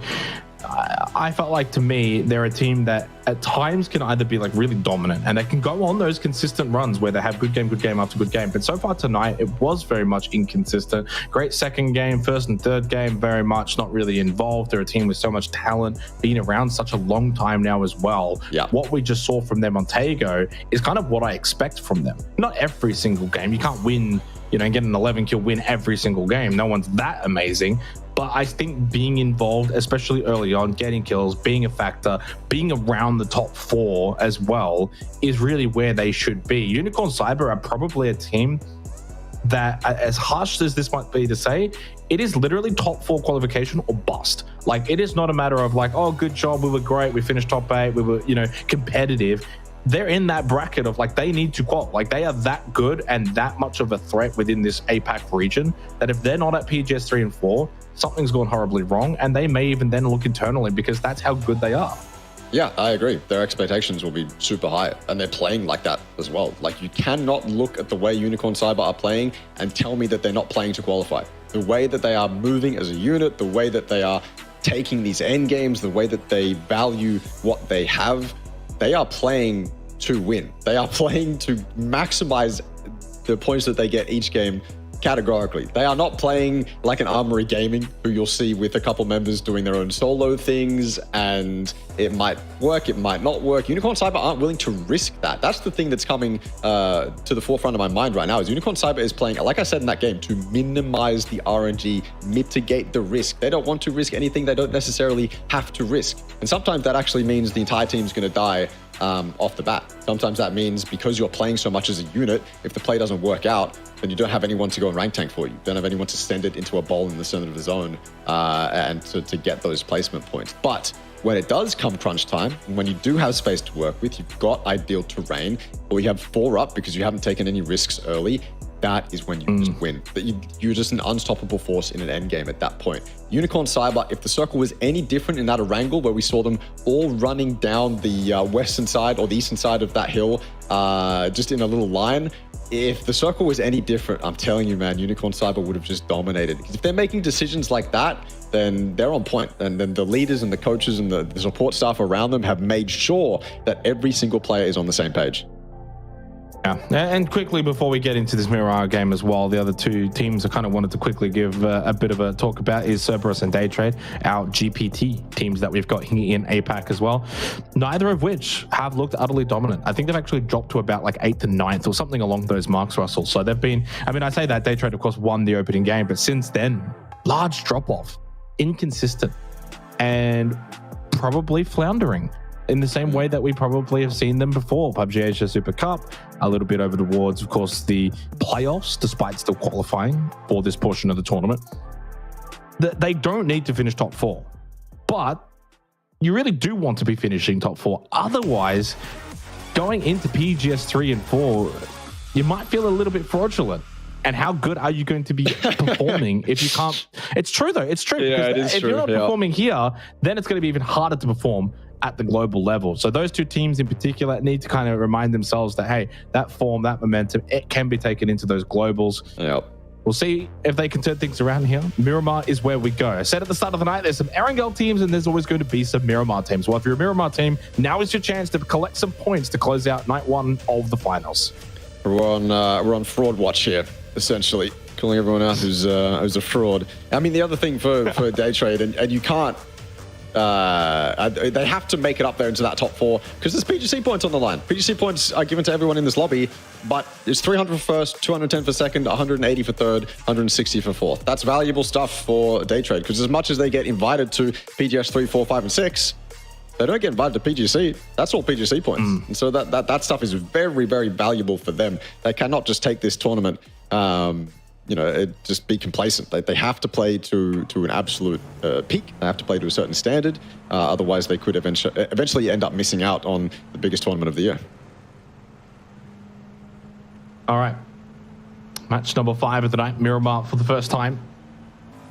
And looking at Unicorn Cyber here, of course, as they did win that previous game. Well, far eastern circle. Oh, God. Probably not far enough to get to the islands, but it's always far enough that the water is very much going to be a factor, and it just shrinks so much of the map. Yeah. Obviously for Circle 1 pop, and obviously makes life a little bit more difficult for teams on the rotate. And then Circle 2 is, you know, it doesn't have to hard shift back straight away to like a Kantara, for example. It can very much center up, keep a lot of water in. But I very much doubt that we're going to go to the islands with this circle. You know, typically you can see that I think there's only like 2 or 3 circles probably. Like, I don't know if it's actually that particular number. I should probably say with like one hand, there's like a very small amount of circles that can actually go there from Circle 1. Yeah. And I don't think this is one of them. I don't think so either. We saw a much more unforgiving circle on the final day of the playoffs that was much more heavily favoring the islands. And it didn't go there. Duck shoes, caught. Scar spray as well. That was clean. Those ones can get away from you too. Scar's a little bit too bouncy for my liking, but Sophia will not let it slip. A little bit of payback as well, some retaliation from Delwyn, but the Expendables run continues to be very cold. We say they're a hot and cold team, but eventually they've got to start warming up. Otherwise, the tournament that honestly most people would probably put them to qualify top 4 in could start slipping away. Yeah, I think I'm very much agreeing of that. They did start even slower though, and much better on Tago. Now up into 9th when they were bottom 4, right? So certainly a better performing team on Tago. A little bit disappointing, obviously, for Duck Shoes and the Expendables, where it's like, oh wow, we finally have a good game. We come to Miramar and then bam, we lose one on a bit of a drop location. That's never a fun feeling. Duck Shoes has to sit out the rest of the game. Now you're playing as a 3-man. You just have to kind of go in with that mindset though, that you can kind of go into your shell a little bit now. Play the long game, find good position, get good compound location, and then you can play as a 3-man. You know, after the 20-minute mark, it's typically fine. At that point, half the lobby's probably a 3 or a duo, so you can't then use it as an excuse. A little bit more difficult though, and especially on a map like Miramar, if you want to get that kind of map control, having the 4 players, you know, think about these 2-2 splits, wanting to deny in terms of like a zonal defensive position where it's like, okay, well, we'll kind of hold these 2 locations and therefore it's going to make it hard for people to take this spot and then we can rotate to here. So not having that player isn't so much about like the fighting, but more so about the positioning on the map.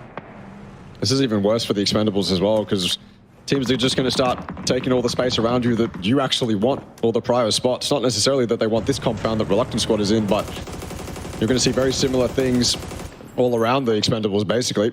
They were here very early, and they've had to submit to a spot that's not ideal at all in a zone like this. Submitting to the gas station all the way down there on the low ground next to Impala is a far cry from a good position when you could have had this spot that X-Men is in, or the compound that Reluctant Squad just took. So losing that one member early completely throws their game off. All of a sudden, they aren't allowed to respond super quickly to the environment around them, and they're thrown into a bit of a desperation play. That gas station should be used as a reset point. Just debrief, reset, and then take the game from there. You've still got nice central spots to claim, so don't give up on it just yet. RXC rotating in next to the relatively new area of the truck stop.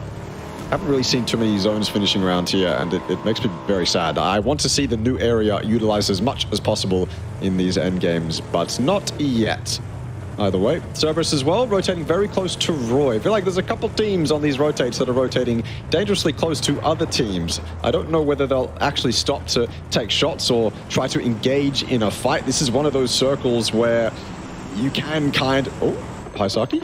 I hope that's an alt tab. If that's a DC, I'm going to be very sad. I think we saw one really devastating DC in the playoffs, but I hope it doesn't continue to happen. But either way, this is a circle you can see is very 50-50. If you're Cerberus on edge, if you're Roy on edge, you can stop, camp all these teams coming in, or you can prioritize going a dead center. There's a lot of off-center spots to play as well in this circle, like the compound north of those fields. Uh-oh, not a good start for Bliss. They could get the res, but I think X-Men are going to look to flush this out. Yeah, that's a bit unfortunate for 𝐏𝐺𝐻. Oh, that's so it does get bad. flushed out. You were right. Leo gets the free kill. 2 now up for X-Men in terms of the kills to start this game of Miramar. 1 down for Bliss off the back of a much better performance on Tago, where they collected 12 points, which is a decent haul.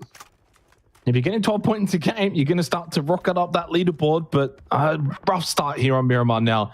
Losing 𝐾𝐻. He knocked himself, right? Well, I think it was a combination. You know, like you take a bit of damage, but then you knock yourself because you're getting out of the vehicle too early. Yeah. So I think it was a bit of both.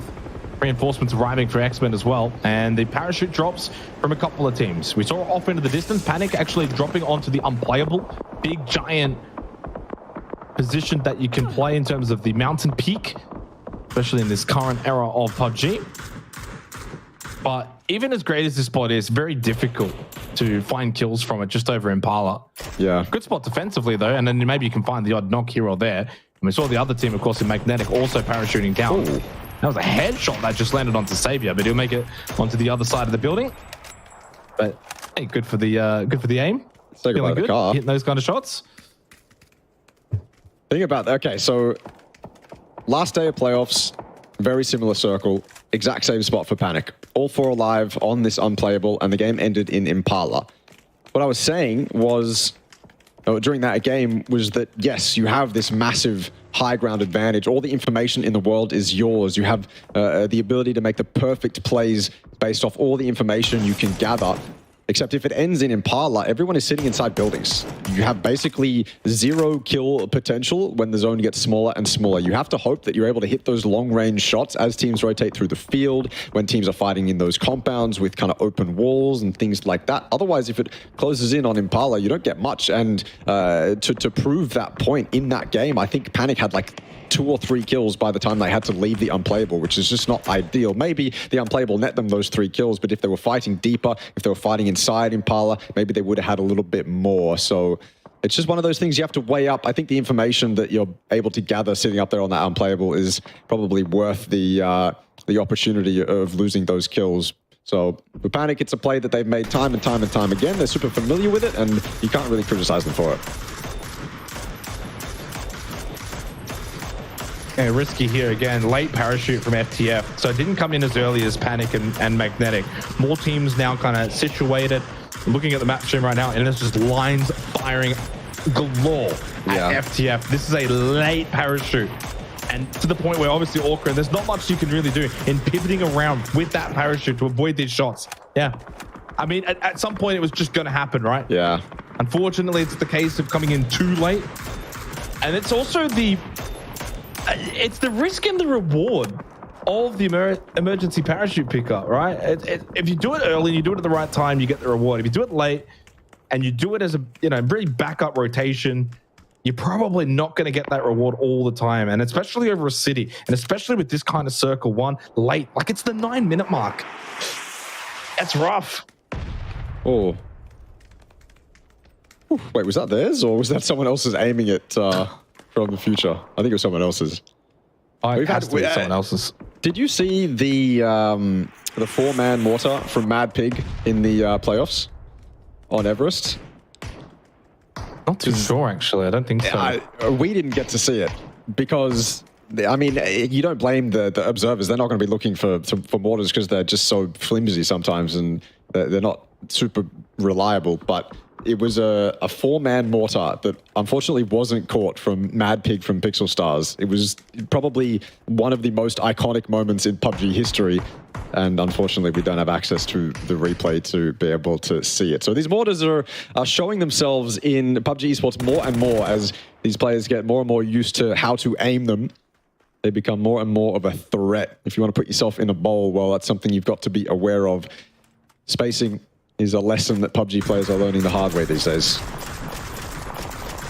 Yeah, more parachuting here. It's light work. Trying to also continue the good work for Panic. 2 kills from them from this unplayable position. Destroy just makes it. Cop the headshot. Although, it might not be safety for Unicorn Cyber. 3 have just been knocked. In fact, only 1 standing at the moment, and that is the very low health Destroy. Just got off a med kit. Back to full health. Man, Hunger is gone.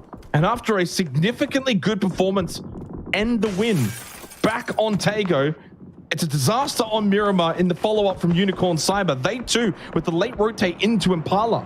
I mean, the lessons are being learnt right now for these teams. Rotating in late, wanting to try and get good position. Instead of trying to just come in from the edge, they are getting punished for just trying to shortcut in front of the line. but Knight can't win the battle at the ramp. Leo strong with the headshot. Trade does come though from a third-party player and long high of Reluctant Squad. Roy Esports down to 2. It's a classic Miramar bloodbath to begin, and phase 2 has shifted to the mainland. Impala still very much a heavy factor of a POI for this game.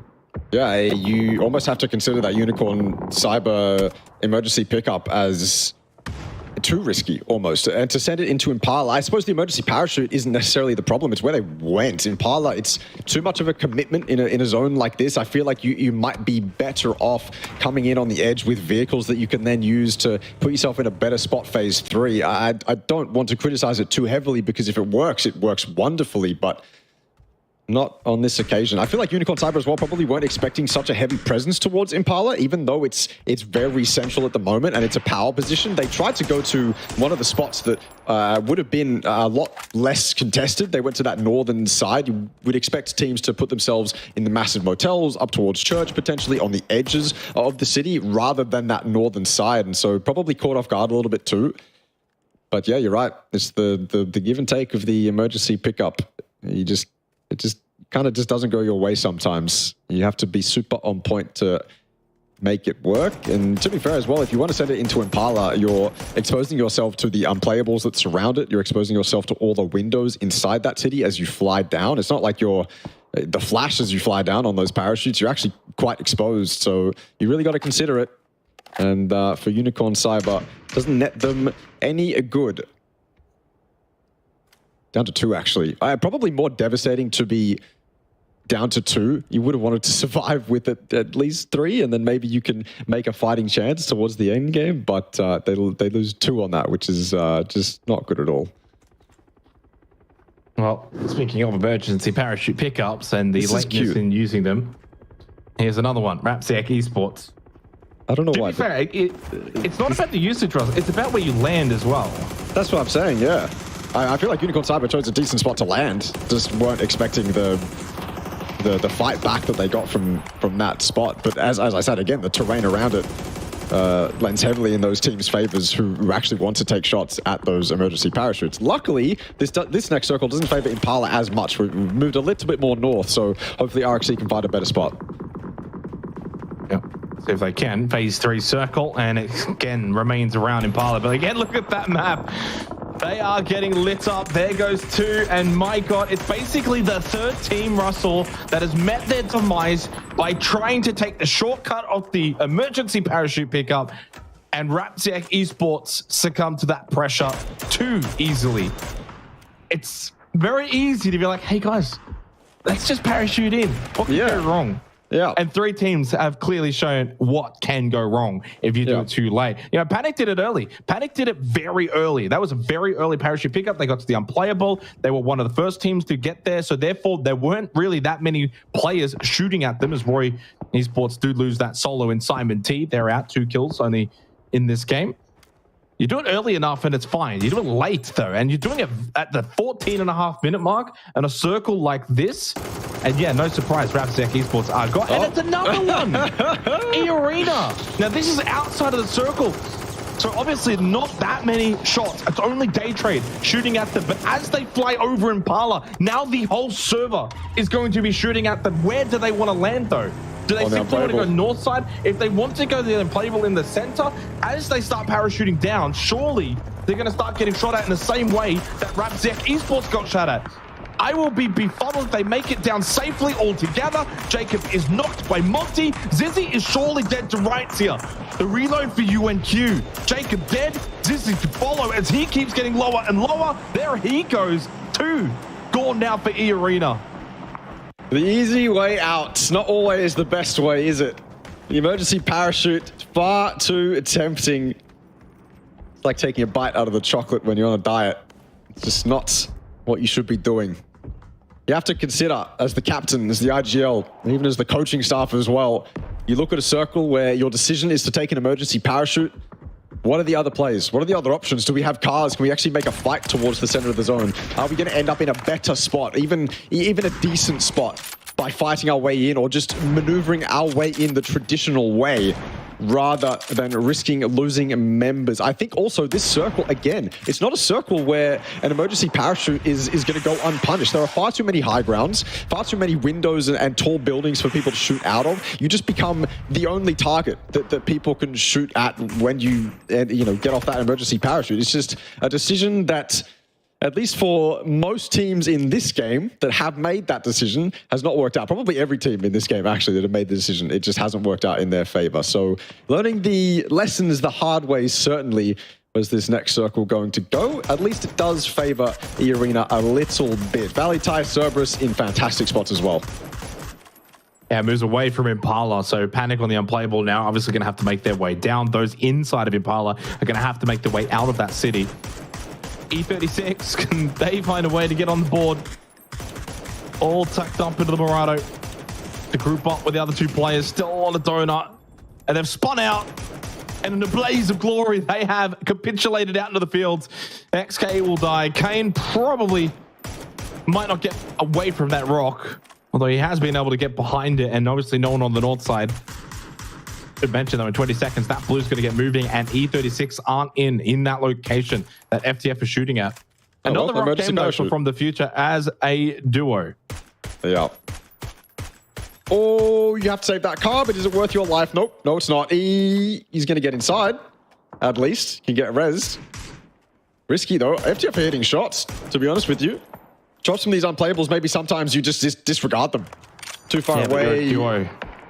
Yeah, I mean, sometimes, like, as if you're E36, sometimes you just disregard those shots as ever being a threat. You can confidently move that car, move it to a safe spot, but FTF hitting shots. Maybe E36 should just take an emergency parachute, you know? Went on a lovely tangent about how good FTF have been and how I expect them to maybe make PGS 3 and 4, and then they just have not really done well since then. They've picked up 2 points. I feel like I've cursed them completely. I feel awful. They'll get enough that they'll be able to bounce back. And another pickup. Magnet on the move. Probably less teams, though, at the center point of this circle. I mean, right now it's 𝐿𝐿𝐒, and they're inside of that compound and may not be, well, as aggressive out into the fields right now for Magnet. So if you've got to do it, and there's less teams in the vicinity, obviously it's far more safer. Teams can still shoot from quite a distance away, and that's exactly what's happening here. Whoa. What just happened there? Is there a nuke? Thanos snap. Nuke. Thanos has snapped Magnet. Flocky goes down to 𝐏𝐵. They make it to the roof, though. So a little bit better when it comes to this pickup from Magnet, teaching everyone else how to use it. But what the hell is that? Dude, that's why the first time it was night vision. This time it's Thanos appearing in the sky. Yeah. I respect that emergency parachute from Magnetic. I just hate the spot they've ended up in. Day trade gone, by the way. Continue to be quite mediocre after their initial win. Bottom 5. Yeah.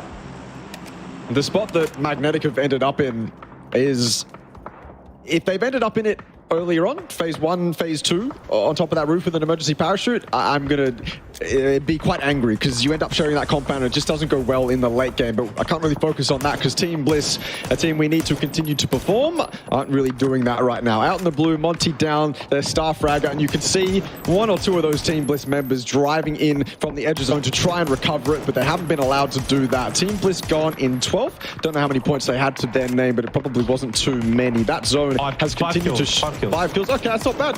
That's not bad for Team Bliss. Decent game, but they would have wanted more for Armory, though. This is where they can really start to shine. Yeah, and that 5 kills is typically like a bad Bliss game. So that's actually probably more to the norm for them. To go out, 5 kills, got something. They know they're better than that, but hey, at least they scrape some points together, get that leaderboard ticking over, gets them to 17 points now going into the final game of the night. So a little bit better for them, but they certainly wouldn't be happy with going out this early. Good circle, though. Again, pop for 𝐿𝐿𝐒. They're in a good position. Obviously, onto the roof for Magnetic. 777 is, well, dead. Blows up. Tigger, the benefactor. 𝐴𝐴RENA have been a duo for a little while, but they've got themselves 4 kills. Just scraping the points together. And it's what the best teams are going to be capable of doing, Ross, on a regular basis throughout this tournament. You're not going to have a super clean game every single match, but even in the matches where things don't quite go well, you've still got to be able to get 4 to 5 points somehow, some way. And 𝐴𝐴RENA has been able to manage that. Panic on the move, 3 kills from that unplayable outside Impala. But now what can you achieve? Coming in quite late, 𝐵𝐵 knocked by 𝐿𝐿𝑟𝑖𝑐 straight into 𝐴𝐴RENA. From one unplayable to another. This time though, Panic on the wrong side, on the low side, and they're getting torn to shreds as the frag grenades will start to go into their location. Dunwin throwing one up though, just to keep 𝐴𝐴RENA honest, as 𝐿𝐿𝑟𝑖𝑐 though will get the kill onto 𝐵𝐵. Suspect has been downed. Another frag from 𝐿𝐿𝑟𝑖𝑐 from the top of this unplayable. And Dunwin Tigger has got to be so careful. 𝐿𝐿𝑟𝑖𝑐's the last one up for 𝐴𝐴RENA as Tigger's had a stumble. Did he fall off? No way. Too desperate for those panic kills. So are the Expendables, to be fair with you. They started running over to try and steal as many as they could onto Panic. Finally, they're the ones that actually clean them up. The P90 always comes into play when we see it. And yeah, just down to 𝐿𝐿𝑟𝑖𝑐's. A little bit of a fumble from Tigger. I don't know how. I mean, he's on the side that the Panic are on, so I assume it's exactly what I said before. 𝐿𝐿𝑟𝑖𝑐 continues to do exactly what he should, though. 7 kills, yeah. You mentioned the consistency, the ability to get that points per game as high as it possibly can be. And from this spot, it's almost impossible not to get a couple points here and there. Delwyn in the complete open as well. 𝐿𝐿𝑟𝑖𝑐 continues to farm. That's the best way to describe what he's able to do right now. 9 kills. Yeah, he could drop off. He can drop off as well with the parachute he's got in the back. Whether or not he'll survive is a completely different question. He's got to pick his timing absolutely perfectly. This guy continues to just do everything for 𝐴𝐴RENA right now. Yeah, I should mention, by the way, 836 have finally gotten some points as well because of the kills and placement points. But 𝐿𝐿𝑟𝑖𝑐 might just put a stop to the little run that they've been able to manage, just barely outside of the circle. Now vehicles taken. Sylvia able to get away for 836. Danoa spray from the roof for Magnetic. They might not have many kills, but they've got good position. Although position that's no longer good with that phase 6 circle shift away from this compound. Up north towards Armory Gaming. A reprieve for a team that hasn't been at their best tonight. They get a massive circle shift here for circle 6. Armory Gaming, off the back of this, now are absolutely in the driver's seat. It's open terrain, sure, but it's open terrain for everyone, Russell. And Armory Gaming are the only team inside of the circle. Cerberus have made their way in on the western side, playing through the fields. Magnetic haven't really been able to stop them because they're more concerned about the teams around their direct location. This could end up being a battle of the century between Armory and Cerberus, two incredibly frag-heavy teams with insane individuals going at it. Not going to get that just yet. We've got to wait for this to run its course. And this is why I said I get frustrated every time I see this. I'm not saying that there are other options for Magnetic. It's good for survival. It gets you up to those placement points. You've got high ground. You're on the roof. I mean, that's good in and of itself. But you end up with this really weird stalemate with the team that's below you. valitai now have to 100% consider that when they leave, they have to deal with Magnetic as they jump off the roof. And it just creates chaos for the team below Magnetic. But RS, Reluctant Squad, moving in incredibly exposed. Maybe a wider line would have done Long High some favors there, but he drives right next to the compound, loses his life for it, and this is where Magnetic can farm before they have to jump off this roof. Lucky, knocked by 𝐿𝐿𝑟𝑖𝑐. Danoa prone for now. Plenty of medical supplies still available for Magnetic. They've been here a while. Lucky should be able to get revived. Smoke's available if required, but you really need to save onto them for as long as possible, considering the open terrain at play moving forward. Once you have to get away from this compound, can't be using those for free. valitai haven't really been able to push it out of this building. Obviously had a very significant start to this tournament back on 𝐿𝐼𝐾𝐿, 29 points, 6th at the moment. Still very close to that sort of top 4 echelon. Revive has been successful for Flucky. Shanks, a moment where he was just available to get shot at by 𝐏𝐿𝐼𝐾𝐿, and he did land a tag or two, but couldn't find the knock. Plenty of teams around this building of Magnetic. Danoa just checking the backside though, and no one there. Makes the drop. Shortest parachute you'll ever see. But inside of the building, of course, is valitai, and obviously Magnetic are aware of this. Now they have to clear it out. I don't know if they're going to be able to manage. I don't think so. I think the angles are far too harsh for Magnetic to be able to manage this. I feel like they should push around the outside. Flucky down already. valitai with a fantastic angle. Just going around the outside, stop valitai from actually exiting the building that they're locking down, but they've lost a member in Flucky now, a very pivotal member, mind you. And I suppose if they do go around to the northern side, they have to rely on flimsy pieces of cover like the wall to stop the people on the north from actually shooting them. 𝐸36 finally down and out. They've got this foldable shield to stop themselves from getting shot at by the north. But if you have to do something like this, obviously you're in dire straits. But I like that they haven't given up anymore by pushing inside. Pushing inside was a death sentence confirmed by the loss of Flucky. These walls, you can see the angles aren't very forgiving. Armory, if they got a little bit better of an angle, if 𝐏𝐿𝐒 moved to his right, maybe Magnetic would be dead to rights, but so far they're surviving. Valley Tide doing the same. I'm telling you, man, it's a weird stalemate. You just end up in this spot where both of you are on the exact same side of the building. It's mutually assured destruction, and it's all off the back of Magnetic jumping on top of your roof. 26 minutes elapsed. Oh, at the fence, says 𝐏𝐿𝐒. Gets them just a little off guard. Good little double swing as well. Down to Latte. He's great in these kind of moments. Could only get the one. And eventually the frag grenade from 𝐿𝐿𝐒 finishes them off. It's kind of that mutual destruction that you were talking about, Russell. Both teams go out simultaneously. Valentine were able to get into the top 4 and a couple of kills confirmed as well for Latte. Good enough. It's something. Reluctant squad with 7 kills. And now with 6, 7, 8, 9 as the lurking solo at the end of this game for their team. Armory Gaming and Cerberus, though, are the main titans left remaining in this particular game. For Armory Gaming, though, they need to capitalize. They desperately need the points far more than Cerberus. Yeah, Cerberus GPT, they don't have to worry about necessarily winning the game. Yeah, you're right, as much as Armory do. Armory also with something to prove. Seemed like the up-and-coming Thai team that the world stage has yet to be introduced to. Good opportunity as well. 6, 7, 8, 9 kind of occupied by Armory as well. He can't really move, I suppose. 𝐿𝐿𝐒 was dealing with him, but he's changed the angle. Quickly dealt with by the blue. A little bit of damage from Armory and done very quickly. Nice knock from HiMash, though. The 𝐴𝐿𝐒 sounds off, and all of a sudden it's getting a little bit dodgy for Armory Gaming. Not necessarily putting themselves in the right positions to be able to capitalize on Cerberus once the rest of the teams were gone out of the server. This might actually end up just being a nice quick win from Cerberus 𝐼𝐻, the only one alive outside the blue. He's fighting back with that Dragunov, but how much more can he do? It's over. Cerberus, was that even a fight between Armory Gaming and Cerberus? That was just Cerberus wiping the floor with them. Yeah, it certainly did. Big win for Cerberus, and one that they would have been searching for, considering a bit of a slow start to this tournament for a team that is typically feared and renowned within the APAC region. Hence why they are a GPT team. After all, of course, for Armory Gaming, well, question marks a little bit towards the end.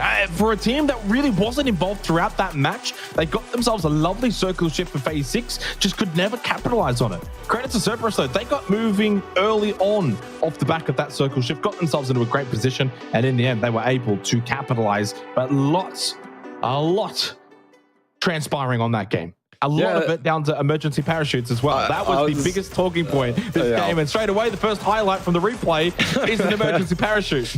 I really do hope that emergency pickups end up becoming too risky. They end up becoming too counterable. They end up becoming something that is only ever used in desperation positions rather than, oh, it's an easy, jog to the center of the circle. I feel like it's just better for the esport as a whole if that's the case, because it's just this, it's far too easy, it's far too easy. So hopefully at some point they're able to be countered a lot more easily. But yeah, certainly this game, the teams will be rethinking them, especially on this circle as well. That's the biggest thing for me, is because I think in other circles the emergency parachute can be used a lot more easily, but on a circle like this, with the amount of unplayables, the amount of high ground, it's just too risky for you and all 4 of your players, mind you, to put yourself in harm's way like that. Yeah, I mean, it's all really down to the whole process of it. Are you using it wisely enough? Is it a necessary requirement to get yourself into a good position? And then also, are you being too greedy? Like, if you're going dead center of the circle halfway through a match, yeah, there's going to be a lot of teams there and a lot of teams that can shoot you from quite a distance away. You are going to be a sitting duck. But if you, say, going towards the edge and then pushing in from there, and it's getting you from, say, your looting position to like a phase 2, phase 1 edge of circle, that's a little bit different. And then also, if it's off the back of a circle shift and that, say, I don't know, let's say the circle shift over to the west and there's not that many teams over there, then you can use it to get yourself there quickly. So there's multiple ways to use it and to use it safely. Unfortunately, this game was a really good example of teams using it one, when they probably didn't need to, and they were just being a bit greedy, but also two, not understanding the terrain and the amount of teams that were already there. On a map like Miramar, you can get to those unplayables, well, of course, now, and you look at what Panic were able to do to a lot of those teams parachuting down, so many teams in Impala, so many teams around that area, it became a death trap, and just, team after team kept trying to get their way towards the center, late into the piece, and got decimated. Yeah, I feel like that's the other thing, right, is the timing of it. You can see teams often use the emergency pickup perfectly timed for that phase 2 pop, maybe even that phase 3 pop, but that seemed like it didn't matter in a zone like this. Also, yes, to your point, everyone was already set up by the time people were taking the emergency pickup, so it was definitely far too late. To me, though, the biggest surprise of that game, other than the emergency parachutes, because to be honest with you, emergency pickups often fail. I feel like they often are far less exciting than they're actually pictured to be. The big surprise for me was how easily 𝐼𝐼 fell. I genuinely don't understand how you can be in that position from so early on, and then when it finally comes time for the circle to favor you, when it finally comes time for the circle to give you all that you want, and then obviously you're going up against Cerberus, how do you not position yourself for that? You've had all this time, not pressured at all. No one has come to your side of the zone at all. So how do you end up in a spot where you're losing the final fight of the game that quickly? Yeah, I mean, to be fair, it is Miramar, so a lot of open terrain, and if you say positioning yourself in a poor spot, then it's very easy to lose your life. That's what's concerning for me, though. The fact that for 𝐼𝐼 Gaming, they finished second, they only got 1 kill. So you've had a match where you've clearly played on the outskirts, got a bit of a lucky circle shift, it came to you, and it's like, oh, great, cool, we got the circle now. But by that point, like, they were never really in a good enough position to be able to collect kills. The only thing they could have really done is win the game and get the kills from winning that game. So they could have ended up, say, with 5 kills in the win, which obviously would have been great. That's 15 points, essentially would have doubled up.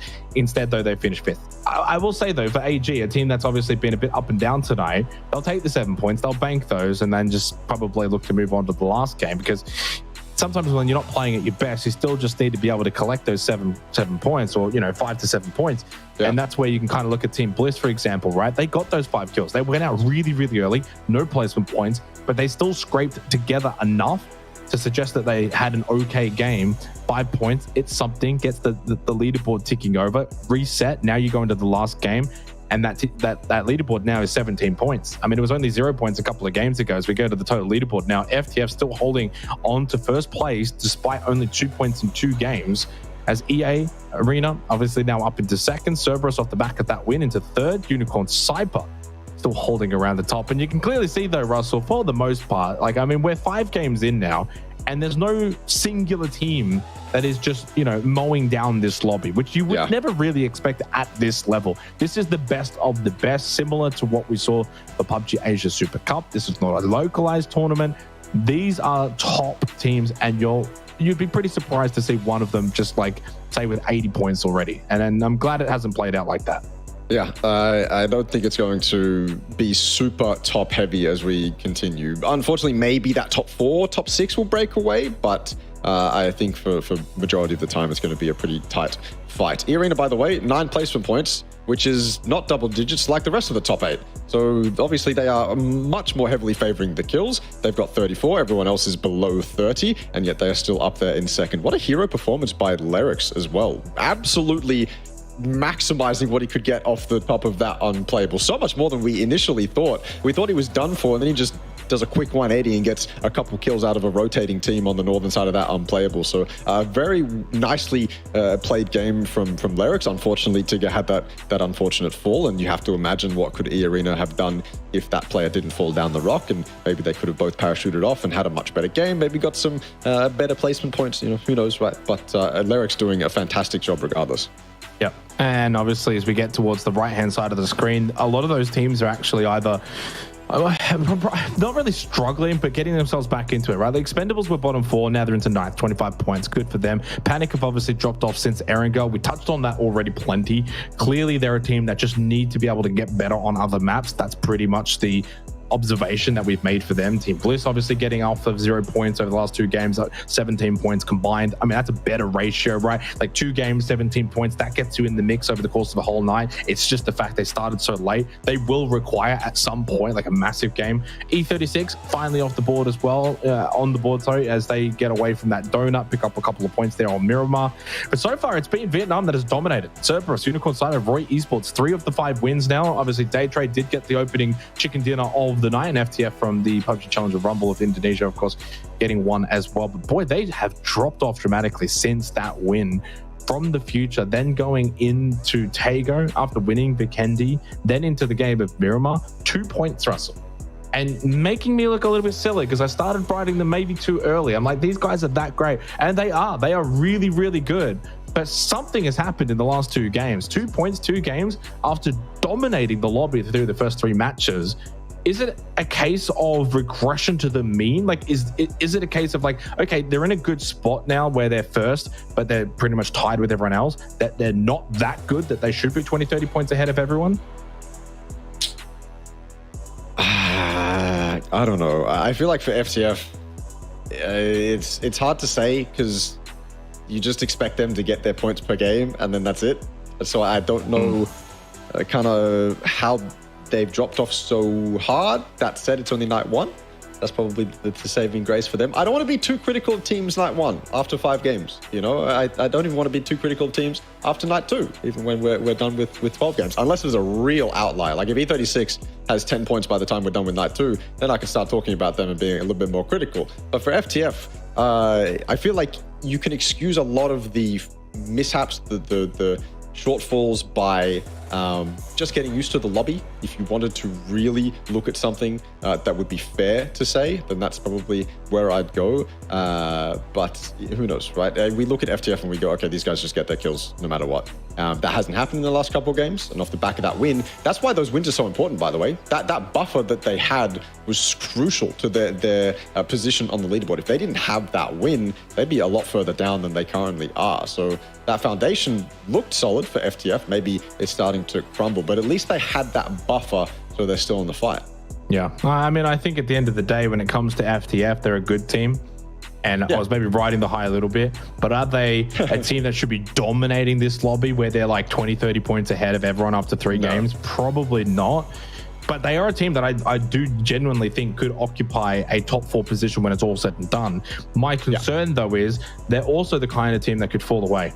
That's the thing. It's on them, though. Like, I think it's very much like destiny in their hands kind of mentality. I don't think this is a case of, say, like 3 to 4 other teams come out of nowhere, or not out of nowhere, or 3 to 4 other teams that are like really, really good, take their spot, and they're like, oh, we were so great, how did we miss out? I think for them, it has to be a case of they have to play poorly to miss out. If they play great and the position they already find themselves in 5 games in, I think FTF can definitely find themselves in that position. But you can clearly see the competition is hot when it comes to these qualifiers. Like, there is only 4 spots, but the 16 teams we have are arguably the best 16 teams in the region. So like, you are fighting with the best of the best, and there is very little space. Unicorn Cyber obviously showing what they're capable of. Poor game there on Miramar, though. Actually, we probably didn't touch on it, but they got nothing.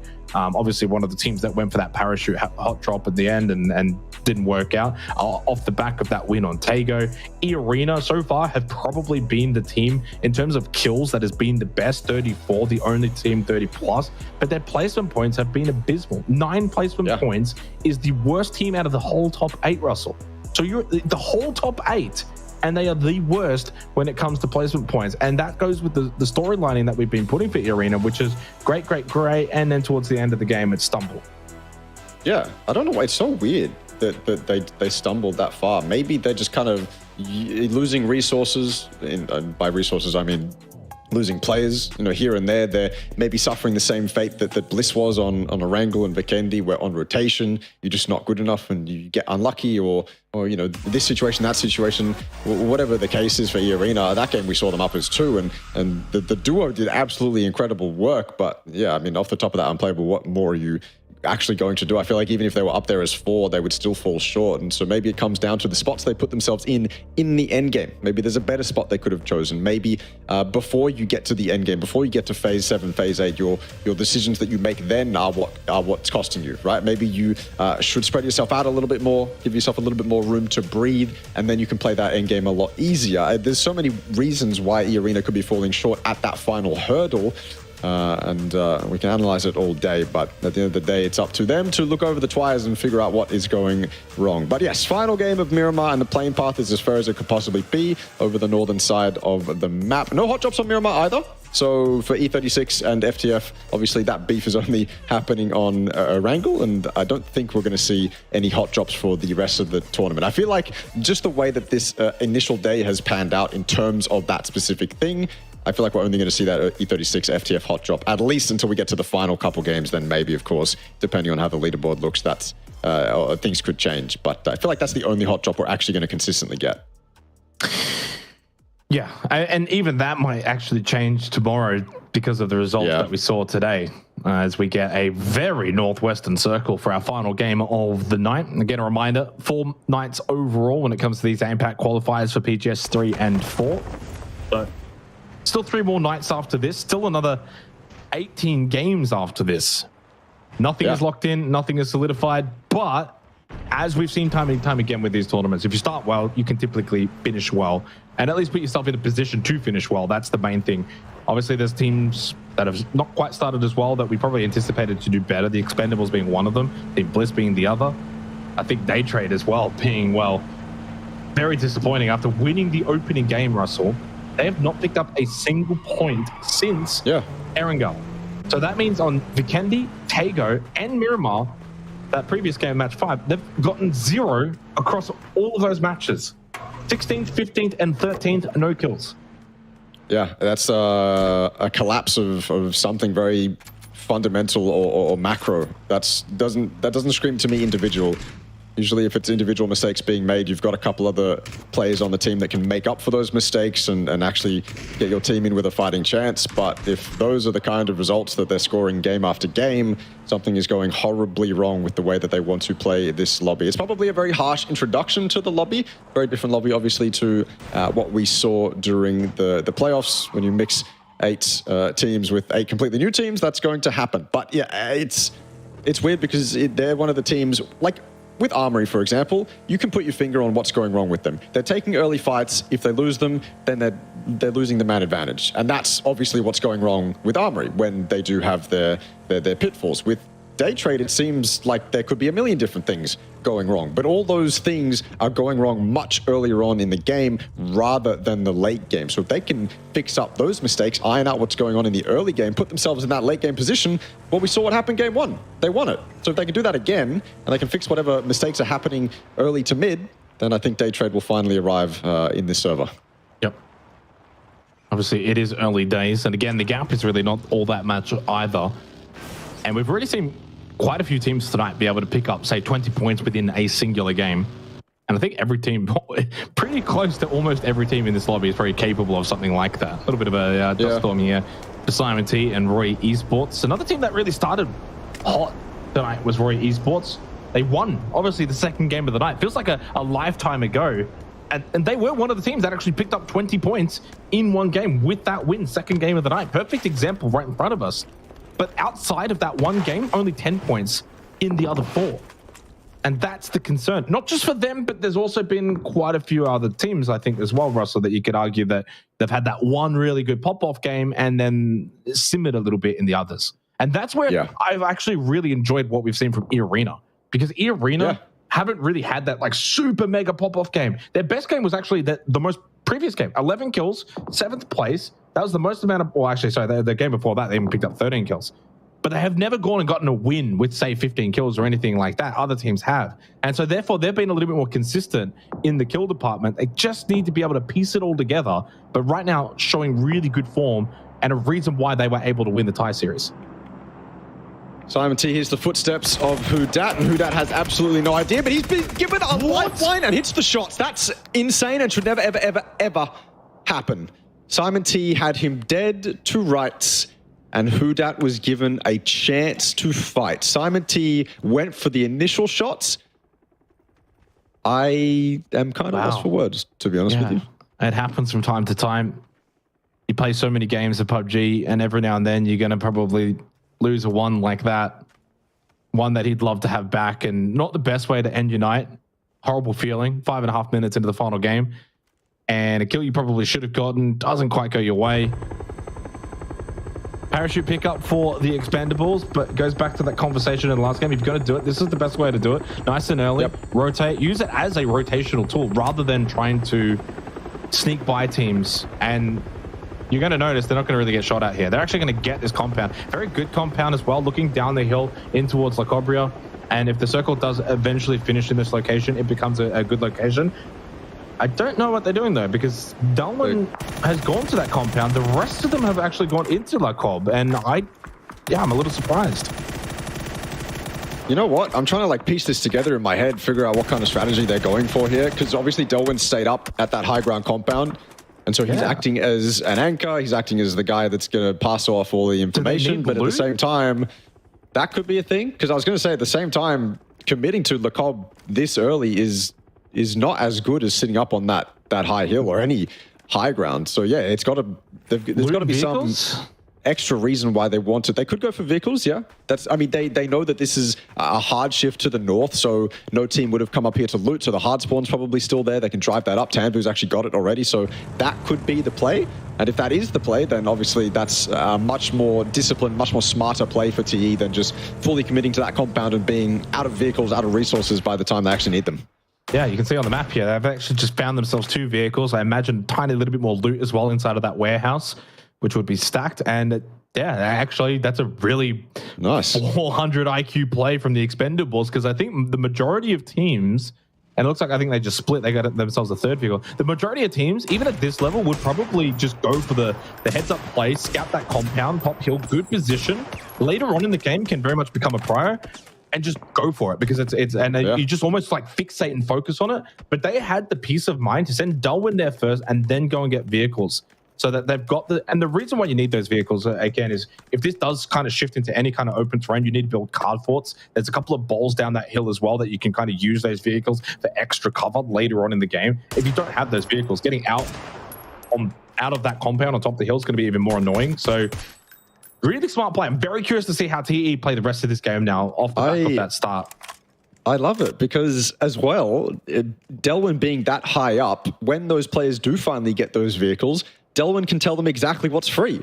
And that's exactly what happens. Tanvu's driven into one of the priority free compounds. So yeah, it's really, really, really heads up. And it shows that the Expendables aren't seeing a free compound, and you know, there's 1 or 2 voices on the team that are kind of in panic mode saying, it's free, let's go grab it. And then everyone just kind of commits to it. No, they're actually playing a really heads up smart game of PUBG. And obviously with Darwin's information, they've been able to take a lot more space than they would have had if they'd all committed to that high ground compound. So yeah, I like that for 𝐸. It shows that yeah, while they're on 25 points, they're not pressured at all. They are still playing a very good standard game of PUBG. It's just, what more can they do from here? It seems like end games, mid games are more of a worry for 𝐸 rather than these early games. And yeah, I think that's just a really nice play that we actually got to see kind of played out, and all the audience got to look at it too. So I'm happy that we got to spectate that.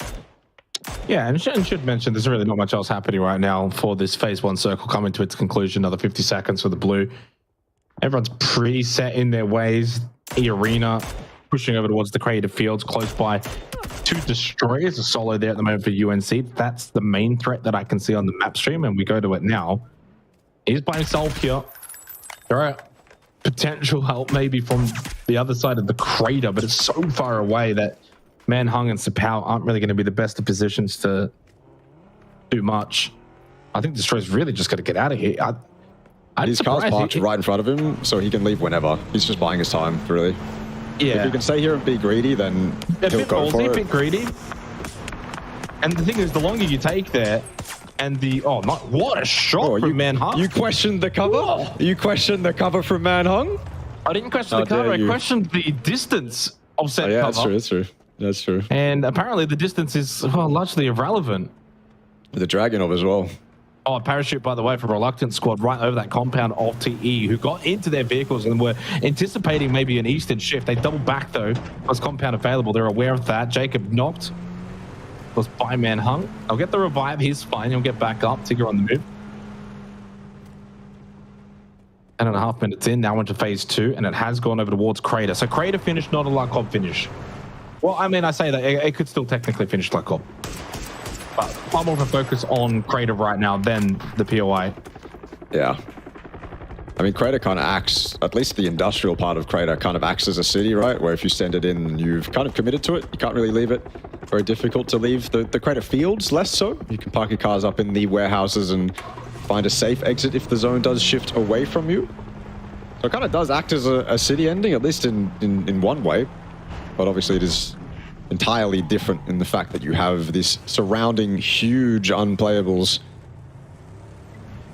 Okay, a little bit of roll there from the Expendables. But they've been solid so far. I hope to see their excellent play early on actually reward them with something. 𝐸 didn't leave anyone in this compound, so the Expendables will be able to take it. Panic on a rotation. Reluctant Squad trying to capitalize. The nades, little bit too terribly timed, but Hwang will make up for it with a nice spray. Dusky down. The rest of Panic have no choice but to leave him.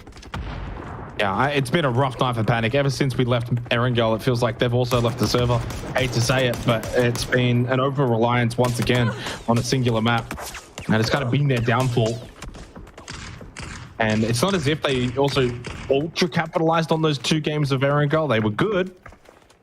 Really not super amazing that apparently they needed to be if they were going to only show up on 𝐸𝐴𝐺𝐻. And hence why they've now dropped down into 10th. And actually in a position that Team Bliss could look to overtake them by the end of this game. Only 6 points separating them now, the 2 Australian teams from PUBG Challenge Rumble. And that's with a high ground position. Looking down in towards concrete buildings. Right, Esports holding on in that location at the moment. It's to the south side of the circle. And Cerberus just happy to navigate themselves on the mountain terrain for now. No real desperation. Actually, quite a lot of teams on this south side of the circle. It's the east and the west, actually, where quite vacated. Oh, shot. It's long high from a long distance. That's a long way. And then he followed it up as well. That is some quick shooting from long high for Reluctant Squad. They'll get their second kill of the game. Valley Thai Esports, that's a disappointing way to lose one of your members, and perhaps 𝐏𝐺𝐻 have been able to make their way into the warehouse, clearly spotted by RS. But yeah, great shooting from long high with the Dragunov. I saw him line that up too. He was entirely confident that he was going to land that. I feel like this is the calm before the storm. Too many teams too close to each other for my liking. It's about to all pop off. Too many teams inside the 𝐏𝐵 as well. You can imagine on this next circle pop happening in just 5 seconds that the 𝐏𝐵 is likely to be out. We'll have a focus on Crater Fields. And that's just what happened, except even worse, Jake. It's gone all the way down south. Lots of unplayables in play. 𝐿𝐶𝐁 is completely out. Reluctant Squad, even on top of the hill next to the crater, is completely out. So they've got to find their way in. It is a disaster for basically everyone on the north. Unicorn Cyber in a fantastic spot. The 2 players on top of that unplayable are going to have a field day with everyone rotating in. Day Trade, finally an opportunity for them. A decent circle that they can actually capitalize on. Cerberus, the same. Not the same for Armory Gaming, though, it seems. Destroyed on rotation. A chance with the drive-by. They've somehow pulled this back. 2 knocks on the side of Armory. Stolen, though. FTF happy off in the distance. Riz gets taken down, but finally Dynasty with those 2 flushes. Armory, somehow they actually survived that. Yeah, I mean, they kind of scraped together a couple of points in the last game as well, despite probably not playing at their best. Can they do so again here? Maybe then look to reset for tomorrow night, where they are still very much in a good position to challenge that top 4. 𝐿𝐶𝐻 doing a bit of a spin out into the open, but eventually goes down. 6, 7, 8, 9, and Hwang combining for Reluctant Squad. As Jun is currently on the floor, long high in a vehicle driving around. A couple of very important points here for RS to close the night. Trick actually stealing one, though. 𝐿𝐶𝐻 does get taken down. Pain at the tree for X-Men. Quiet night from them overall, and they lose to immediately make that 3. Could be 4 soon enough. Tarnished over the Panzerfaust, and that's the end of Zizzy. Again, 𝐸 have been good, but there have been their challenges. Despite being in second, these have been far too common throughout the night, and why they haven't really been able to put together a complete performance. But still, hard to be critical. They're in second at the moment. And if they haven't put together a complete performance yet tonight, well, it shows they've got far more still to achieve tomorrow night and on. 2 down at the moment for the Expendables. We kind of wanted to keep an eye on their game this match. Unfortunately, the circle shift did not really help them out. In fact, the last 2 circle shifts did not really help them out. The good news for them, though, by getting those vehicles, they have been able to, at the very least, rotate away from that 𝐏𝐿 Hill, currently with a bit of a pit stop in 𝐿𝐴𝐼𝐄𝐒. Given a lifeline as well. If 𝐿𝐴𝐼𝐄𝐒, I feel like there's a little bit of pressure from X-Men, but 𝐿𝐴𝐼𝐄𝐒 is kind of disregarding that right now, going for the kills instead. Probably the smart play, to be honest with you. Just min-maxing what he could do. He's got the spot to take the Expendables out, so he may as well try it. But as soon as he runs out of ammo now, it's going to be a quick 180 and then focus on X-Men that his teammates are currently dealing with. That's the thing for 𝐿𝐴𝐼𝐄𝐒 right now. He's going back. Do they care about the X-Men or not? I don't really know, but 𝐿𝐴𝐼𝐄𝐒 seems to not. He wants to get as many kills as he can. It's hit the tree. 𝐾𝐆𝐒 has hit the tree. He's lost his life for it. Surely that spray has to be good, and it is. 𝐿𝐴𝐼𝐄𝐒 will get away with it, but 𝐾𝐆𝐒, that's a driving mistake that sometimes costs you your life. Not maybe expecting 𝐿𝐴𝐼𝐄𝐒 to be here, hoping that he wouldn't be here at least.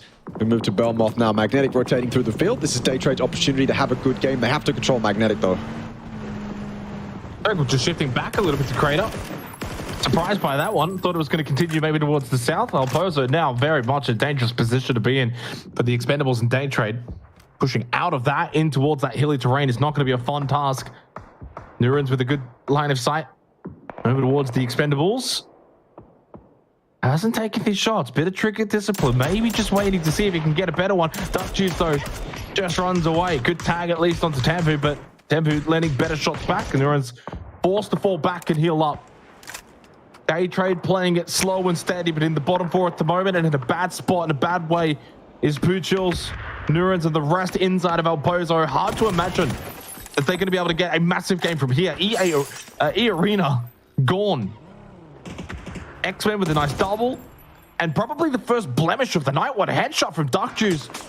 UNQ also then dying on the fallout. 2 kills now for TE. But yeah, 𝐸_ARENA's probably first blemish of the night, Russell. It comes on the final game. Yeah. 𝐿𝐼𝐄𝐒 with a massive focus on the edge, just let X-Men kind of sneak into the compound. The drive-by is actually quite clean from the Expendables. It allows them some time to drive straight past Puchil's. He's going to have a second shot with the Scar to maybe get them as they rotate into the ball, but no shots land on that second spray, so the Expendables get away with it. They're not in the zone, though. Unfortunately enough for them, but this does put Daytrade in a bit of a pickle. They've got to come out of the city, take the fight with the Expendables, and then move into the zone. I don't know how much of that they're going to be able to get done. It doesn't scream super doable to me. 𝐴𝐼𝐄𝐒 knocks himself off the bike, or falling off the unplayable. Either way, it's devastating, and 𝐵𝐿𝐼𝐄𝐒 here with the nades. They have to be on point. He's alone, though. Flashes off in the background to support him. Really, we're just waiting for the backup from Puchis and the teammate that's in the car. With that backup, then maybe they can do something here onto the Expendables. So right now, it's all onto 𝐵𝐿𝐼𝐄𝐒 and Flash's backup. Now knocked. Only 1 frag grenade available for 𝐵𝐿𝐼𝐄𝐒. 𝐴𝐵𝐿's got 1 in hand as well, throwing into the direction of Daytrade. They're all basically half health at the moment. No one falls to that frag though. Smoke thrown out from 𝐴𝐵𝐿. Puchil falls. Sorry, Puchil gets the kill onto 𝐴𝐵𝐿, who falls. Darwin then down to the blue as well. And Daytrade doing a significantly good job of winning this fight against the Expendables. What a great start to the game for TE, but the circle and the game had other ideas, and Daytrade will capitalize. Pushing out of 𝐿𝐴𝐼𝐄𝐒, being the more successful of the 2. As Magnetic trying to get some shots into Cerberus on the rotation. 5 frag grenades available for Flucky. Will he even get a chance to use them though? The answer's no. Tycon just so sharp, and Flucky will go down. Lots of frags on that body. Thunders too cannot get involved. He gets taken down by 𝐿𝐴𝐿. And Armory Gaming can start to push out and find some kills. 4 kills now for AG. 𝐵𝐿𝐼𝐄𝐒 to go down to Samui. Of course, such is the case with Miramar. So many high ground terrain positions that are very much occupied right now towards the end of this game. Phase 5, deep into the last game of the night. 5 kills for Daytrade. They've got themselves into a position, though, where they can play sweep on the edge. Magnetic 0 chance there. I feel like every one of those players was caught out of position. They had Armory in their back. They had Daytrade in the front. Not a chance for them to live. That was one of those moments where you're calling out players and all of a sudden you and your entire team is dead, and those comms mean absolutely nothing. James caught out of position though too. You're right, these high ground spots Kind of a double-edged sword. You go high to get the advantage, and then you get shot in the back by someone a little bit lower ground. This circle is often kind of tipsy-turvy. An advantage can just as quickly turn into a disadvantage. Cerberus go. Not the night we would have wanted for them. You can see Team Bliss on that map as well, fighting for position in the top left of the map. 𝐿36, maybe this is their chance for a good game too. Access to the unplayables, access to the high ground. Panic fall. Team Bliss, they suffered one knock. Maybe now chance for 𝐿36 to move in. FTF moving in here on the east. They've already got kind of position over Armory Gaming. Got them under wraps. No need to kind of overthink the situation. No need for FTF to overheat here. This is another game where they've already racked up 3 kills, certainly in a spot to do more. 𝐿36 definitely don't want to let Team Bliss go here without doing any more damage. They've already taken down 𝐏𝐿. I think that was off the back of help from Panic. More damage now onto Akita too, but that's from Unicorn Cyber, who, again, we kind of forget, they've been up here since basically the start of the game. They have been up on these unplayables, controlling and corralling these teams to go wherever they want them to.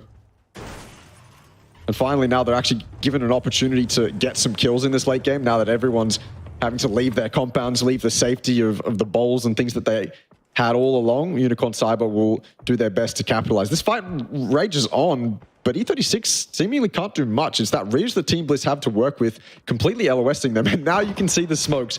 Monty, he needs a lot of help right now from inside in Akita, but Destroy's found an angle. Yeah.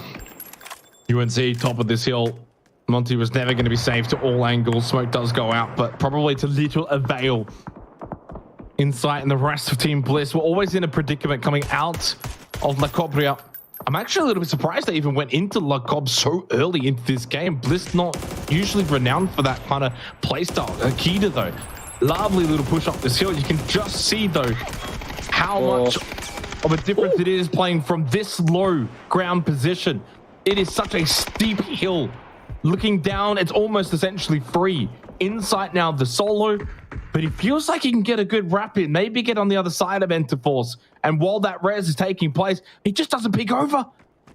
It might just really summarize the night. Never mind, he finally spots him. And then the second, but no, gun was not up, was not ready for Sylphia, who was ready. And Team Bliss will go out in 8th. Following shortly after that, it was Dynasty who got eliminated. So therefore, Armory Gaming will follow in 7th and into the top 6 for the final game of the night that we go. And finally, FTF have been able to find some form after a couple of poor games. They make it towards the end of this one. But Unicorn Cyber looking to really solidify the night for what's been a really strong night from UNC. 5 kills, 4 up, good position. Arguably maybe best position considering where Hudat is currently located. Oh yeah. And honestly, for 𝐿36, this will end up being their best game of the night. That says something, doesn't it? Swallow up close. 𝐿36 inside that little bowl, also inside that smoke, so Simoy knows exactly where he's going to be. Once that smoke dissipates, maybe that 1v1 can actually come to fruition, and I think 𝐿36 might even choose to back down the unplayables, get away from this kind of situation. He knows that Unicorn Cyber are above him as well, so he can completely avoid FTF and just let these two teams fight, but they've spotted him as he tried to sneak away. 𝐿36 is very much a known quantity all the way down there. That Groza will take care of him. Simoy gets it, and FTF hitting their kills per game quota right now. 5 on the trot. Unicorn Cyber, though, we cannot forget them. Kings of the Hills right now. FTF can play below them, but it's not ideal. They can play below and then get those placement points, but that's not really what they want to do. Destroy, he's been the guy on the low ground, and his job right now, obviously, is to take care of 𝐿36. He's done that on 2-1. Pure Boy gets flushed out as well. Assistance, I think, from Sapao off on the north. Blind completely for about 20 seconds there. Waiting for his opportunity to finally pull out the nade and try to take care of Sylvia, but not going to go his way. 2 members up now for 𝐿36. Very separated, mind you. So Destroy can take these 1v1s. He can get those individual fights off and put himself in a great spot to actually take out 𝐿36 all by himself. But you'd surely want a little bit of help from your teammates who have the biggest advantage. I feel like if Destroy goes down right now, it's very uncharacteristic of what we've seen Unicorn Cyber do throughout the rest of the night.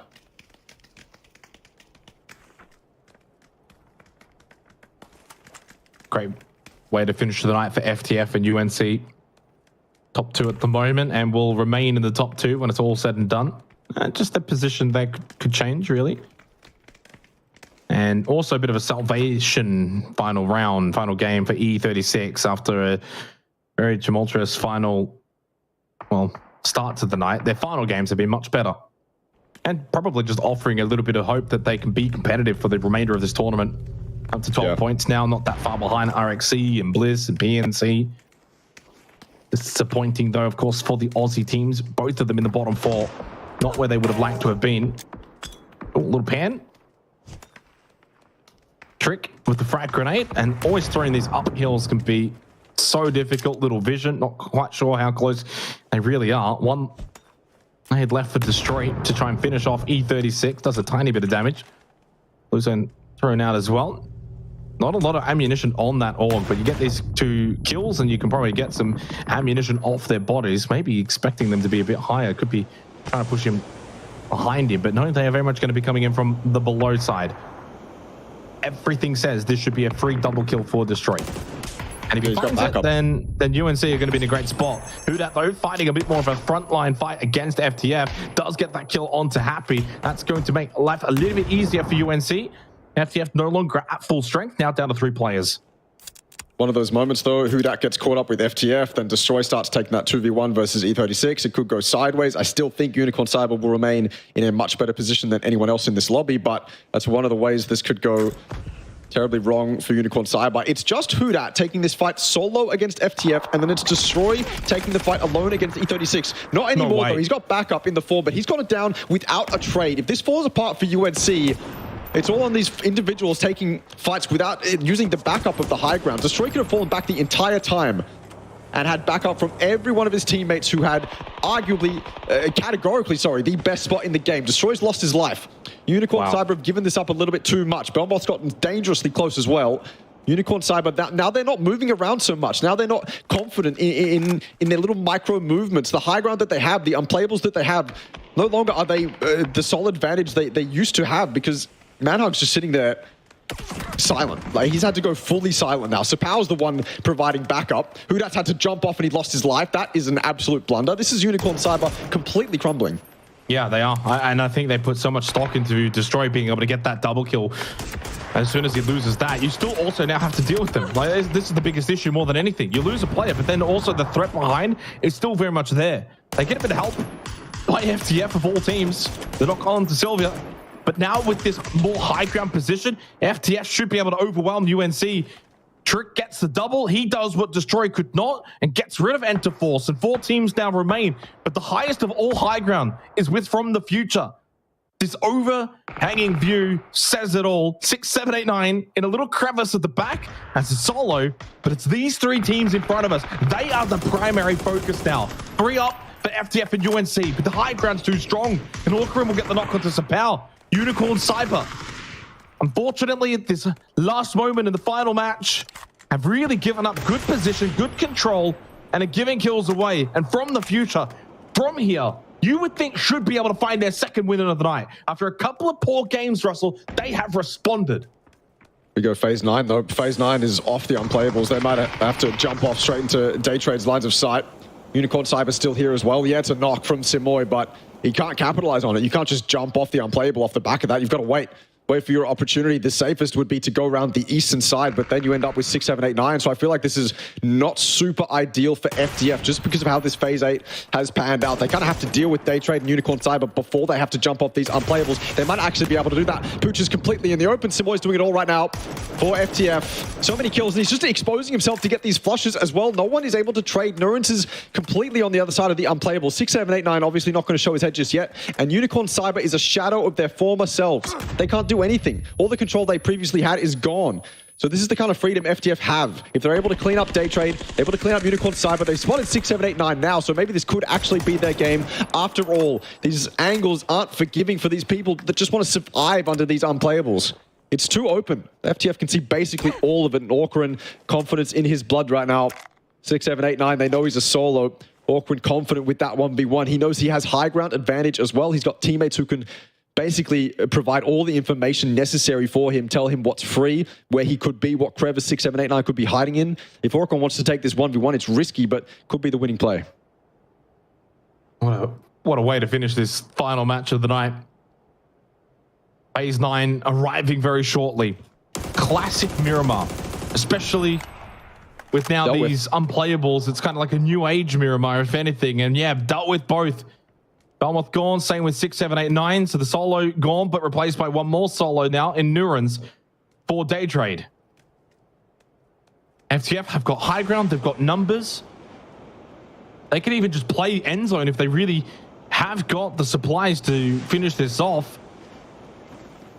Walkerin has dropped. You can see the parachute bottom left. Not sure exactly where he's gone, but it looks like the backside. Very far back. Can clear out below and eventually start sweeping with the help from above from the future. Well and truly the best placed team to win this game. And boy, would it put them in, once again, that commanding position going into tomorrow, Russ. Going into the next 6 games. They are still holding such a strong hold on that top 4. But look how close Hudat is to Nurans. That is insane how close these two are. And eventually, Hudat will get that kill. Solo dealt with. Second place confirmed, at least for Unicorn Cyber. They want more than second, though. And not impossible to think that UNC could still win from here. Any kind of overpeak, misstep, or mistake, and they could still win this game for Unicorn Cyber. Hudat's got no vest. Looks like that high ground's too much, though. Trix got him manhung. I thought he would have a little bit more impact, but absolutely not. Hudat now last one alive, and it's a quick flick up. It is all FTF. The high ground that was once Unicorn Cyber's is claimed by From the Future, and off the back of that, Unicorn Cyber became the peasants, FTF became the kings, and they absolutely dominate that game. They had a 15-kill win before. It's not that good, but it's 14, one shy of the lobby record, I suppose. It is pretty damn good. FTF, you started to doubt them. Maybe so did I, but here they are shutting you up once again. Yeah, I don't know anymore. Did I overhype them? Probably. Did I start to doubt them a little bit? Maybe a slight tither. And did they respond? Yes, indeed they did. I mean, they've been a bit hard to read. They look amazing, then they have 2 shockers, and then they look amazing. Actually, it was 3 shockers. Well, no, sorry, 2. And then they look amazing again. I think really more than anything, though, what's been shown from the Future tonight, for me, the takeaway is that their best is easily good enough for this lobby to get them in the top 4. That's the main thing. That's the main takeaway. Have we seen, say, Arena's best? Probably not. But their consistency says that they've got themselves in a great spot. And if we do see their best, everyone watch out. Unicorn's best, good enough. And so far, that's 3 teams that I've listed. That's already 3 major threats that from night 1, FTF, Arena, and Unicorn Cyber, everyone else is looking to now track down over the next 3 nights. That's the key takeaway. But FTF, the ability to win 2 games tonight, 29 kills within those 2 games, paramount, massive, puts them in such a good position going into tomorrow. It makes it even more exciting knowing that we haven't seen the peaks from some of these other teams. We haven't seen Armory Gaming's peak. I know that because they haven't got a 20-kill win yet.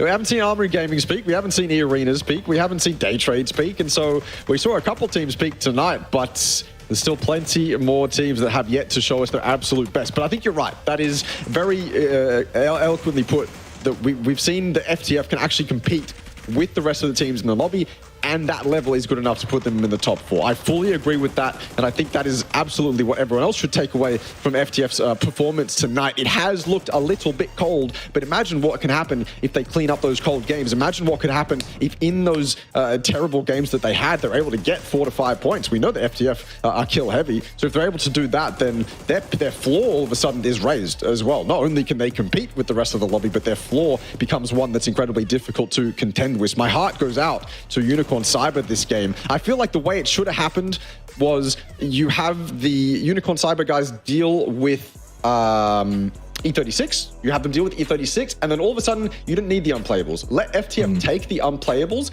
and then as soon as FTF start peeking over, you're peeking over into the entirety of Unicorn Cyber. And then FTF suddenly, they're the ones that crumble, because as they come off the unplayables, Unicorn Cyber is ready for them. But they spread themselves too thin. They were like, okay, you deal with FTF, and then I'll deal with E36, and then there's 2 players in between that don't really have any impact. They aren't really doing much. I don't know what happened there with Unicorn Cyber, but yeah, they definitely should have taken kind of one fight at a time.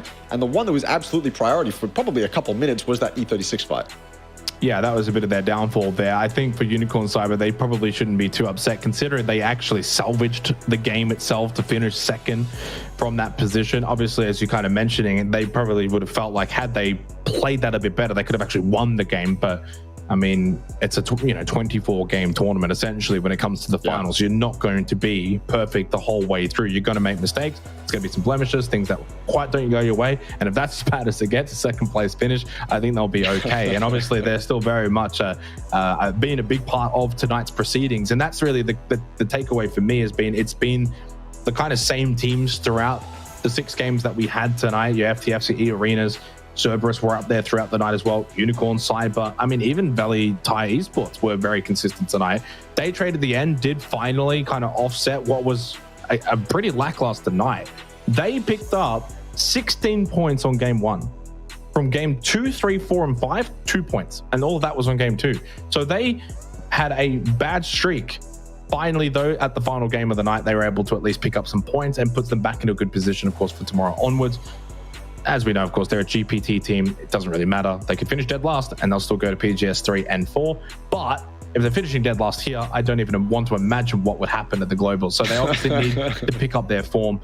There's a lot that can very much be kind of taken away from tonight, though, Russell. I think the biggest thing for me is that we haven't actually got like a super top heavy league at the moment. As we go to the match leaderboard and then following that, the total leaderboard, there's still that logjam, at least by the end of night 1, which is really good to see.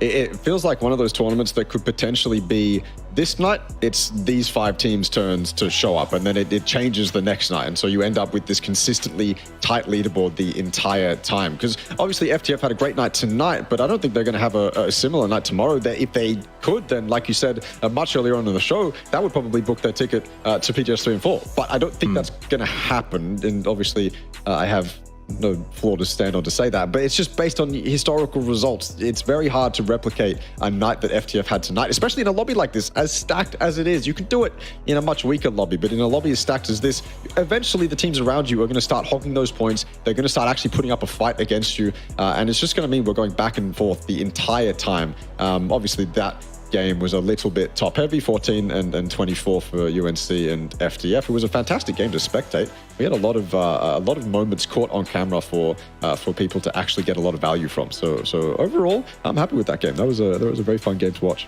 Yeah, I'm happy with the night as a whole. I mean, it was really sensational PUBG to watch. I think we had some really good examples of really the APAC region continuing to push the boundaries for this particular region. You know, kind of been covering this region for quite a long time now, and I think it just gets better and better and better, and to the point where it is very much up there as one of the best in the world. And FTF leading this particular region right now speaks volumes for this team and how good they are, coming over from Indonesia, leading everyone at the moment with 68 total points. But again, it's not like they've ran away with the lobby. Like, it is only night 1 as well, but then you kind of consider the gap to say like a magnetic, it is only something like 30 points when you've still got 18 games to play. FTF have also kind of shown, as great as they've been, they can have these moments where they go into their shells a bit and put up a 0-point game or a 1-point game, for example. So that's kind of been a bit of a takeaway, that maybe if they aren't consistent enough at their best, it could see them drop away. But so far through night 1, we didn't see that enough anyway. Still, the biggest standing out is Arena's placement points. That is insane. 9 placement points, and they're in 3rd. Like, you have to go all the way to the Expendables in 11th for the team that has the next placement points as low as them. So that is quite a takeaway. The road to PGS, though, as it shapes up in terms of our 4 qualification teams, FTF, Unicorn, EA, and Armory Gaming, it is incredibly difficult to dispute that top 3. Armory Gaming have been good tonight, but you can clearly see 5, 6, 7, for example, are basically all tied. But that top 3 set this lobby alight tonight and have really earned those positions. I'm curious to see if they can now hold on to those positions. That's the next step for them. The top 3, I think you can identify the way that they were playing very kind of clearly. So obviously FTF very kill heavy, massive games from them, couple cold games where they didn't really do anything, but the ones that they actually won mattered a lot. For Arena, it was about consistency, not really many placement points, but they were up there with the kills basically every single game, and that puts them in second, which is insane. Sorry, third. And then Unicorn Cyber, I feel like they were just, again, mitigating risk. They were playing very stock standard PUBG as a unit, and when it actually mattered, it seemed like a lot of the time they rose to the occasion, and they rose to the occasion as a team. Unfortunately, that last game, as you said, bit of a blemish for them. I don't think that was a game I'd usually see Unicorn Cyber kind of throw away like that in the fashion that they did. But again, you can identify how well they were playing throughout the entire rest of the night. So those top 3 teams, they're playing well, and they've got an identity that is clearly see. You know, it's good to see. It's good to be able to kind of analyze that. And if you're an audience member as well, you've got a little bit more to base your opinion on too. But yeah, what an excellent night of PUBG. Been great, Russell. It's been a lot of fun. Of course, we return tomorrow night. The top 3 have very much set the tone. Can everyone else start to follow that and look to catch up? Still got 3 nights of action. Still got 18 games of action. Nothing is set in stone. And as we know from the history books of PUBG, you can have a great start and things can still fall away, or you can have a bad start and you can make a dramatic comeback. So there's still a lot of action to play. We will return tomorrow night, of course, same time, same place. Hopefully, we'll see you there.